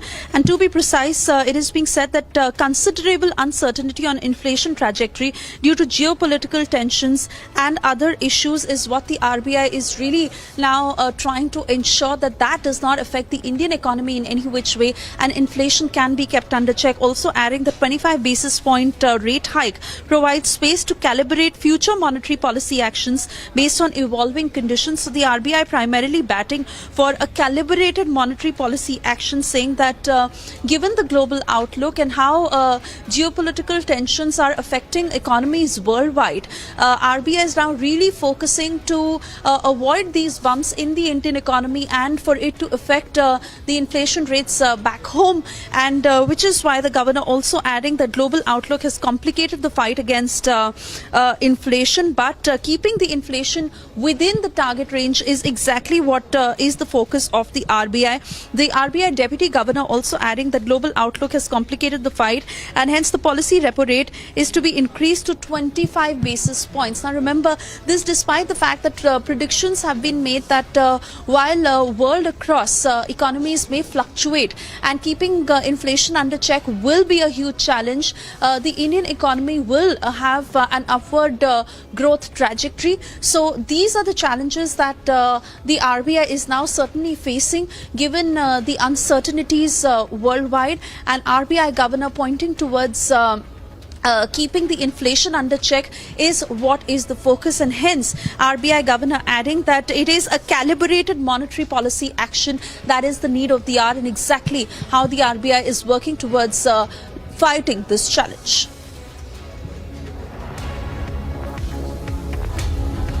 All right, so Isha, for the moment, thank you.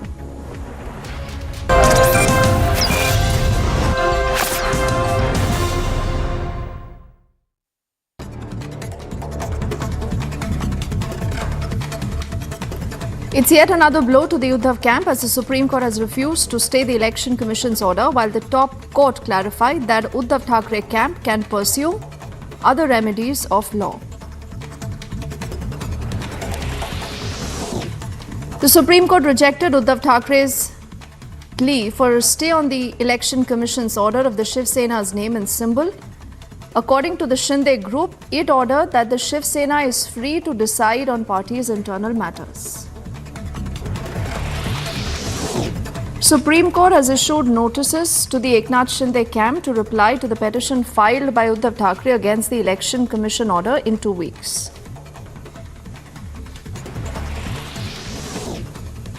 It's another big win for the Shinde group, as with the Supreme Court ordering the stay order of the Election Commission's decision, the bow and arrow symbol will remain with the Shinde camp.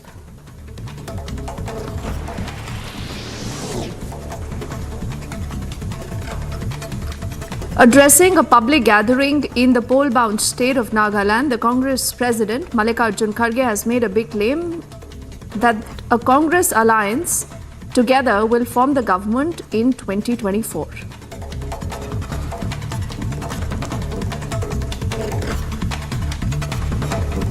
He has several times said, I am the only man who can face the country.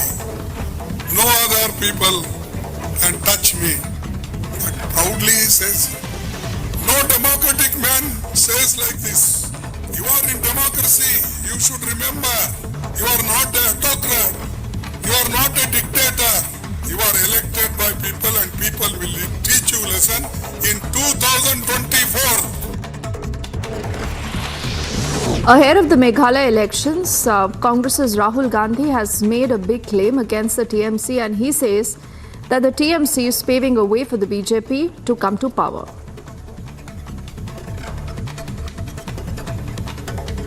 The history of the TMC, you know the violence that takes place in Bengal, you know the scams, the Sharda scams that have taken place. So you're aware of their tradition. After a break amidst rising tensions between Russia and Ukraine, Chinese diplomat meets with Putin in Moscow.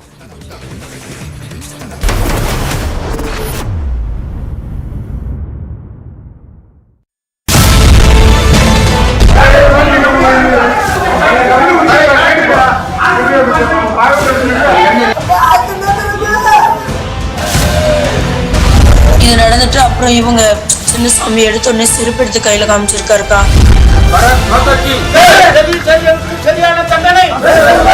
I would like to compliment Republic TV, especially from yesterday. You have taken it up in a big way, and thanks to Arnab ji also, who has brought it to the national attention.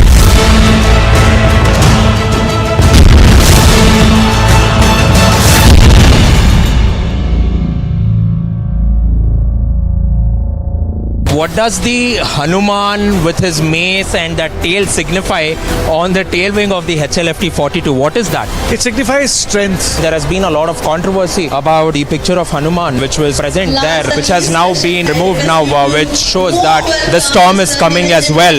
The HLFT 42, there was a picture of Lord Hanuman there, creating a lot of controversy. It was in theme with the design of the structure, but why the sudden decision by the HAL to remove it? No, it was in theme. It has nothing, no specific reasons for putting it over there. What made them get so defensive and change their mind to the point of erasing the Hanuman logo? You can't remove a logo of a god. The Hanuman logo must be brought back.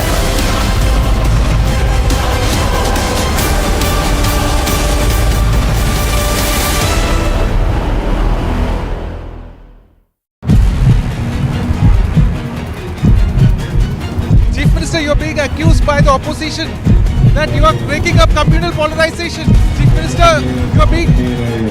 Chief Minister, you are...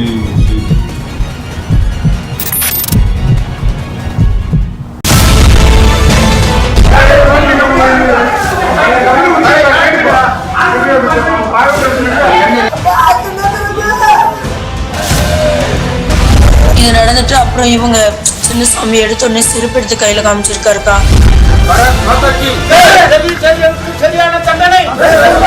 I would like to compliment Republic TV, especially from yesterday. You have taken it up in a big way, and thanks to Arnab ji also, who has.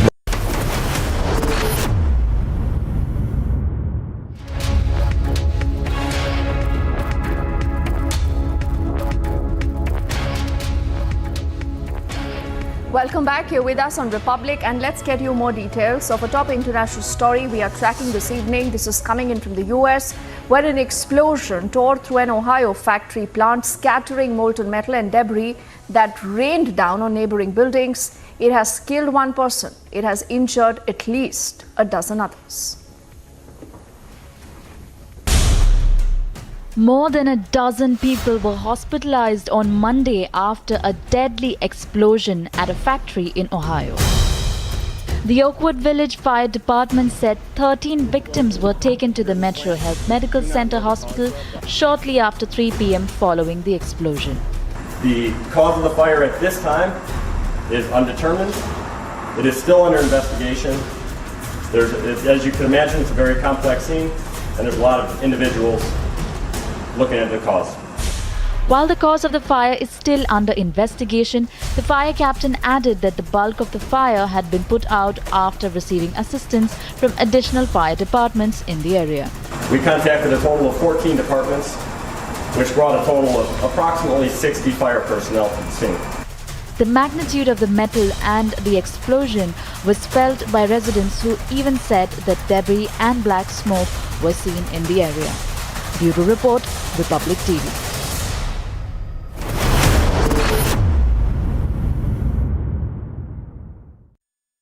What does the Hanuman with his mace and that tail signify on the tail wing of the HLFT 42? What is that? It signifies strength. There has been a lot of controversy about the picture of Hanuman which was present there, which has now been removed now, which shows that the storm is coming as well. The HLFT 42, there was a picture of Lord Hanuman there, creating a lot of controversy.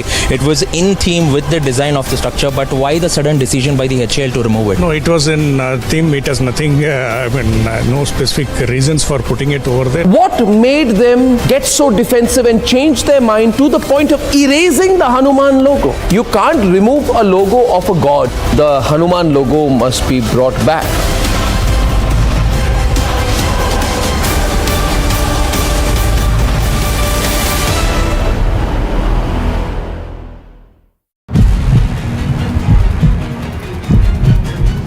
Chief Minister, you are being accused by the opposition that you are breaking up communal polarization. Chief Minister, you are being...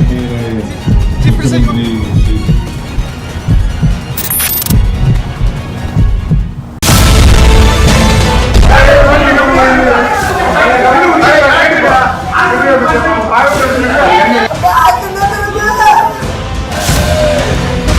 இது நடந்துட்டு அப்புறம் இவங்க சின்ன சாமி எடுத்தோடனே செருப்பு எடுத்து கையில காமிச்சிருக்காருக்கா.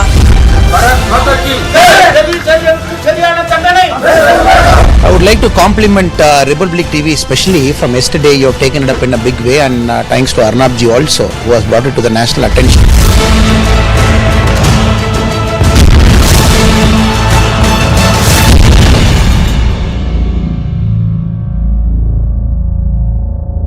What does the Hanuman with his mace and that tail signify on the tail wing of the HLFT 42? What is that? It signifies strength. There has been a lot of controversy about the picture of Hanuman which was present there, which has now been removed now, which shows that the storm is coming as well.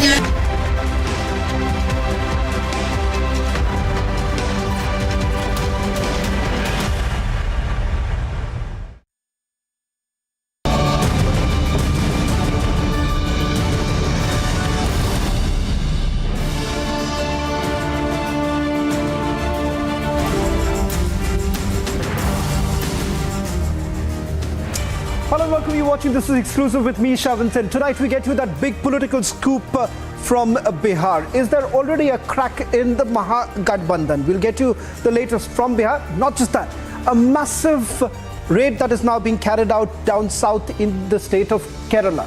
A big jewelry giant is now under the scanner, that too for Hawala transactions worth 3,000 crore rupees. All this and much more on this edition of This Is Exclusive. But up first, let's take a look at the headlines first.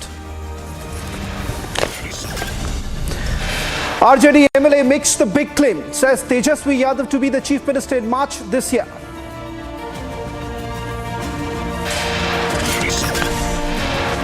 It's a Republic Super Exclusive where an insider reveals the functioning of the feedback unit of the Aam Aadmi Party. Supreme Court refuses to put any stay on Election Commission's order on Shiva Sena.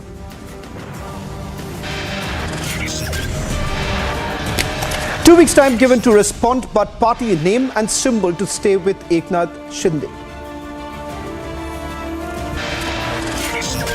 Modi has several times said, I am the only man who can face the country. You are elected by people and people will teach you lesson in 2024.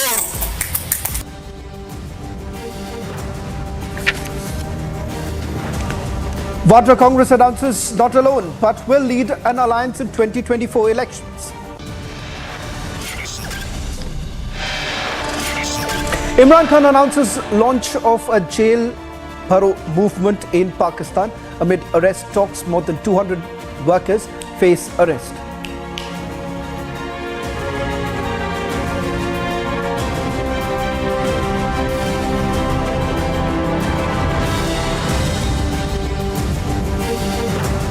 We're starting this edition with that big political scoop on Republic, where from the political playground of Bihar, RJD MLA Gopal Mandal has now made a sensational claim. He says he's already declared that in a statement that Tejaswi Yadav will be the Chief Minister after Holi in March. He added that this is after Nitish's continuous remarks where he said that he will contest the next Vidhan Sabha election in 2025 under the leadership of Tejaswi. Let's listen in to what Gopal Mandal had to say, and then we'll quickly go across to our senior editor Prakash, who's going to be joining us from Patna. It seems that Nitish has also reacted. Apart from that, Tejaswi Yadav says there is no hurry.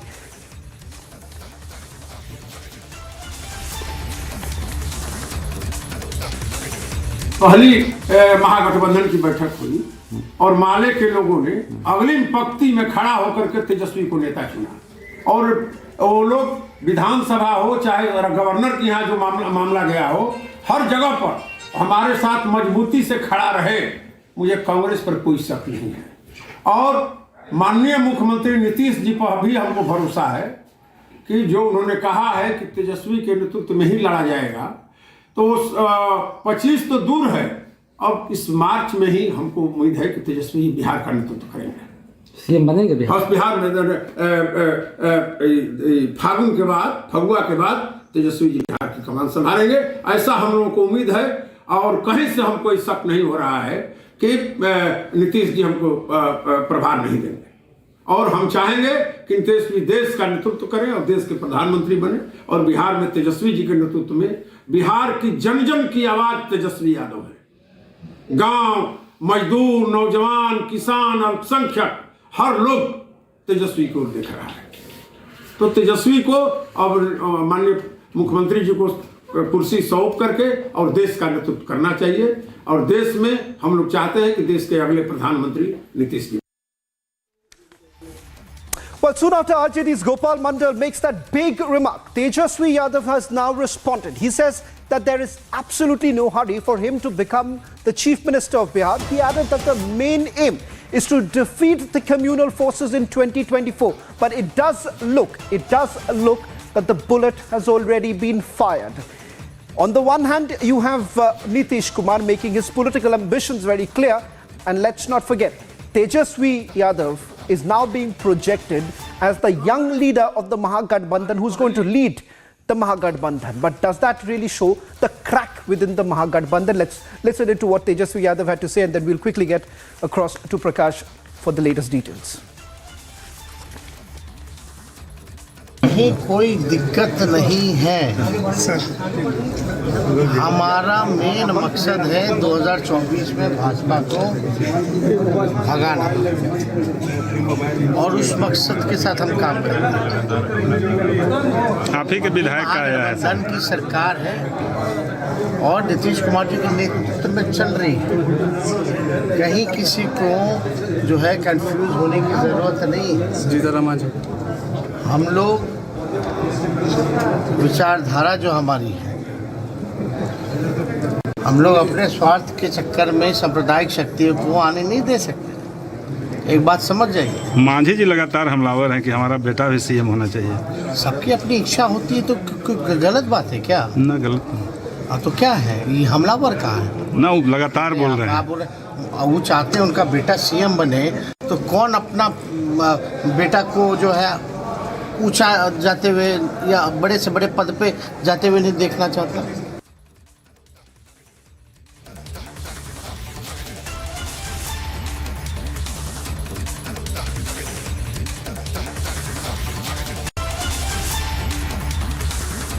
Well, let's quickly get in our senior editor Prakash, who's breaking that big news from Patna. Prakash, put this into perspective. Are we reading it correctly? Is there a crack within the Mahagathbandhan? The reason being, it's known to everyone that Nitish Kumar has political ambitions, but it's also a fact that he's losing the ground in the state of Bihar. There is a consolidation of the Yadavs, and more importantly, there have been losses that the Mahagathbandhan has seen.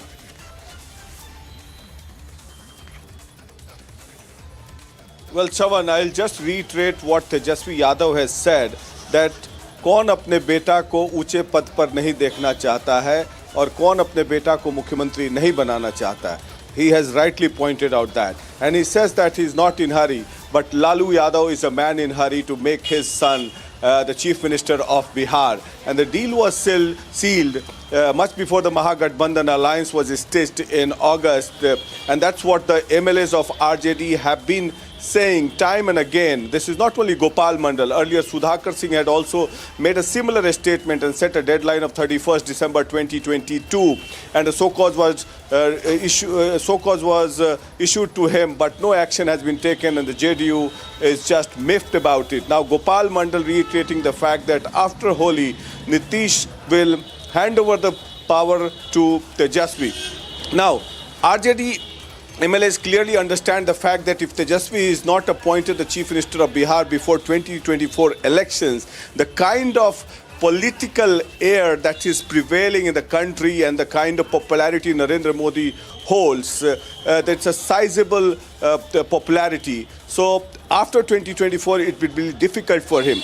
And the deal that was sealed between Tejasvi and Nitish was that, or Lalu and Nitish was that Nitish will take over the central leadership and he will be made the face of the opposition. But with Rahul Gandhi, with his Bharat Jodo Yatra, and the Congress is not taking Nitish seriously, because in the recent the program of the CPI-ML, Nitish clearly hinted that the Congress should come up and decide about the leadership. They should ask all the opposition to sit, but the Congress is not taking Nitish seriously. One, because of his flip-flop attitude, and because Nitish's weakening ground in Bihar. So it will be a matter of time before there is cracks. Already there are cracks in the Mahagathbandhan, and Lalu comes back from Delhi and start calling the shots, and the cracks widen up further within the Mahagathbandhan, and things will be made difficult for Nitish Kumar, because RJD has much more MLAs than the JDU, that is 79 in numbers. Back to you. Well, thank you very much, Prakash, for putting this into perspective. A story that we'll be tracking very closely, because it seems it's far from over. There's more likelihood of such statements coming in, especially gives a sneak peek into what's really happening within the Mahagathbandhan. Shifting focus now to the other big story that we're getting to you right now. Big breaking news coming in. There's been a massive development in the Delhi Snoopgate case, and it's a Republic Super exclusive. Has access documents which reveals how the feedback unit functioned. And insiders now revealed the functioning of the feedback unit.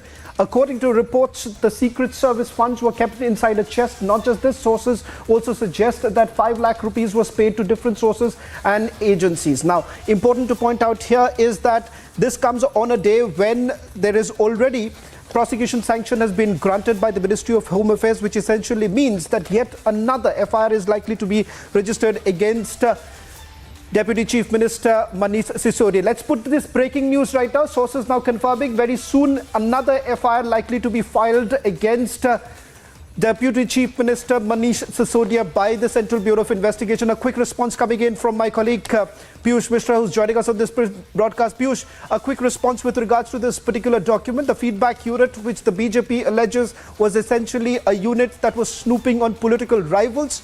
That's the allegation that has been leveled. What are these documents essentially indicating? Well, certainly, Shawan, and we have accessed exclusive documents. In fact, that's a letter which was written by Deputy SP who was there in Bihar Police, and he was made the Deputy Director there at Finance and Administration Department of FBU unit. In fact, in his letter, he has made startling revelations as to how he was, told to disburse the funds whenever he is asked to. He has also added as to how that when he joined the unit on 30th of May 2015, the very next day, R.K. Sinha, who was advisor to Chief Minister of Delhi, Arvind Kejriwal, even he joined that, and he joined there as the joint director. And what happened after that? A Secret Service fund was given to this very unit by the Vigilance Department of Delhi government. They kept that in a particular chest, and that chest was opened only with 2 keys simultaneously used.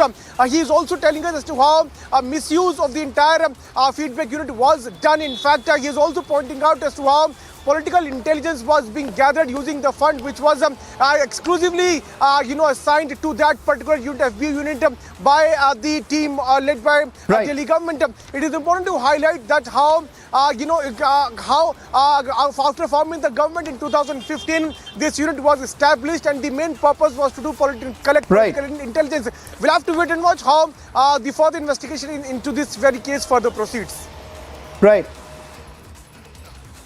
Well, thank you very much, Piyush, for getting us the latest details, as we have accessed sensational documents on the feedback unit, which essentially goes on to indicate that 5 lakh rupees was paid to certain agencies. Whether it was for carrying out snooping activities or not, that is for the Central Bureau of Investigation to essentially find out. In all likelihood, the FIR would be filed very soon. Let's move on to the other big story that we're getting to you on This is exclusive. Back-to-back breaking news coming on This is Exclusive. Now, this is coming in from the state of Kerala. First on Republic, we're getting you a confirmation that the Enforcement Directorate is carrying out searches at 5 locations in Kerala. This is against the jewellery giant Joya Lucas.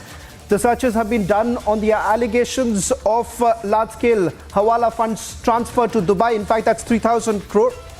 And the jeweler that is based in the southern Indian in Kerala operates showrooms across roughly 68 cities and is one of the biggest jewellery retailers in the country. Enforcement Directorate has raided Joy Aluka's mansion of about 50,000 square feet in Shobha City. Not just this, his corporate office and manufacturing place has also been searched. Sources have also told Republic TV that more than 300 crores Hawala transactions are being probed. And that's the big news now coming in. In fact, we've also reached out to Joy Alukas for their version on the searches that are being carried out. We'll go across to my colleague Ashwin in a short while from now. But first, let's listen in to that big reaction coming in from Joy Alukas about the searches that are being carried out. Hello. Hello, good evening. Mr. Joy Alukas, this is Ashwin from Republic TV. Good evening. Okay.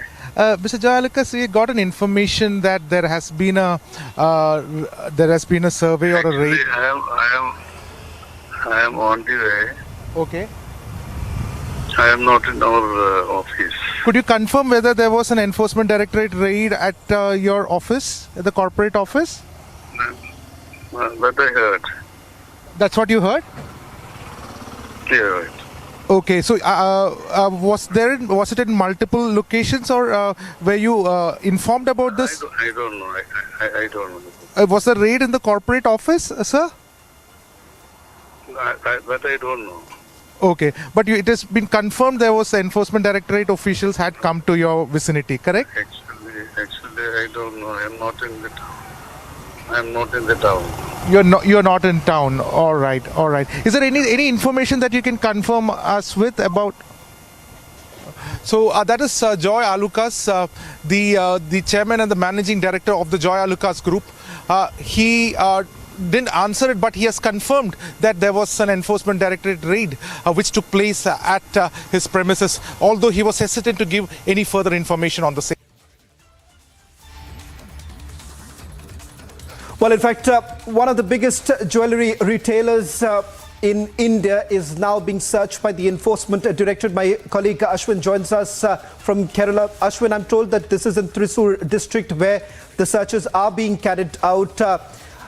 Our sources indicating that this is pertaining to alleged Hawala transactions of roughly about 300 crores. That's the big breaking news now coming in. A quick response from you with regards to what's the latest that you're picking up. You've spoken to the owners. They've now confirmed that the searches are underway, but it's their big mansion. We'll try and put out the picture of the mansion which is largely touted as the Dream Palace. The Dream Palace of Joy Alukas now being searched by the Enforcement Directorate.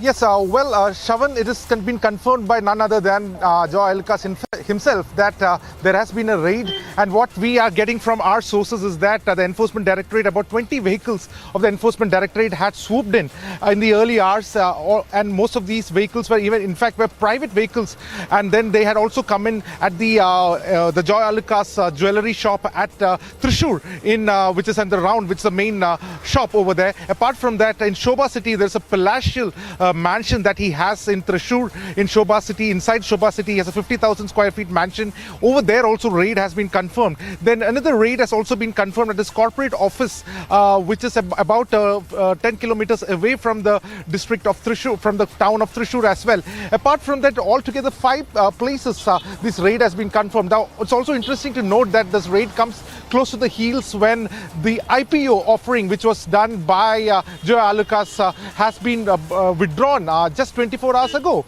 So there was a 2,300 crore IPO offering that the group had done, and that has been withdrawn, and the reason for it has also not been disclosed by the company as well. In fact, it is not the first time this IPO withdrawal has happened. Back in 2011, as the Joy Alucas group had tried for 650 crore IPO offering as well, and that was also withdrawn.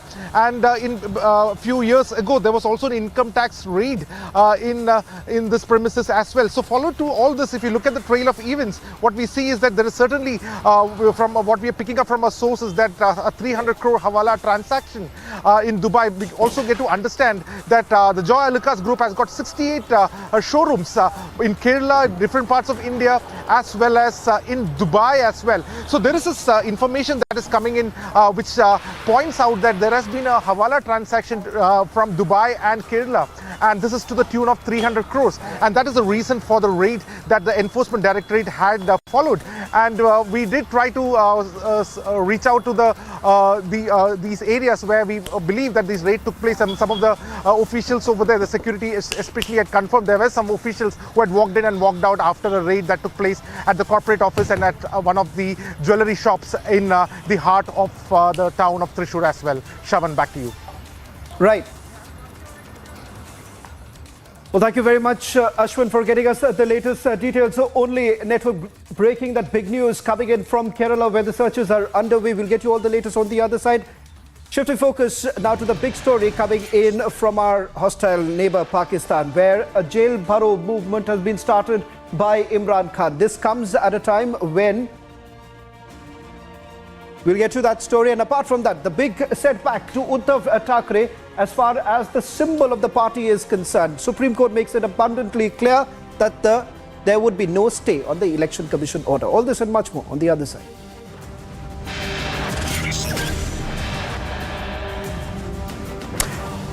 Wada Congress now comes out in the open, says that they will be leading the alliance in 2024. But what's the reaction really coming in from the opposition parties? We'll get you the latest on the other side.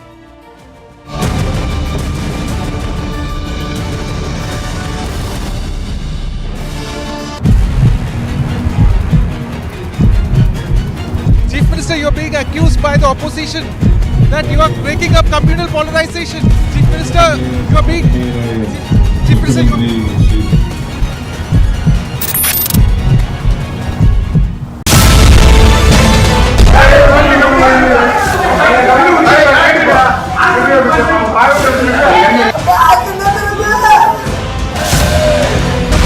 இது நடந்துட்டு அப்புறம் இவங்க சின்ன சாமி எடுத்த உடனே செருப்பு எடுத்து கையில காமிச்சிருக்காருக்கா. I would like to compliment Republic TV, especially from yesterday. You have taken it up in a big way, and thanks to Arnab ji also, who has brought it to the national attention.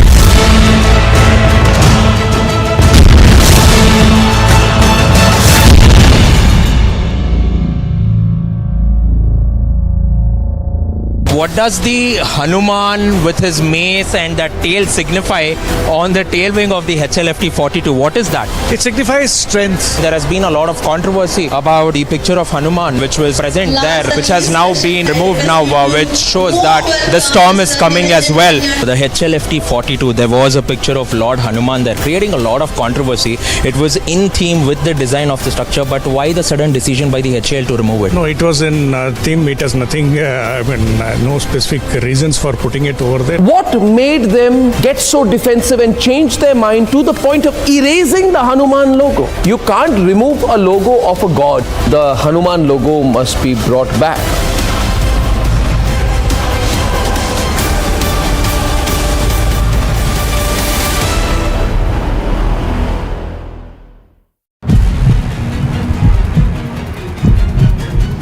Chief Minister, you're being accused by the opposition that you are breaking up communal polarization. Chief Minister, you are being... Chief Minister, you are...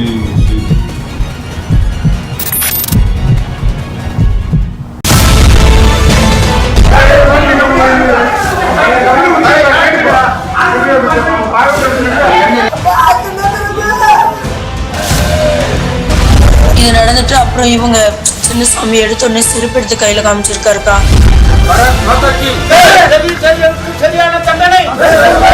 would like to compliment Republic TV, especially from yesterday. You have taken it up in a big way, and thanks to Arnab ji also, who has brought it to the national attention.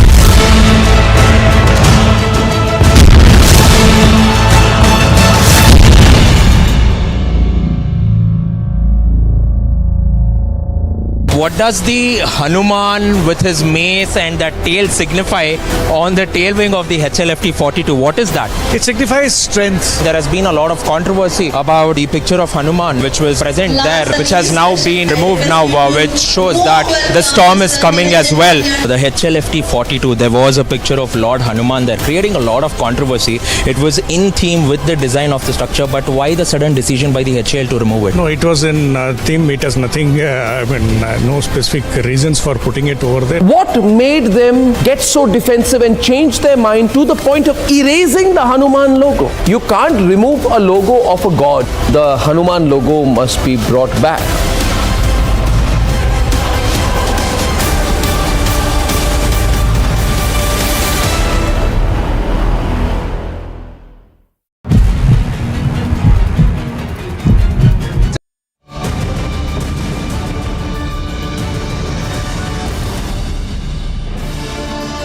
Well, there's a big story now coming in from Pakistan. Let us take you back to 4th of February when Imran Khan announced a jail bharo movement to press the PMLN-led government to hold elections in 2 provinces and stop it from a political victimization. The social media wing of the PTI shared messages throughout the day motivating supporters to become part of what they called phase-wise court arrest drive.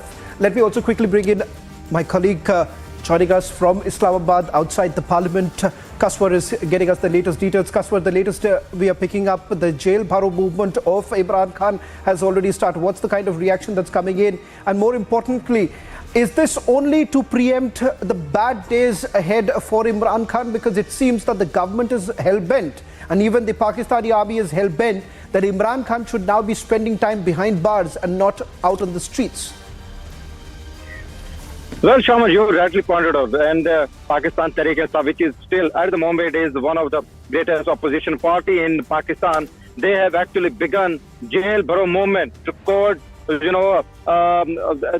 jail bharo movement was actually launched from Lahore, where former Prime Minister Imran Khan is residing.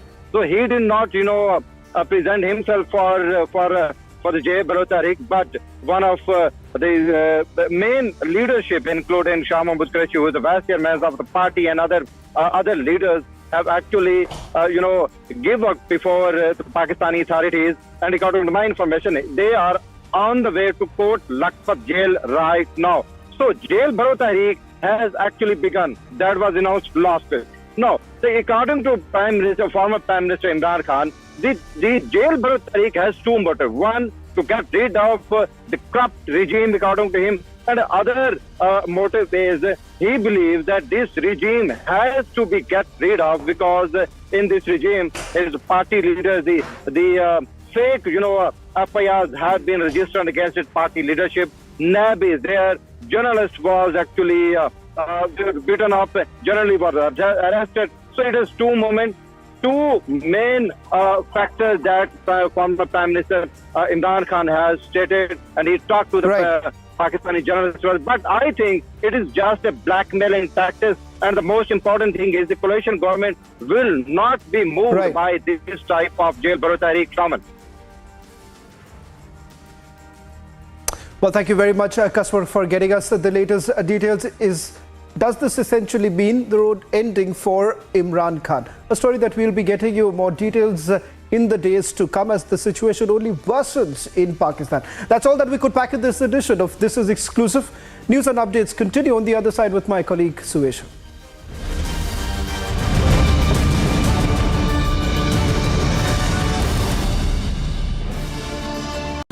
Amity faculty have filed over 1,700 patents. Yet another reason why Amity has been conferred with the National Intellectual Property Award by Government of India for being the top Indian academic institution for patents and commercialization. आग को फैलने से रोकना मुश्किल है, पर नामुमकिन नहीं। अब फायरवॉल टेक्नोलॉजी के साथ सेंचुरी प्लाई क्लब प्राइम आग से बचाए।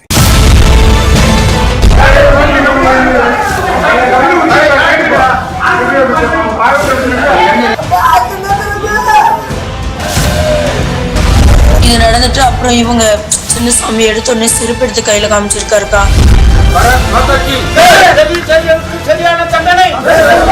I would like to compliment Republic TV, especially from yesterday. You have taken it up in a big way, and thanks to Arnab ji also, who has brought it to the national attention.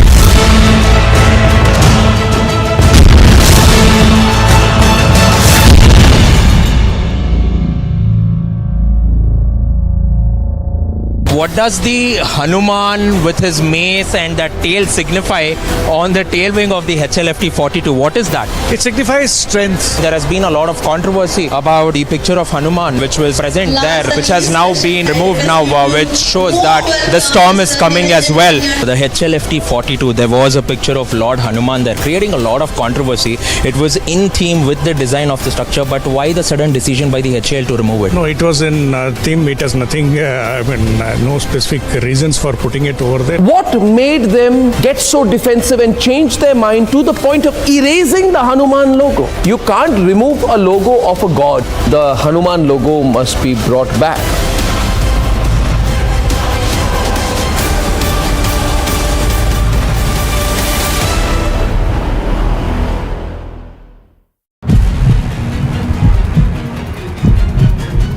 Chief Minister, you're being accused by the opposition that you are breaking up communal polarization. Chief Minister, you're being... Chief Minister, you're...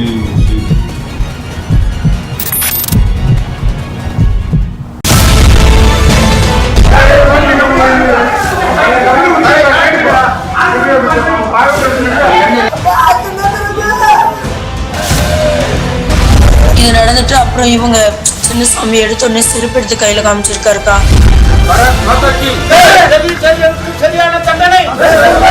I would like to compliment Republic TV, especially from yesterday. You have taken it up in a big way, and thanks to Arnab ji also, who has brought it to the national attention.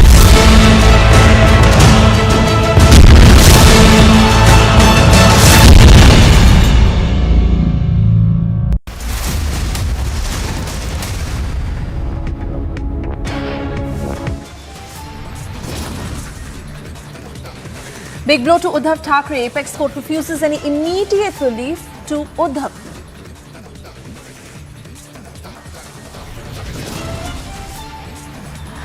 Supreme Court refuses to put any stay on Election Commission's order on Shiv Sena. 2 weeks' time given to respond, but party name and symbol to stay with Eknath Shinde.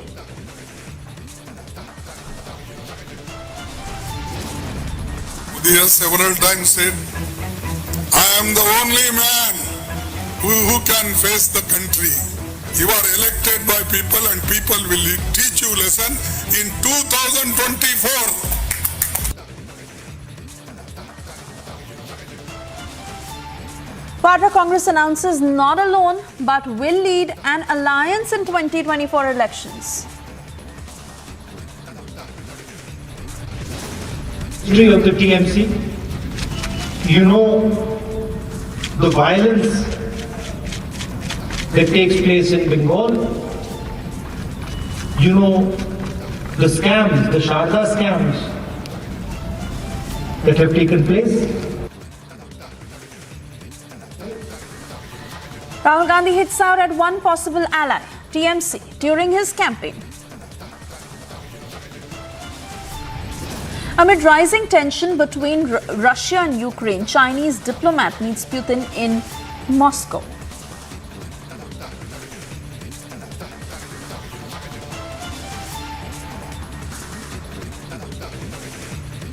Good evening. This is live and breaking at 6:30. I'm Suesha Sawant, and the top story we begin this edition with. The Supreme Court has refused to put a stay on the Election Commission order, refusing any immediate relief to Uddhav Thackeray. The top court has issued a notice and given 2 weeks' time to Shinde and the Election Commission to respond to the matter. Meanwhile, the party name and the symbol will very much stay with Eknath Shinde. This certainly has come as a big blow to Uddhav Thackeray, where, remember, the symbol in no way belongs to him. It continues to stay with Eknath Shinde. In the meanwhile, 2 weeks given for a reply to be filed, and also, we are getting this reaction from Eknath Shinde himself. Let's listen in. Supreme कोर्टाकडे निवडणूक आयोगाच्या निकालावर विरोधी पक्षांनी स्थगिती मागितली होती. ती स्थगिती नाकारलेली आहे. शिवसेना आणि धनुष्यबाण निवडणूक आयोगाने घेतलेला निर्णय कायम ठेवलेला आहे. त्यामुळे आणखी जी काय पुढे सुनावणी होईल त्याच्यावर पुढे निर्णय होईल. परंतु आत्ताच्या परिस्थितीमध्ये जे निवडणूक आयोगाने दिलेला निर्णय शिवसेना पक्ष कुणाचा आणि धनुष्यबाण या बाबतीमध्ये त्यांची याचिका फेटाळलेली आहे. लागू करता येणार नाही असं सुप्रीम कोर्टाकडे निवडणूक आयोगाच्या निकालावर विरोधी पक्षांनी स्थगिती मागितली होती. ती स्थगिती नाकारलेली आहे. शिवसेना आणि धनुष्यबाण निवडणूक आयोगाने घेतलेला निर्णय कायम ठेवलेला आहे.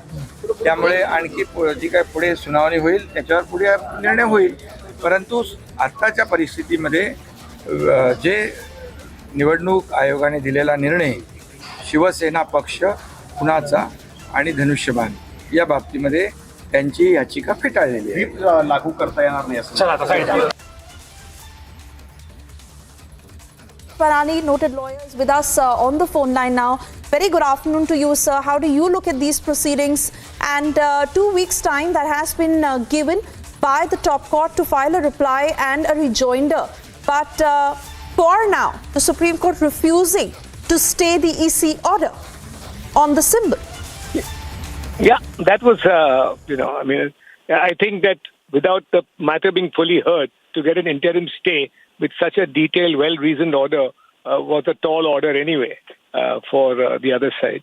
And the Supreme Court has refused to interfere with any of the findings of the Election Commission, and rightly so in my submission.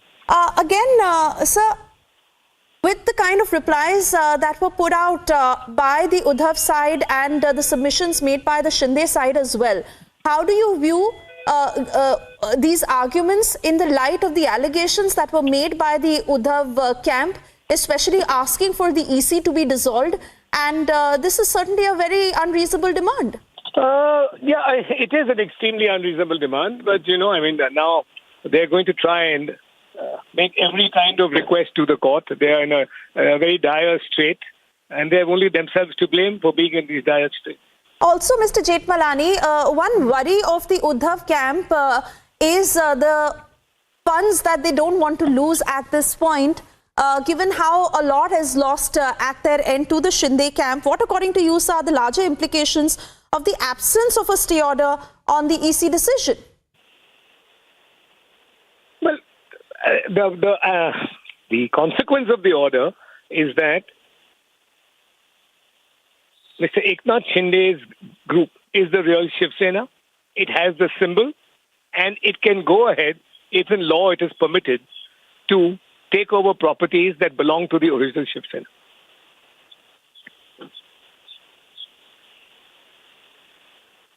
All right.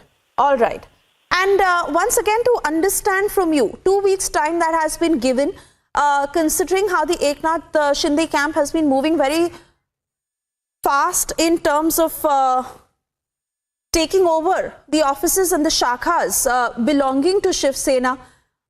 In this time, what can the Uddhav camp do, and how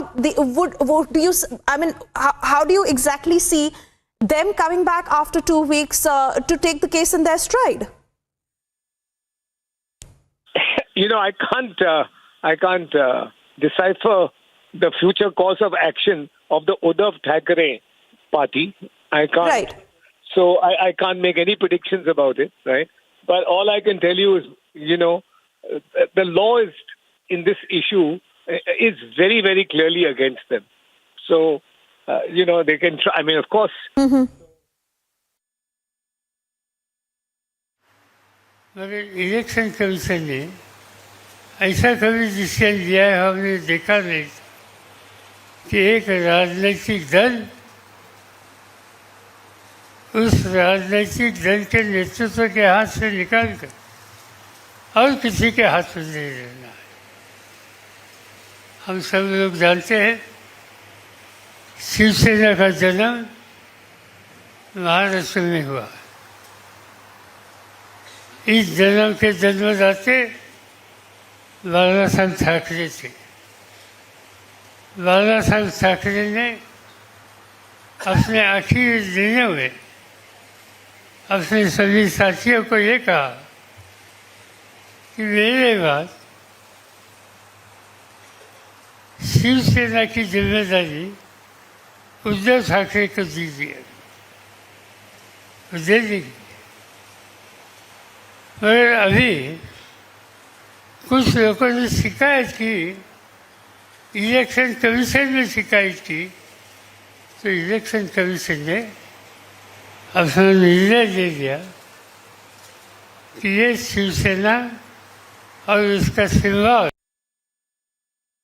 बहुत अच्छी तरह से देखते हैं court जिस तरह से supreme court ने इस चीज़ को एसएलपी को लेके कहा है कि अब जब तक हम एसएलपी सुनते हैं तब तक ये परिस्थिति जो भी स्थिति है उसको इसी तरह से रहने दीजिए, और 2 वीक का टाइम उनको दिया है सामने वालों को, और रिमाइंडर के लिए 1 वीक का हमको दिया है। अब समझते हैं कि एक महीने भर का ये रहेगा, उसके बाद सुप्रीम कोर्ट ज़रूर सुनेगी, और जो लोकतंत्र और प्रजातंत्र जो भी एक सवालिया निशान खड़ा हुआ है उसको देखते हुए एक अच्छा फैसला ज़रूर करेगी। बिल्कुल, लेकिन जिस तरीके से बैंक अकाउंट को लेकर और उस सुप्रीम कोर्ट ने ये कहा है कि इलेक्शन कमीशन ने जो भी ऑर्डर दिया है उस ऑर्डर में कहीं पे भी प्रॉपर्टी हो, बैंक अकाउंट्स हो या कोई भी ऐसी चीज नहीं है besides symbol of the which is the property of the supreme court. तो सिंबल के बारे में उन्होंने दिया हुआ ये फैसला है और उसको लेके कोई तनाव नहीं रहेगा, ये सामने वालों ने भी कहा है।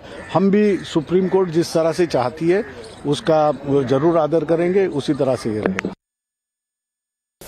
काल आमची राष्ट्रीय कार्यकारिणीची बैठक झाली।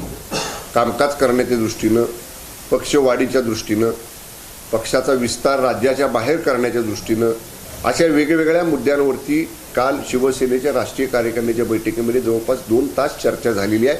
आणि अतिशय म्हणजे पूर्वी वंदनीय बाळासाहेब ठाकरे साहेब असताना शिवसेना प्रमुख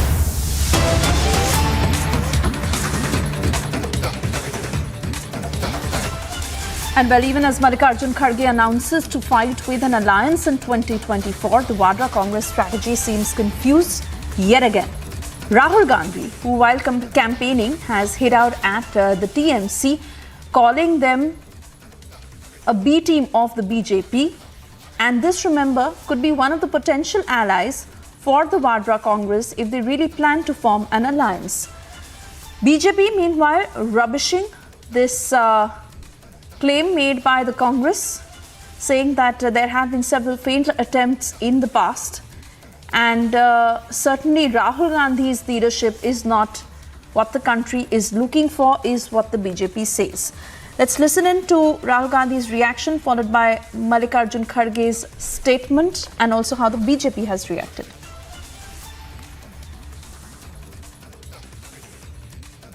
You also know the history of the TMC. You know the violence that takes place in Bengal. You know the scams, the Sharda scams that have taken place. So you're aware of their tradition. They came to Goa, spent huge amounts of money in Goa, and the idea was to help the BJP. And this is exactly the idea in Meghalaya. The idea is to ensure, the TMC's idea in Meghalaya is to ensure that the BJP is strengthened and they come to power.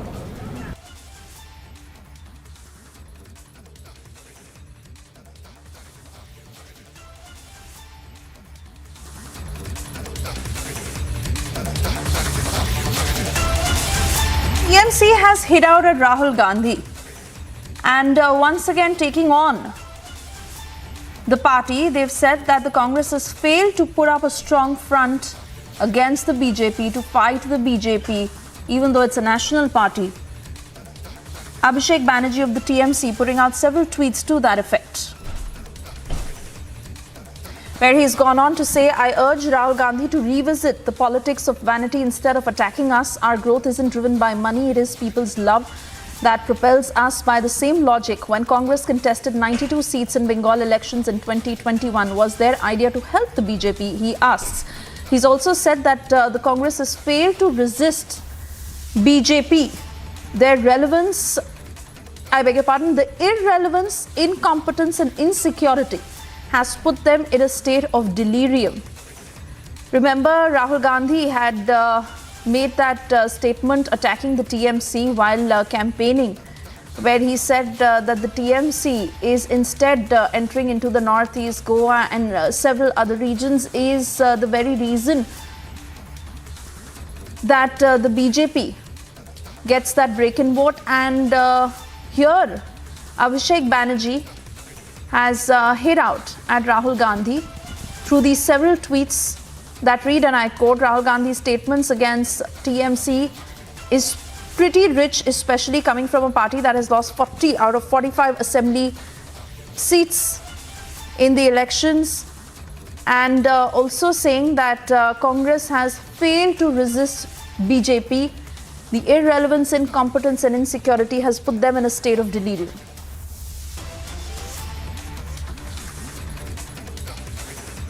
Modi has several times said, I am the only man who can face the country. No other people can touch me.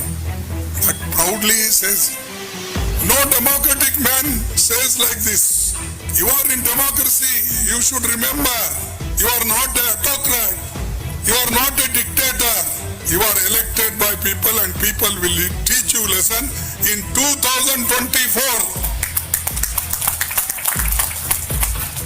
The alliance government will come in center. Congress will lead. We are talking with other parties because otherwise the democracy and constitution will go. Therefore, with every party, now and then, we are calling, we are talking, we are sharing our views how to win 2024. Therefore, the BJP will not get majority. Some people say they will not get majority. All other parties together, of course Congress will lead. We will get the majority. We will follow the constitution. We will follow the democracy. Let 100 Modis or Shah come.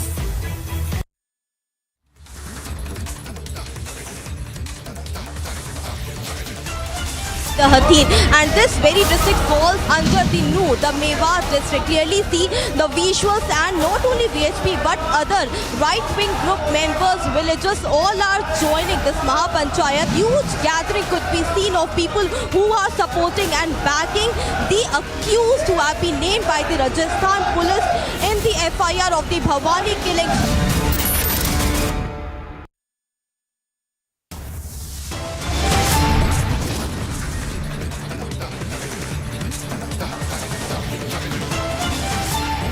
And we are getting you these details on the other side of this short break, as Putin is attending a concert for Russian defender of Fatherland Day.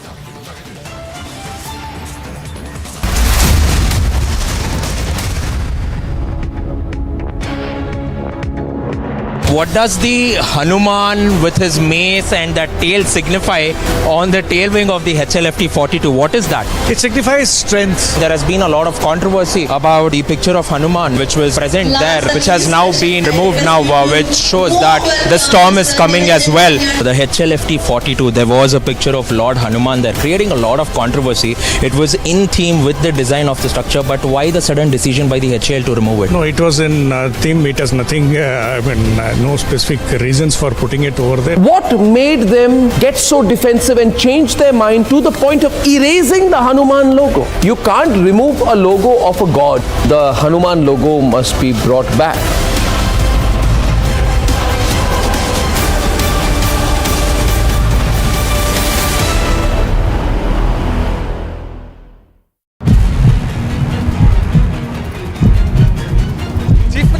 being accused by the opposition that you are breaking up communal polarization.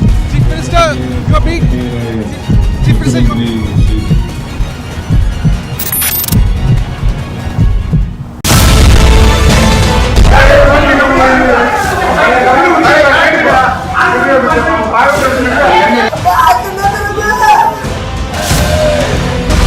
இது நடந்துட்டு அப்புறம் இவங்க சின்ன சாமி எடுத்த உடனே செருப்பு எடுத்து கையில காமிச்சிருக்காருக்கா.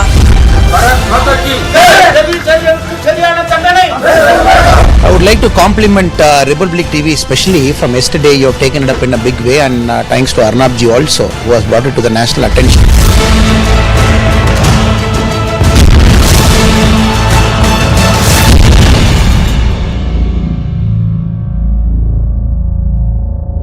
What does the Hanuman with his mace and that tail signify on the tail wing of the HLFT 42? What is that? It signifies strength. There has been a lot of controversy about the picture of Hanuman which was present there, which has now been removed now, which shows that the storm is coming as well. The HLFT 42, there was a picture of Lord Hanuman there, creating a lot of controversy. It was in theme with the design of the structure, but why the sudden decision by the HL to remove it? No, it was in theme. It has nothing, no specific reasons for putting it over there. What made them get so defensive and change their mind to the point of erasing the Hanuman logo? You can't remove a logo of a god. The Hanuman logo must be brought back.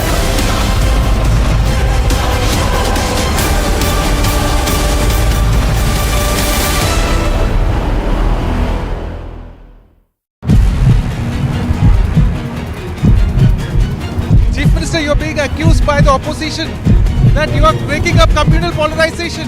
Chief Minister, you are being... Chief Minister, you are...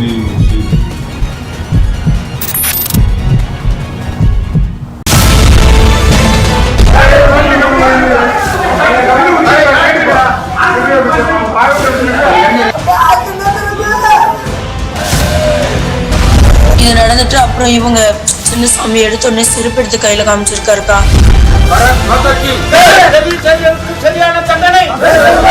I would like to compliment Republic TV, especially from yesterday. You have taken it up in a big way, and thanks to Arnab ji also, who has brought it to the national attention.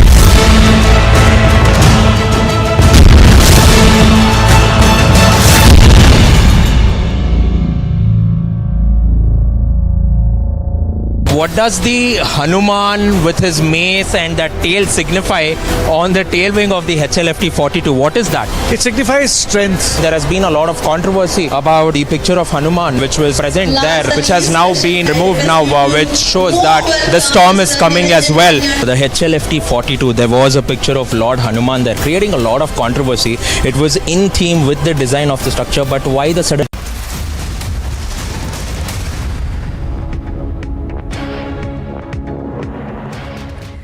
Thank you for staying with Republic. And while Russia and China showcase their deepening ties in a series of meetings, closely watched for signs that Beijing might offer stronger support to the Kremlin for its war in Ukraine.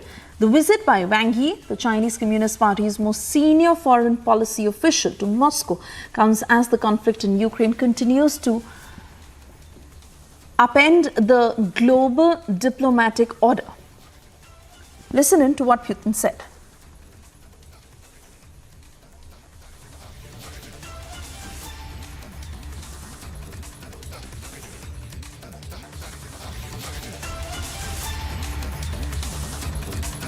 Прежде всего, хотел бы воспользоваться случаем, тем, что вы находитесь у нас, и в начале беседы передать самые наилучшие пожелания нашему, моему другу, председателю КНР, товарищу Си Цзиньпину. Мы знаем, что в Китае прошли очень важные мероприятия внутриполитические, которые, безусловно, способствуют укреплению страны, создают условия для ее поступательного развития в соответствии с планами Коммунистической партии Китая. В этой связи хотел бы отметить, что российско-китайские отношения развиваются так, как мы и планировали в предыдущие годы. Все идет поступательно, развивается. Мы достигаем новых рубежей. 当前国际形势确实严峻复杂，但是中俄关系历经国际风云的考验，成熟坚韧，稳如泰山。危机和乱象虽然时常出现在我们的面前，但是危中有机，危可转机。 Showing you the visuals from the Mahapanchayat which has been called in the Hathin, and this very district falls under the Noor, the Mewat district. Clearly see the visuals, and not only VHP but other right-wing group members, villagers, all are joining this Mahapanchayat. Huge gathering could be seen of people who are supporting and backing the accused who have been named by the Rajasthan police in the FIR of the Bhavani killing.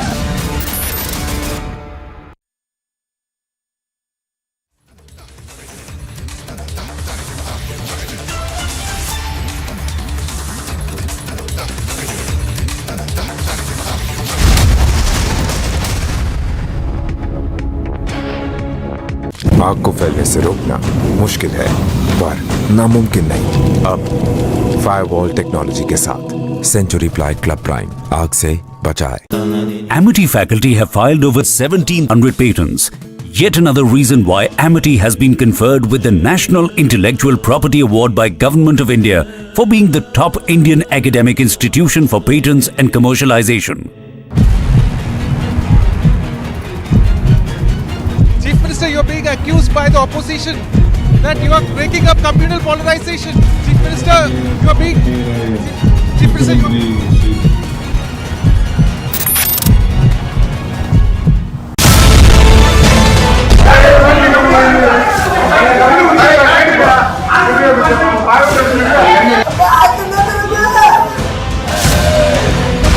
இது நடந்துட்டு அப்புறம் இவங்க சின்ன சாமி எடுத்த உடனே செருப்பு எடுத்து கையில காமிச்சிருக்காருக்கா.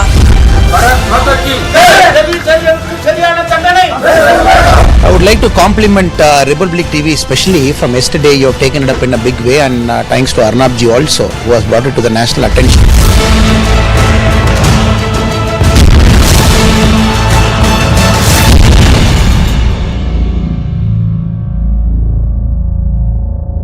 What does the Hanuman with his mace and that tail signify on the tail wing of the HLFT 42? What is that? It signifies strength. There has been a lot of controversy about the picture of Hanuman which was present there, which has now been removed now, which shows that the storm is coming as well. The HLFT 42, there was a picture of Lord Hanuman there, creating a lot of controversy.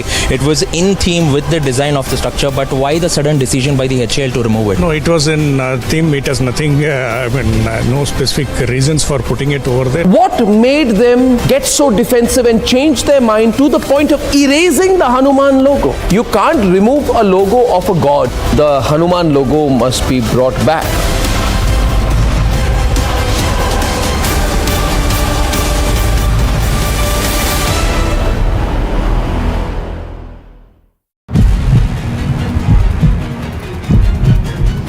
Chief Minister, you're being accused by the opposition that you are breaking up communal polarization. Chief Minister, you are being... Chief Minister, you are...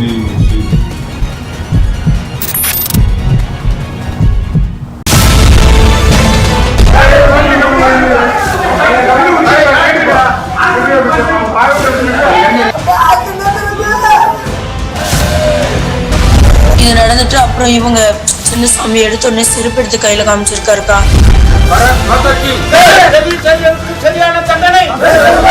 I would like to compliment Republic TV, especially from yesterday. You have taken it up in a big way, and thanks to Arnab ji also, who has brought it to the national attention.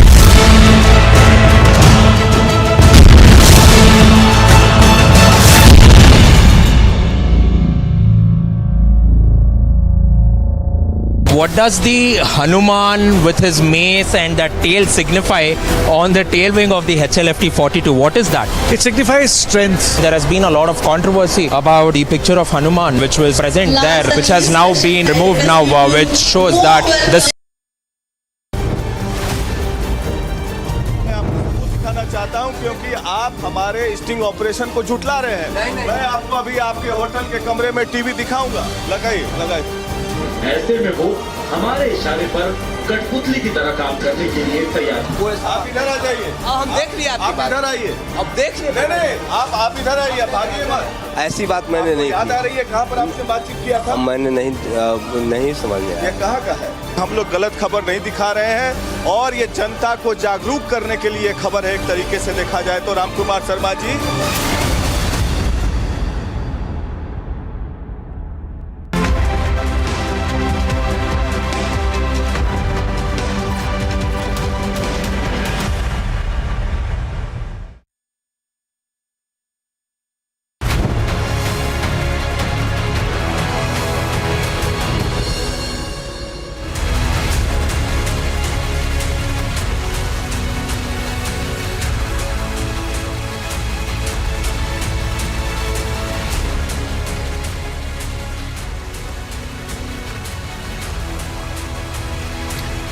Well, good evening, friends. In this 7 p.m. edition of Biggest Story Tonight, this Wednesday, we bring to you most important stories of the day and the ones that matter.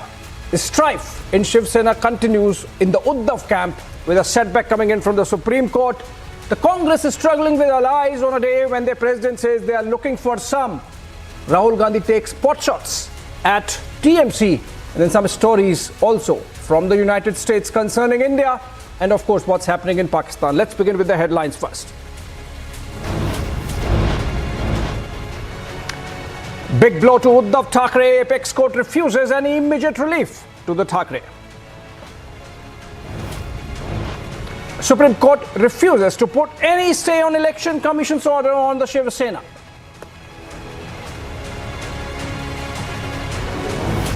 Two weeks' time given to respond, but party name and symbol to stay with Eknath Shinde. The Vadra Congress announces not alone, but will lead an alliance in 2024 general elections. And then Rahul Gandhi hits out at one possible ally, the Trinamool, during his campaign in Northeast. Major controversy over anti-caste discriminational law passed in Seattle Municipal Council, and that's going to be our story to begin with.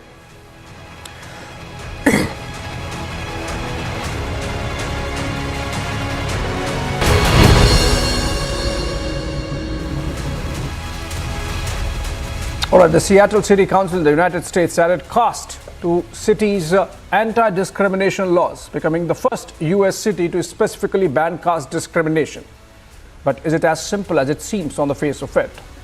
A Hindu group in the United States, Hindu Action, has raised objection by stating that this law or this resolution is pushed by pro-Maoist Shama Sawant, and the law aims to target Indian diaspora further. Let's try to understand what kind of caste discrimination, if any, happens in the United States, and what are the objectives behind those who pursued this resolution and got it passed in Seattle. In fact, it's trending, becoming international news, even agencies like Reuters picking it up, perhaps indicating towards an intention to get focus on a subject like caste discrimination in Hindu society. I'm told we are joined by Utsav from the United States. Utsav, if you are getting me. Yeah. You spearhead the Hindu Action Group, which has taken objection to this Seattle resolution. Please tell us the background, why the Seattle municipal body has even bothered to listen to Shama Sawant. Is she that important? And if yes, what is the background? Why caste discrimination becoming an issue in the United States in the first place? So caste discrimination is not actually an issue in the United States. And this has been proven by a survey by Carnegie Endowment for International Peace, University of Pennsylvania, and Johns Hopkins University, all independent scientific survey, that says that caste is actually the lowest reason for identification and discrimination in the United States amongst the South Asian communities. So it is not actually a reason. But the reason why this has been brought is because Shama Sawant is trying to fish in troubled waters and create and bring fault lines from the Indian subcontinent into the American society, because that will force Indian Americans to identify themselves by caste. So even though this whole resolution is being presented as an anti-caste resolution, it is quite the opposite. It actually will force Indian Americans to start looking at their caste and therefore bringing the divide into the American society here. So it is actually meant to do exactly the opposite of what it says. Let's try to understand. I think you're not getting me. Utsav, listen. Let's try to understand. Just because race discrimination, racism might be a little more in the United States society does not mean there is no caste discrimination. There might be some element of it, might not be that pronounced. Because you quoted two studies which say that caste discrimination is less vis-a-vis others. Obviously, it could be less because the Indians are less in number. The issue is, you are suggesting that this is being done with the ulterior motive of getting focus on a subject which has consequences for India's image, how India is perceived in the United States. Is that so? Yes. First of all, the survey was only done amongst Indian Americans. So that, that's why it is scientific in that way. But the goal here is to actually force Indian Americans to be identified specifically on the basis of caste, thereby actually adding a layer of discrimination in America. Because the American laws already address all forms of discrimination. You don't need to add caste into it because they are already all encompassing in their redressal.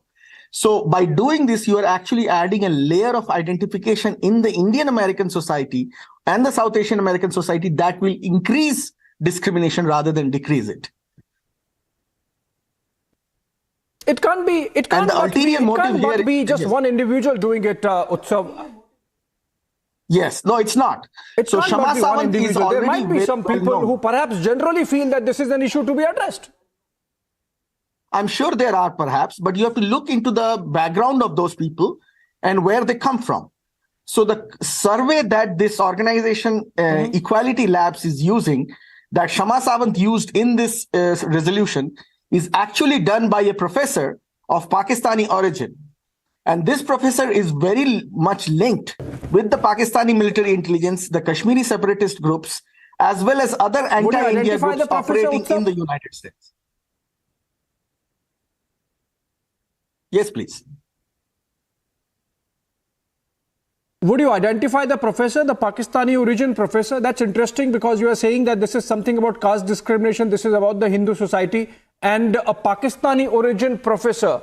So ostensibly from the majority religion in Pakistan, that professor conducted the study and survey, and based on that survey, the Seattle Council has passed this resolution? That's correct. That's absolutely correct. And that survey has already been debunked.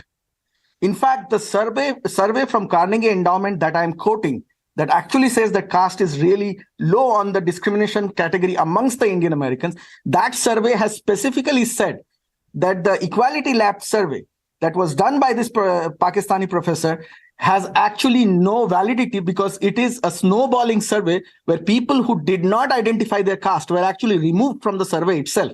So it's a non-scientific survey that is being quoted. It has been proved in 2020 itself. But despite that, Shama Sawant why you have not done anything to stop the resolution from getting passed? What are the other Indian American community members doing? Because this might have been in the making for a while. This might not have happened over 48 hours overnight. Did you act beforehand to do something about this? Yes. So there has been thousands of emails that have gone to the Seattle City Council. But the way because Shama Sawant herself is one of the council members. Therefore, it is much more easier for her to bring this resolution. You have to remember, the same individual had brought a resolution on Jammu and Kashmir against India. And also the same person brought a resolution on NRC and CAA against India in Seattle City Council, in the same council.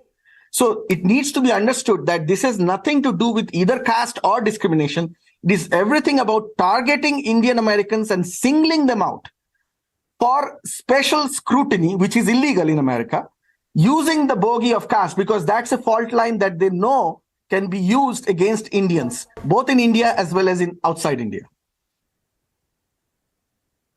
Okay, tell me what is the impact of this resolution in Seattle? What happens now? Does the Indian community now, individual Indian Americans there have to identify their caste in forms, or for example, whenever they apply for something? What is the impact of this resolution on the community? So as of now, the resolution will only impact the city of Seattle, which is just a very small city. But it sets a very bad precedence because now any person of Indian origin, they may not even know what their caste is because most of the people, second and third generation Indians in America, don't even know what caste they come from. Now they will be forced to identify what their caste is, number one, and they will be scrutinized on the basis of that identification, which is illegal because now you will suddenly find that a Satya Nadella or a Parag Agarwal will have to answer questions about their caste before they are appointed to the position of CEO or a director of a company. That is illegal, and that sets a very, very bad precedence in Seattle City. All right, that sounds a little dangerous if it's going to happen there in the United States. Hope the authorities take note and perhaps the Indian community there can galvanize. If these are going to be the consequences of this action, then, galvanize and mobilize at a level where this does not happen. Utsav, thank you so much for joining us from the United States on this very important story which concerns India's perception and how India is seen outside of the country.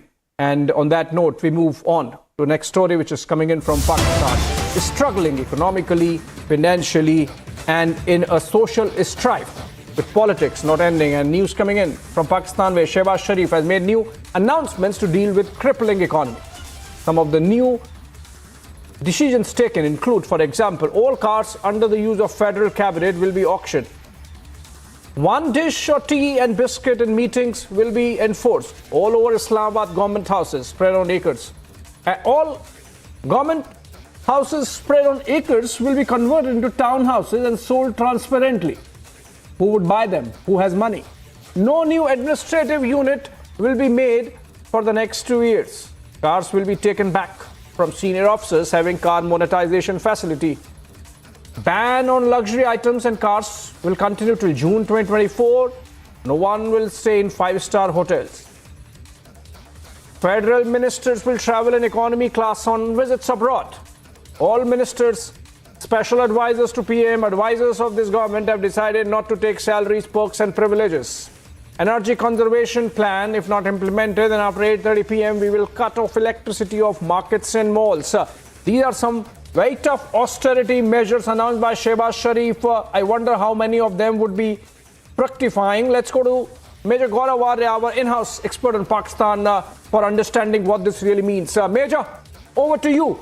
Tough, on the face of it, they look like tough austerity measures being announced by the Pakistani government and the Prime Minister there, Shehbaz Sharif. But do you think the Pakistanis can really take that? Ministers, for example, traveling in economy class, all government houses to be auctioned and sold. Who has the money to really buy them? Cars to be taken away from officers. I'm told on commissioning, a Pakistan army officer gets a fancy car. You think they would be willing to give up all these perks and privileges just because they want Pakistan to really come out of this economic mess? Abhishek, thank you for that question, and I'll just tell you one thing. Shehbaz Sharif can say whatever he wants to say. It applies on the government. It does not apply to their armed forces. Let's be very clear. The IMF had requested Pakistan. In fact, they wanted Pakistan to reveal the incomes and all the effects of from all the officers from 17 grade to 22 grade. 22 grade is Chief of Army Staff. And they simply said no. The army simply said no. He's nothing doing. They're not revealing anything. And then they almost passed a rule. I don't think they've passed the law yet, but they were talking about how the judiciary and the army can be exempt. So obviously, when he passes such sweeping orders, it's not going to apply to certain sections of society, the most powerful sections of society. Now, maybe Shehbaz Sharif will say that I will travel economy, for example. But do you really think that General Asim Munir, Chief of Army Staff, is going to travel economy? No, because they have their special aircraft. They don't travel commercial. They have these special jets. So, yes, these are very severe austerity measures, but these measures, Abhishek, are essentially because Pakistan has overspent for decades and decades now, and the chickens are coming home to roost. I don't know how far this will be successful. I seriously doubt it. These are, I think, more to announce to the world. Right? They're more to announce to the world that, this is what Pakistan is doing. Yeah. This is the typical... You have said it. Typical kind of talk that Pakistan indulges in, Abhishek.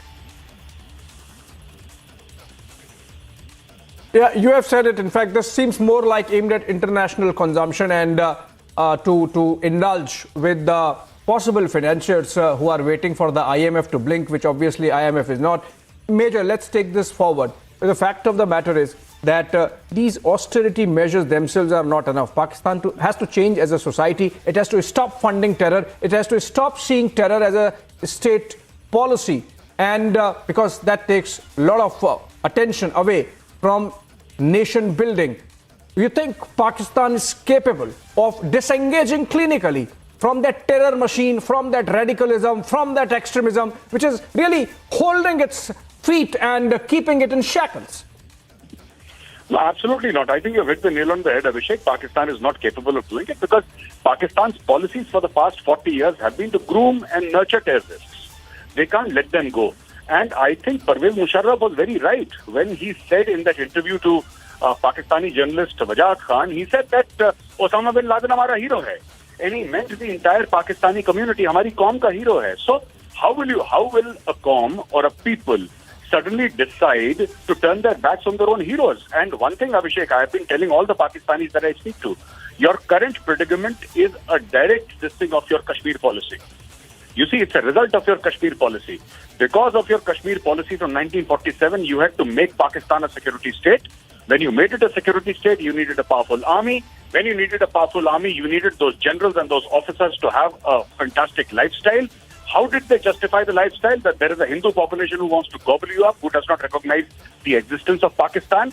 So all the ducks were in a line and they started shooting. This is what Pakistan has done. Threatened their own people, saying that you will no longer have Pakistan because India does not recognize you. Hence, you need an army. Hence, the general needs to have a new Mercedes every year. So this is how Pakistan has been structured all through. And they have been thieving and stealing from their own people for 75 years. And telling them that, India will fire nuclear weapons on you. They'll kill you. They want to gobble up your country. And this is how they have scared an entire people. And they've radicalized an entire people. Sometimes in the name of India, sometimes in the name of Afghanistan, sometimes in the name of Israel. And the chickens are coming on the roost, Abhishek. It's that simple. You see, it is their Kashmir policy, their national security policy, which is why they're saying that. And it's not going to stop here. It's not about economy class. I'm telling you, 3 months down the line, this Shehbaz Sharif, if he lasts as Prime Minister, he's going to tell the people of Pakistan and his cabinet ministers, start walking to office because there is no fuel in the country. Start walking. Major, we have had our ministers, cycling to Parliament, for example, using green cars, and we in fact even had a minister, walking barefoot. That kind of simplicity we have followed for ages. In fact, just before I let you go, Major, I'm told Kasper is joining us live from Islamabad. I'm told that a Pakistan army officer, when he or she gets commissioned, more he than she, they get a fancy car. What car did you get, Major, when you got commissioned in the Indian Army?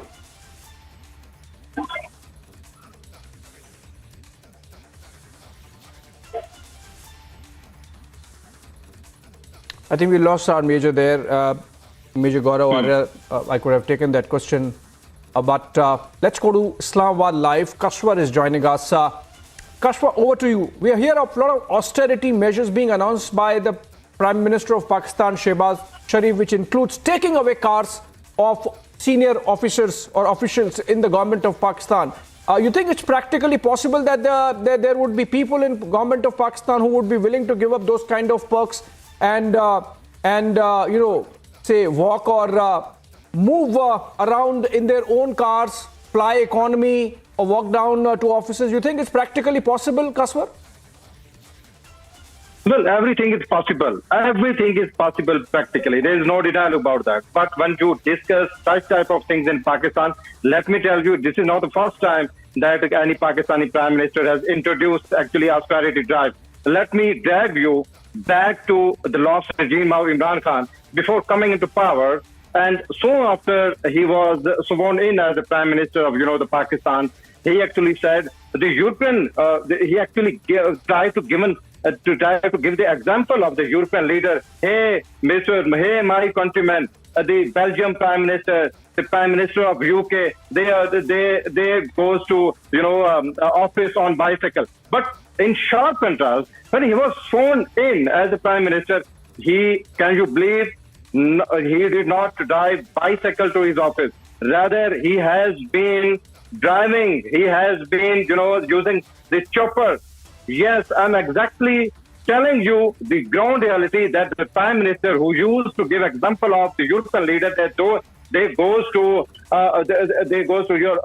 their office on the cycle. This Prime Minister, we have seen in the past, Pakistani Prime Minister used to fly from his residence to his office by chopper, and hardly it was just 7-minute drive from his lavish residence in Banigala to Prime Minister office. Now tell me, you have asked me a question that Mr. Klasa, is this possible, practically possible? Yes, this is possible, but you have to become role model for the nation. First, you have to apply the rule on yourself. We have seen a Prime Minister who used to give example of the European leaders. They goes to office on bicycle. When he was sworn in, he was seen flying by the chopper. So tell me, would the millions of Pakistani people believe in this type of strategy drive? That's the reason, Akaswar. That's the reason. So that is why. Let me answer you in a one-liner. Now, actually, I'm giving you the answer to your question. That is not possible in Pakistan. Until the Prime Minister, the cabinet member would apply these rules on themselves. This is not possible in Pakistan. I'm telling you from ground zero.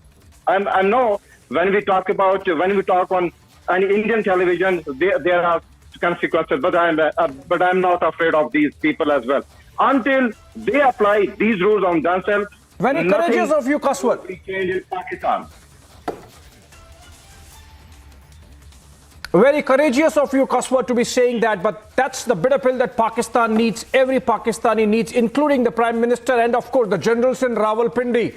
If Pakistan really has to survive as a nation, all the best to you. Thank you so much for joining us from Islamabad. On that note, we'll take a short break. On the other side, we bring to you a British woman whose UK citizenship was revoked after she traveled to Syria, joined the Islamic State. Be right back.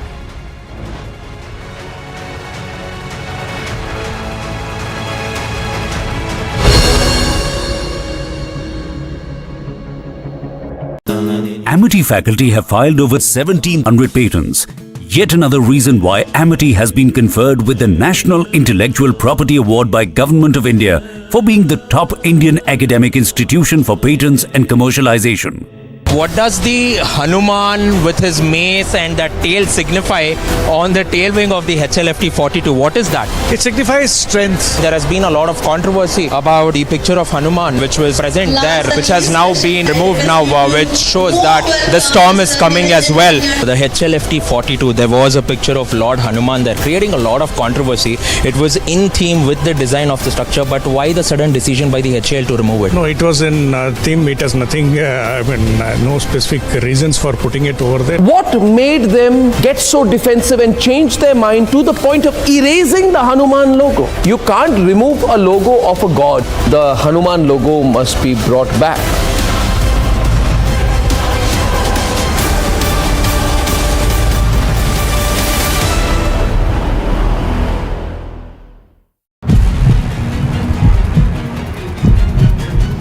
Chief Minister, you're being accused by the opposition that you are breaking up communal polarization. Chief Minister, you are being... Chief Minister, you are...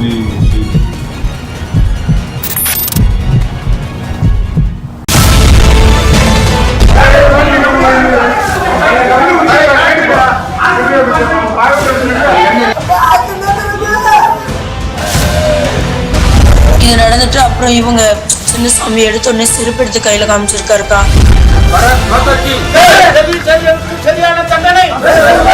I would like to compliment Republic TV, especially from yesterday. You have taken it up in a big way, and thanks to Arnab ji also, who has brought it to the national attention.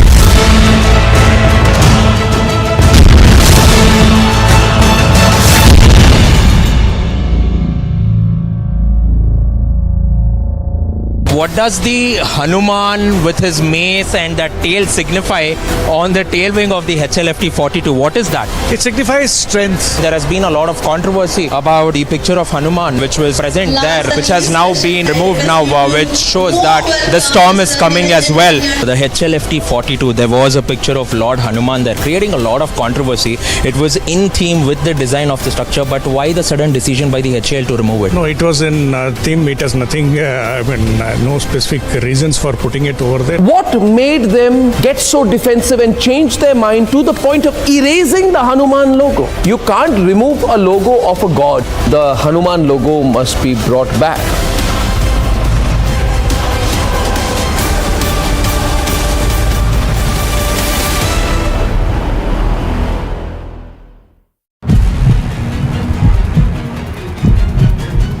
Chief Minister, you're being accused by the opposition that you are breaking up communal polarization. Chief Minister, you're being... Chief Minister, you're...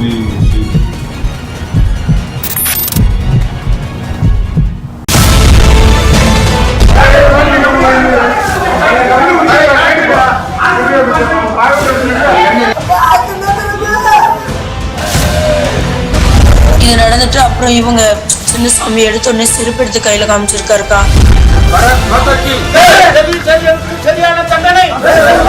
I would like to compliment Republic TV, especially from yesterday. You have taken it up in a big way, and thanks to Arnab ji also, who has brought it to the national attention.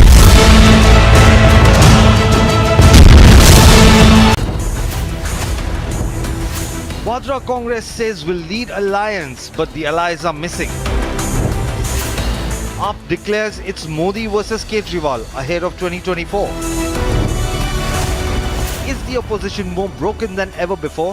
Debating tonight at 9 p.m.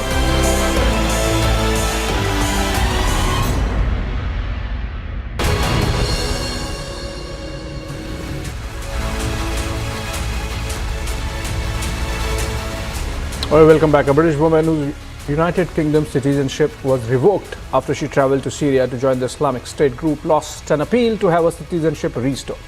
Shamima Begum, now 23, was 15 years old when she and two other girls from London joined the extremist group in February 2015. Authorities withdrew her British passport on national security grounds soon after. She was found in a Syria refugee camp in 2019. Her lawyers had argued that the decision was premeditated and prejudged without evidence, and that the authorities did not take into account the possibility of Shamima having been a victim of child trafficking.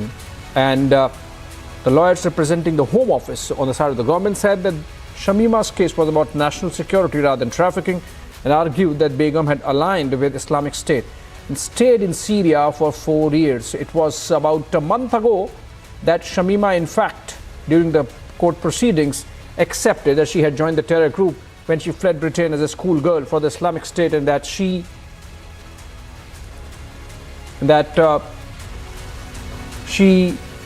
understands that there are issues with authorities which need to be sorted out.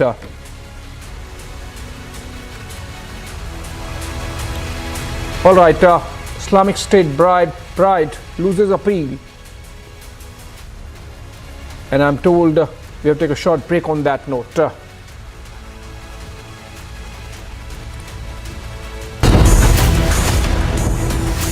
Uddhav loses again. No stay on the EC order yet. The Supreme Court refuses to block Sena symbol with Shinde. Political face-off over Shiv Sena symbol. Debating tonight at 10 p.m.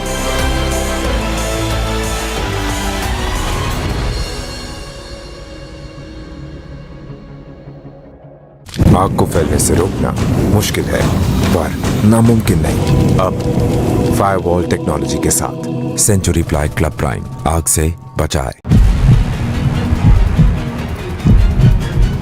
Chief Minister, you're being accused by the opposition that you are breaking up communal polarization. Chief Minister, you're being... Chief Minister, you're...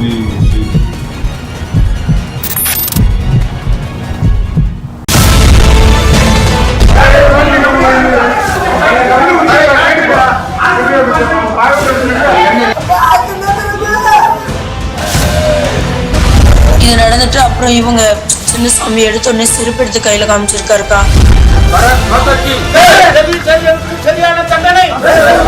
I would like to compliment Republic TV, especially from yesterday. You have taken it up in a big way, and thanks to Arnab ji also, who has brought it to the national attention.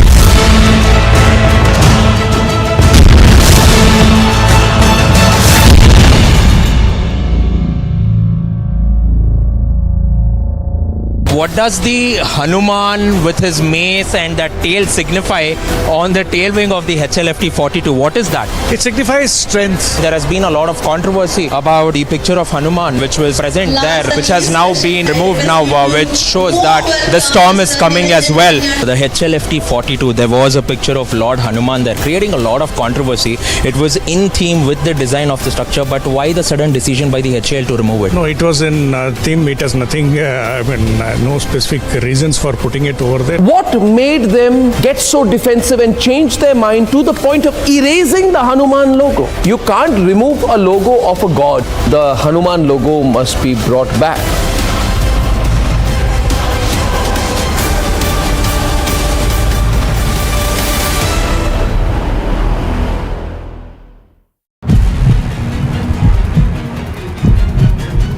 Chief Minister, you're being accused by the opposition that you are breaking up communal polarization. Chief Minister, you are being... Chief Minister, you are...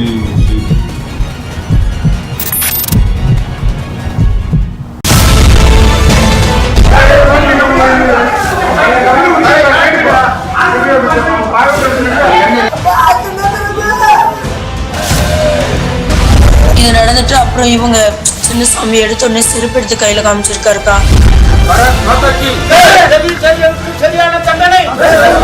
I would like to compliment Republic TV, especially from yesterday. You have taken it up in a big way, and thanks to Arnab ji also, who has brought it to the national attention.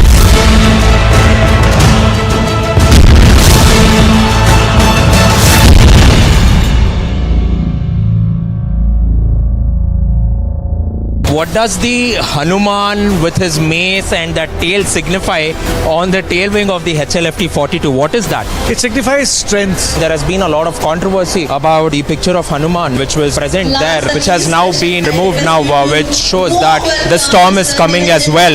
The HLFT 42, there was a picture of Lord Hanuman there, creating a lot of controversy.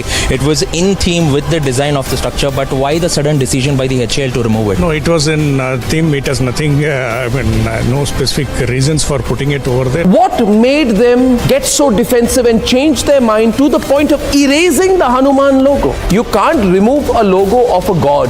The Hanuman logo must be brought back. George Soros comes out of the dark.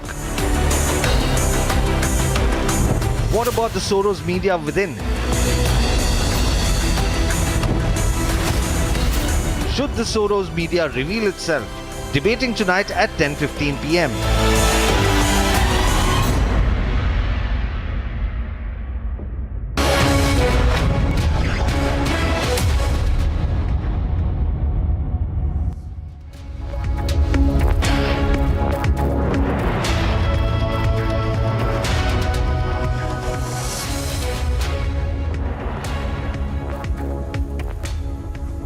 It's yet another blow to Uddhav camp as Supreme Court has refused to stay Election Commission's order, while Top Court clarified that Uddhav Thackeray camp can pursue other remedies of law.